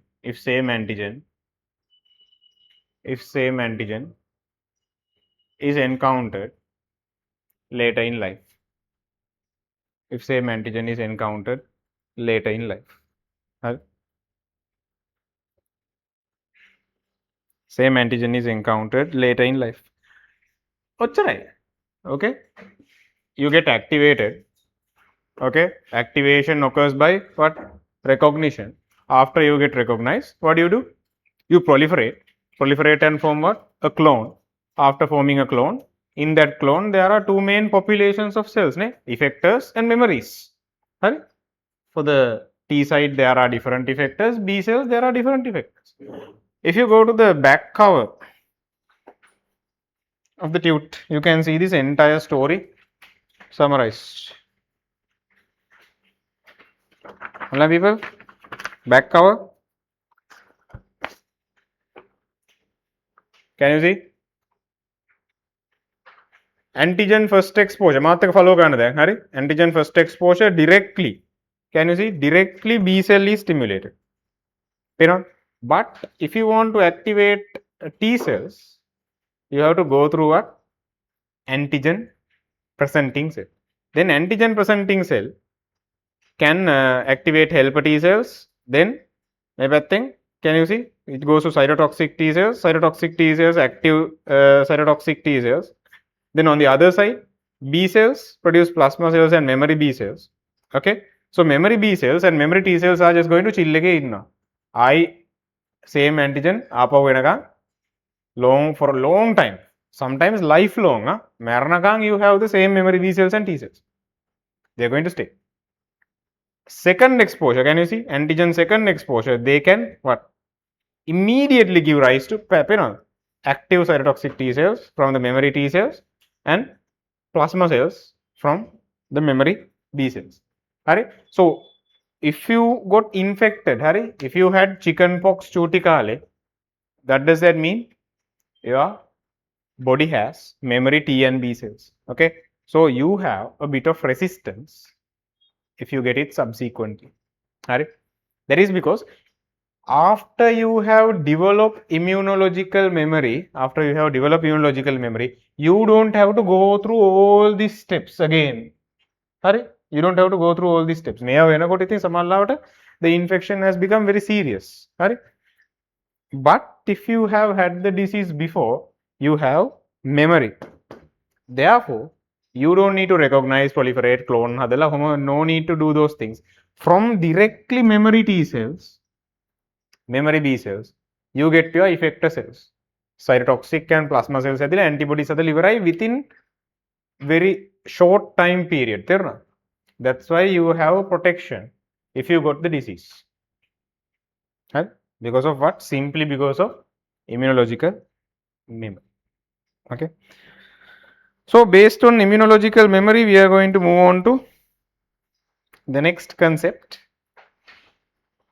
active immunity. Okay. Full on. Then yeah. Let's see. Anyway, we'll finish today at 2:30, 2:40 වගේ දිවර කරමු නේ. Okay. I know it can be a bit overloaded or something.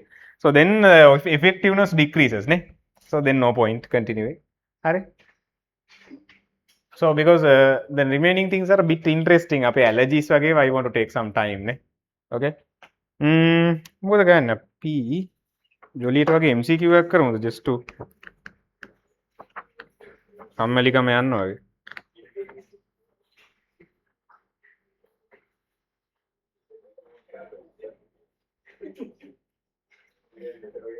Yeah, shall we do some MCQs? Yeah, MCQ එකක් දෙයක් කරමුද? Okay. Page number 15. Question tute. Page number 15, question tute.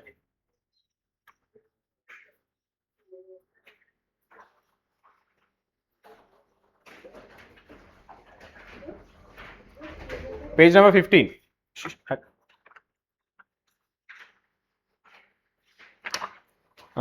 Okay. You can actually do 2, 3, 4, 5. Let's do 2 MCQs right now. 2 and 3 Kanban. Online people. Question tute.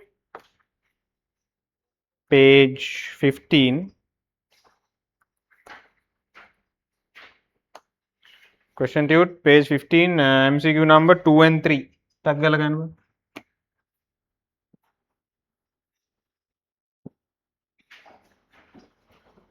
2 and 3. Right?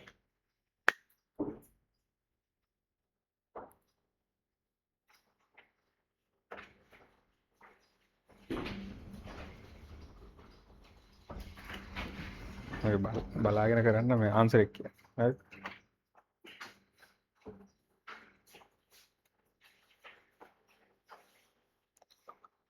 Okay.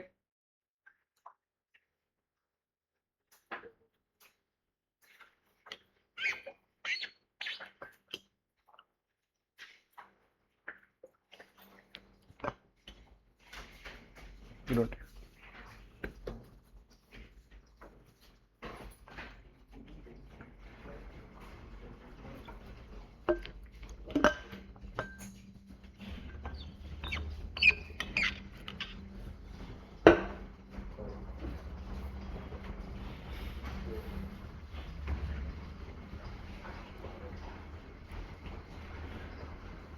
Question number 2 and 3. Tag gala karamba.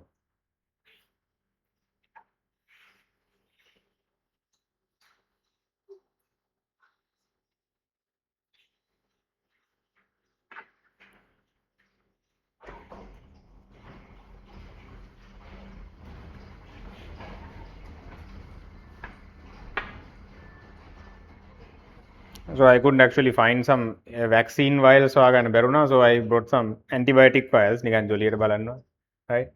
The dustbin එකෙන් අරන් ආවා, right? Vaccine vials are usually either they are not single use එහෙම වුණොත් ඒක PHI ගේ අර මල්ලේ තියෙන්නේ, you have seen, no? Right? So PHI ගේ vaccine bag එකක් තියෙනවා, so they are kind of sometimes valuable, so they inject several people with the same bottle. ඒ කියන්නේ doses ගොඩක් තියෙනවා ඒක ඇතුලේ, or they throw it into the same bin as the syringes. So ඕකට අත දැම්මොත් okay, right? I'm going to get a needle prick. So vaccines are difficult to find. So there are some antibiotics. Those are IV antibiotics. කෙලින්ම තඩි pneumonia එකක් හැදිලා ගියොත් ඕක තමයි දෙන්නේ shot එක. Okay. Okay, what's the answer? What again? Okay. What's the answer for second one? T cells that mediate internal defenses in innate immunity in man. Innate immunity. උදේ පාන්දර කරපුවානේ innate. Yes. T cells and B cells? No. There is acquired immunity. In front, T and B, right in front. In acquired immunity. In front of the first statement, you can write in acquired immunity.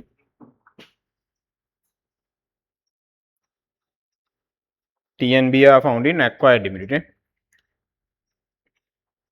T cells and phagocytes. භාගයක් හරි භාගයක් wrong නේද? T cells ගන්න බෑ. Phagocytes okay. B cells and phagocytes again no.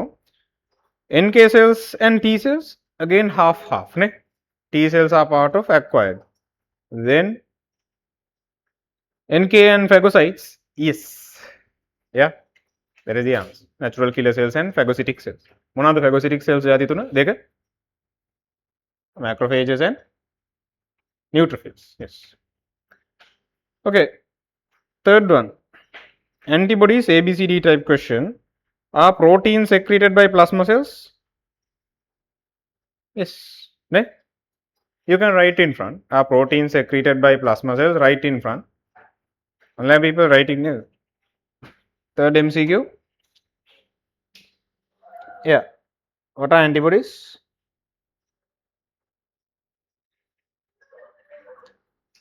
Soluble form of B cell antibodies are soluble form of B cell antigen receptor.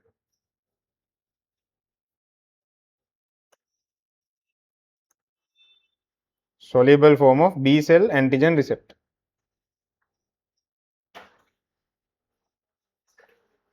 Soluble form of B cell antigen receptor. Alright. Then what's the next statement? Right. So, so it's given no immediately after. I didn't see that. So B lymphocyte antigen receptor, that is also correct. No, that is literally what an antibody is, soluble form. I didn't see that. Okay. Certain epitopes initiate immune responses. No, epitopes are found where? In the antigen, no? In the antigen, not in the antibody. Okay. Inactivate pathogens in body fluids? Yes. Blood or lymph mainly this happens. Okay. Kill body cells infected with pathogens? No. Cells killing other cells, that is done by, in front you can write, by cytotoxic T cells. Kills cells, infected cells, and that is cytotoxic T cells. Okay. That is by cytotoxic T cells.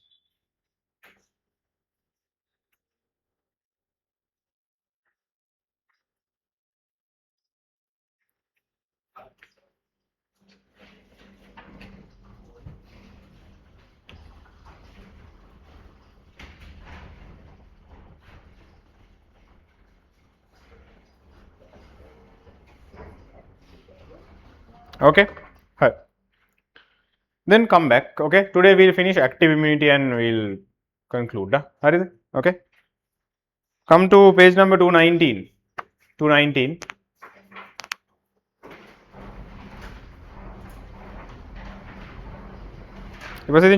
There's only 2 more pages left. Take up next week. Okay. I'll take 1 hour from next week and do that.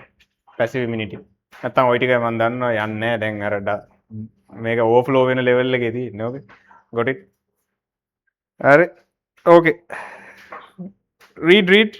Online people, active immunity is a long lasting immunity mediated by the action of B lymphocytes and T lymphocytes in the body and resulting B and T memory cells specific for a pathogen. Highlight one of the keywords there. It is long lasting. It is long lasting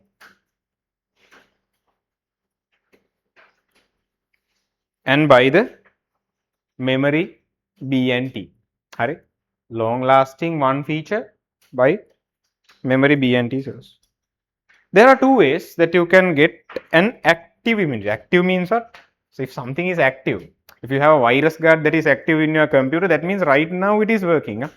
Okay, you got it because you installed it. Okay, you got a virus guard in your computer because you installed it. No, there are 2 ways that you can have an active immunity against a certain disease. What are the 2 ways?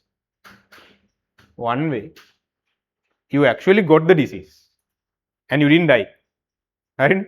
You didn't die, and then your body is going to remember it. The other way, you can mimic a disease. Right? You can pretend you got a disease artificially so that we install an immune defense in your body. That is called what we do as vaccination. That is what we do as vaccination. There's a whole set of vaccines that you should have received by now. BCG එක ඉප දෙනකොටම ගහනවා. Then polio vaccines, diphtheria, tetanus. Yes, all those things were given නේද? නැද්ද? මේ ළඟදිත් එකක් ගෙවුනේ HPV ළඟදි ගෙවුවා. HPV vaccine, not this side. ඔයගොල්ලන්ට HPV ගන්න ඕනේ. හරි. If you marry someone with HPV, you don't have to worry about getting HPV. Boys, right? Girl HPV ගහලාද කියලා you definitely have to check. මොකද HPV කියන්නේ? Human papilloma virus. You got it, right? Yeah? Okay. Why? What does it cause? I mean, HPV ගහන්නේ? HPV vaccine, it causes cervical cancer. Cancer virus එකෙන් cancer හැදෙනවා. Got it? But for males, it doesn't cause cancer. It can cause a growth on the yes. So it is important that the partner has gotten the vaccine. Partner is going to get a cancer. The man is going to get a vote. Okay, votes. Don't go home and Google HPV votes. Anyway, active immunity you can get in two ways. Read by natural infection of a pathogen or by artificial immunization. Okay, artificial immunization. Okay, so active immunity is the final topic for today. Okay.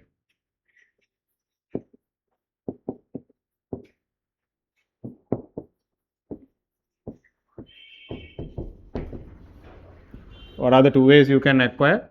You can acquire it naturally or artificially. So that's why you have two categories: naturally acquired active immunity, artificially acquired active immunity. Okay, nothing too serious. Okay, you have seen this happen in real life, so you just have to learn the sort of small theory behind it. Okay, so you can have natural active immunity.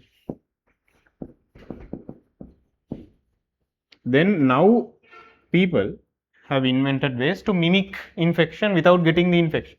Infection you can die. Okay, so that's not a best way to have protection. Okay, the best way to have protection is you have to mimic. You have to fool your immune system. Okay, I got the infection, so better remember this skill. So you can have naturally acquired and artificially acquired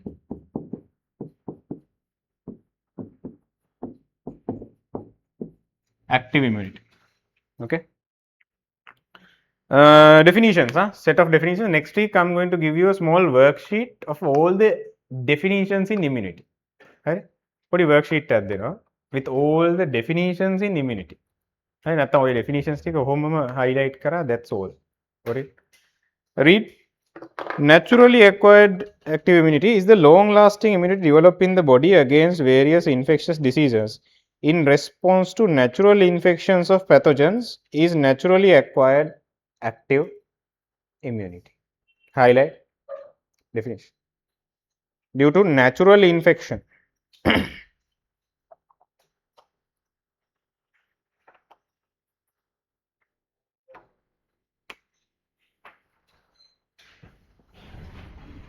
Naturally acquired. Okay, keep reading.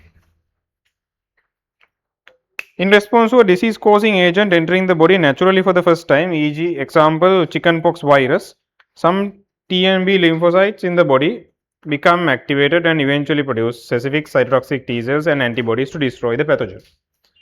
Memory B cells and T cells produced in this process are long lived and will provide a strong and rapid immune response to destroy the particular antigen if the same antigen is encountered later in life. That is the main thing. In this way, the body can resist subsequent infections of the same antigen. Okay, so that's how you naturally humans had the immunity. Okay, so what is the sequence? You can make a small note. Okay,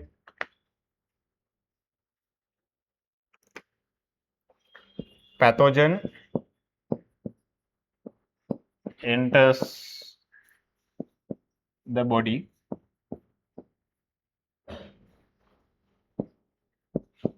T and B cells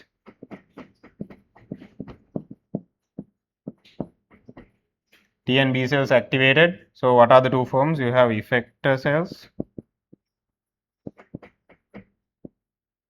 Most importantly, memory.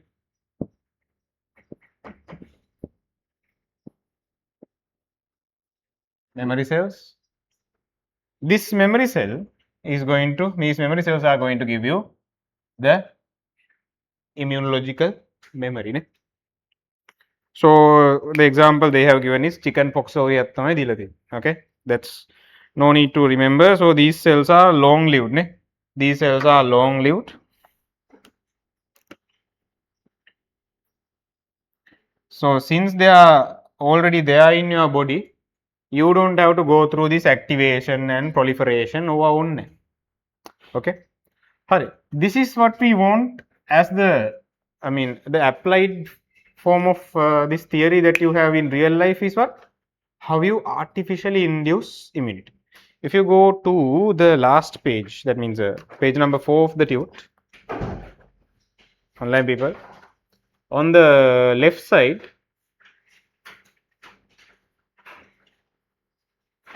I have given some diagrams.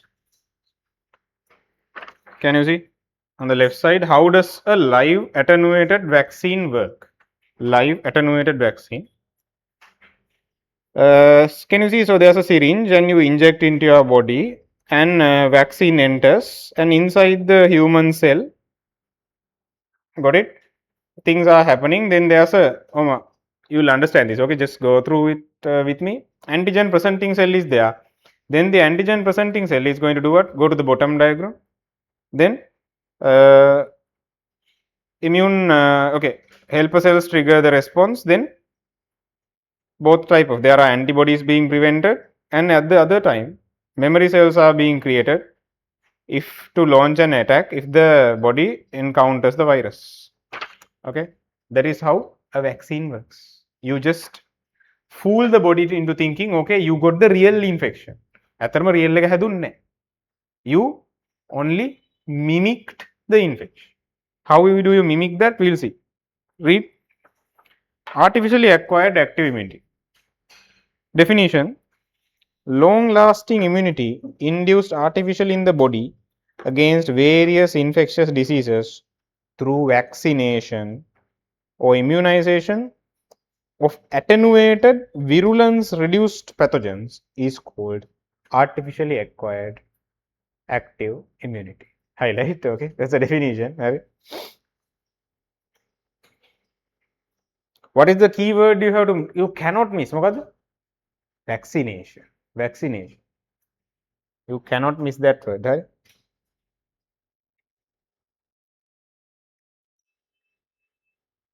Immunization can be carried out with preparations of antigens or vaccines from various sources such as killed or weakened pathogens, inactivated bacterial cells, or genes encoding microbial proteins. Okay.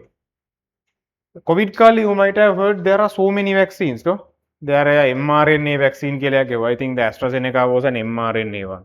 Then there are protein vaccines. These American vaccines are sort of protein based ones, so they are high tech. Right? The Chinese ones are usually mRNA based. There are so many ways you can make vaccines. Right? At the end of the day, what the vaccine is trying to do, without introducing the full blown pathogen, because why, this can kill you. Okay, you can't infect yourself with the proper what, rabies virus, you can't expect to get rabies protection. Okay, you have to give for it teaser trailer version of the proper pathogen, otherwise you are going to die. Yes, probably from the disease. So you always have to give a less version of the pathogen. Hari, one way of doing that is giving a live attenuated. Okay, so artificially acquired ඔක්කොම වෙන්නේ through vaccination. It is through vaccination. Vaccines, I'll just give you a quick overview. We are going to learn them in detail in microbiology. Hari, but not a microbiology kannakota, yeah, right? I don't think I won't be able to sort of take this much time. Okay, and also because you are closer to the exam, you won't much paying much attention also. Vaccination can be done by three main categories of vaccines. Three main categories of vaccines are there. One, listen, live attenuated. That's what it says here, no? In the resource. That means whatever the pathogen is living in the vaccine. Pathogen in the vaccine. Got it? For example, your MMR, measles, mumps, rubella. Rubella. Okay, MMR. Then chickenpox vaccine. Got it? Chickenpox vaccine, everyone got. In the chickenpox vaccine, you have the chickenpox virus, but not the full powerful version. මොකද්ද මේ attenuated කියන්නේ? you have weakened him. Using certain chemical techniques, you can weaken the pathogen so that his virus is not able to replicate very fast. Not able to damage cells. So it is living but weak. Okay, so you can say live but weakened pathogen.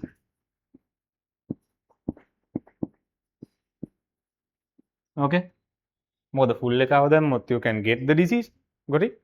You are trying to mimic so that your cells will get activated and you get memory. Got it? That's all you are trying to do. The second type is called as inactivated vaccines. That means in this vaccine, inactivated. These are vaccines, okay, types of vaccines.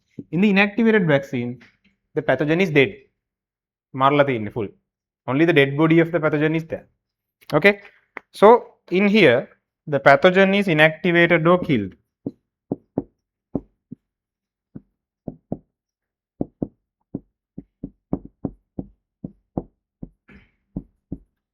So only the dead body of the pathogen is there. What are the examples that you can? So usually, rabies is a killed vaccine. Influenza, I think, and polio. Polio is a killed vaccine. So you only introduce the dead version of the pathogen, but since it's the dead version, there are antigens on the surface. The antigens are there, so that your cells will get activated. You get memory cells. Got it. That is the inactivated form. Now with your genetic engineering and molecular biology, we have introduced the third type, that is called subunit vaccines. Subunit vaccines, you don't even have the living one, you don't have the killed one, you only have a piece of the pathogen. I think. Usually some part of the pathogen that is antigenic enough. Right? Usually you are very severe diseases, tetanus, diphtheria, hepatitis, whatever. We have used molecular biology engineering and taken out antigenic pieces so that you make a vaccine out of it, you inject and the body gets sensitized. That's all. Right? So you can say contain only antigenic fragments. Not even a dead one is there, only pieces. Okay. So we are going to write this down on the back cover.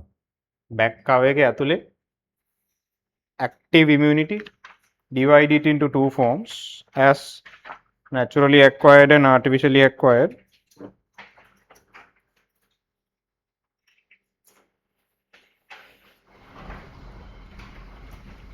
Then, okay, so you start writing. I'll give you some examples. Live attenuated negative, BCG,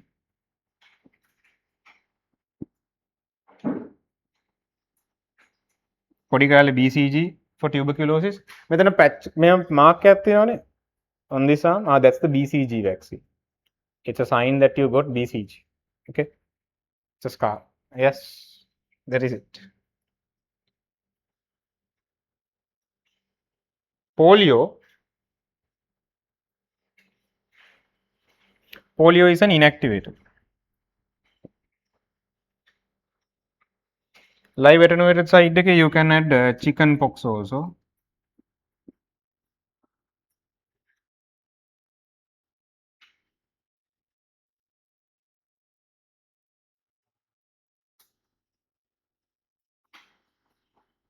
Measles, mumps, rubella, MMR. It's also live attenuated. Polio, rabies, influenza. Those are inactivated. Subunit, tetanus, diphtheria. I actually was trying to get a tetanus vaccine, but the nurse is a bit sarai. Fridge එකෙන් ගන්න බෑ. Okay, the nurse who's in charge of the vaccines, you can't get a new one out of the fridge because everyone is afraid of her. හරි. සැර nurse ලා ඉන්නවා.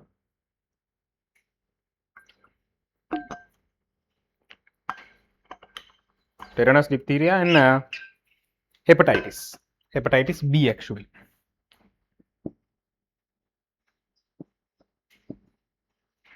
Hepatitis B.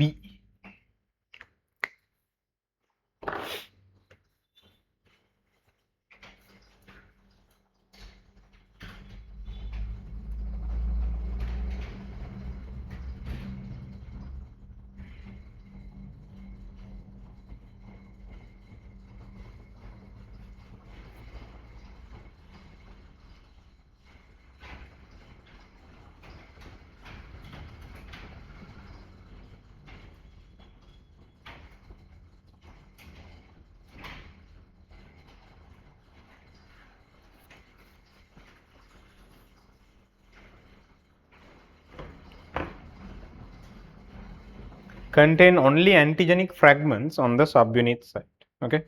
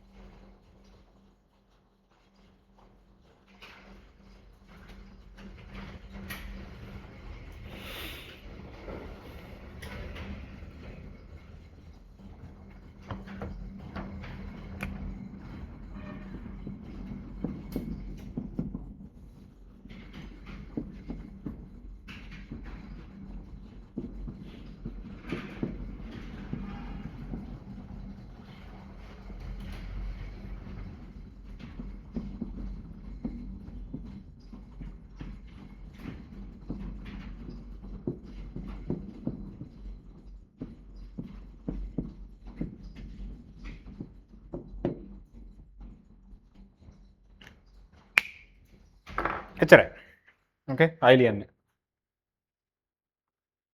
3 types of vaccines. These are not out of syllabus. They are in your microbiology. Since it is mentioned, why do it halfway?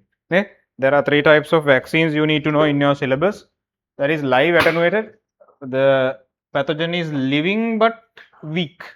Okay. Inactivated, the pathogen is killed. Then kill කියන්න බෑනේ සාමාන්‍ය virus එකකට. Therefore we call it as inactivated. No?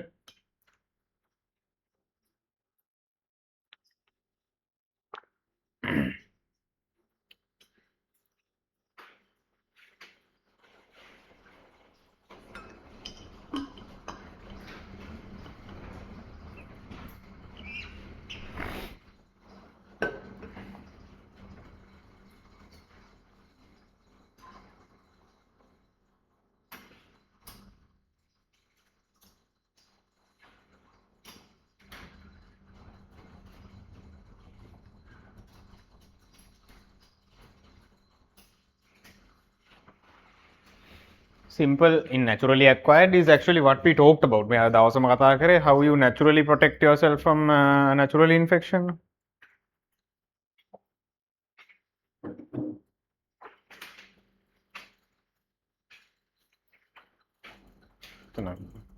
Flood.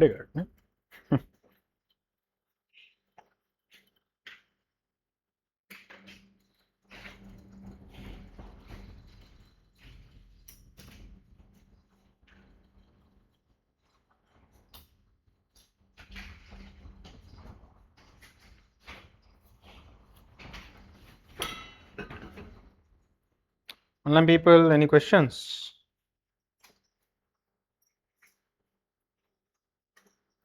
All right.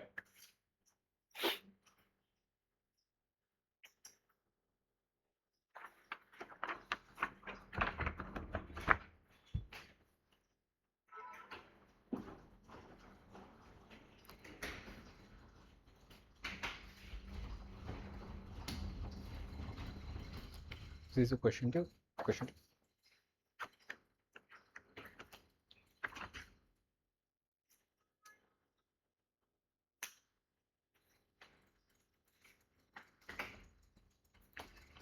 Okay. Homework kya denna. That's to be written at home, and we'll check it next week. Shape again. Okay. Only 2/3 of an essay. හරිද? තාම මේක ලියන්න බැරි හින්දා I'll give you 2 short note questions. That's all. හරි? Short note questions දෙකයි. Short notes ලියන්න කැමති ඉන්නේ එහෙම ඉෂුවක් නෑ. කැමැත්තක් නෑ. Better than essay එහෙම. Okay. Right. Inflammatory response. Okay. It's given in your question tube. Given in your question tube, page number 16. Inflammatory response. B. What is it? Antimicrobial proteins.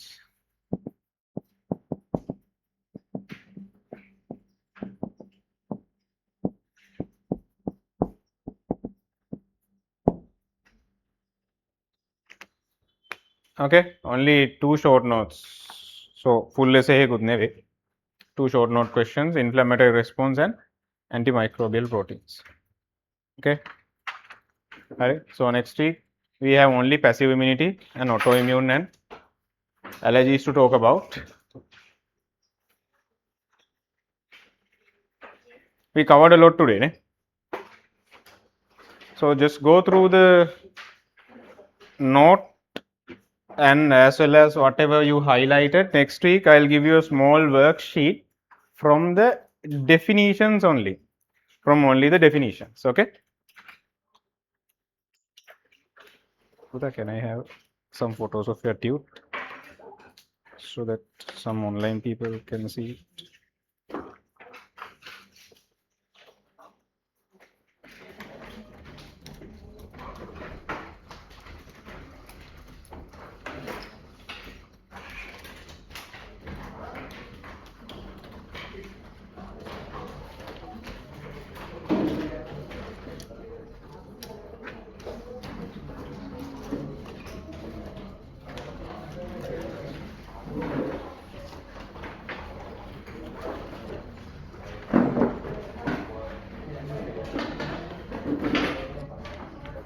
Thank you. Okay. Any questions?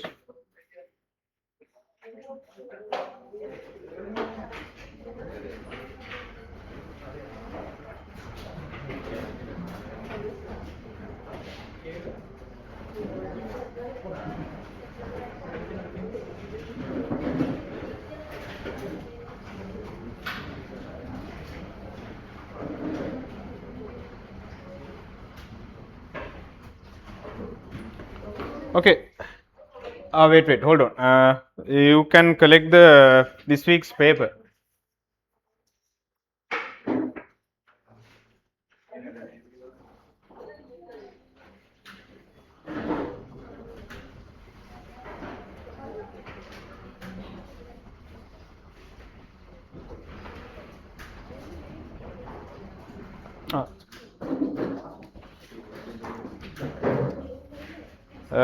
So you can do the full paper. You have 1 week. Alright. Next Sunday, when you have time, so you can hand it over next Sunday. Alright.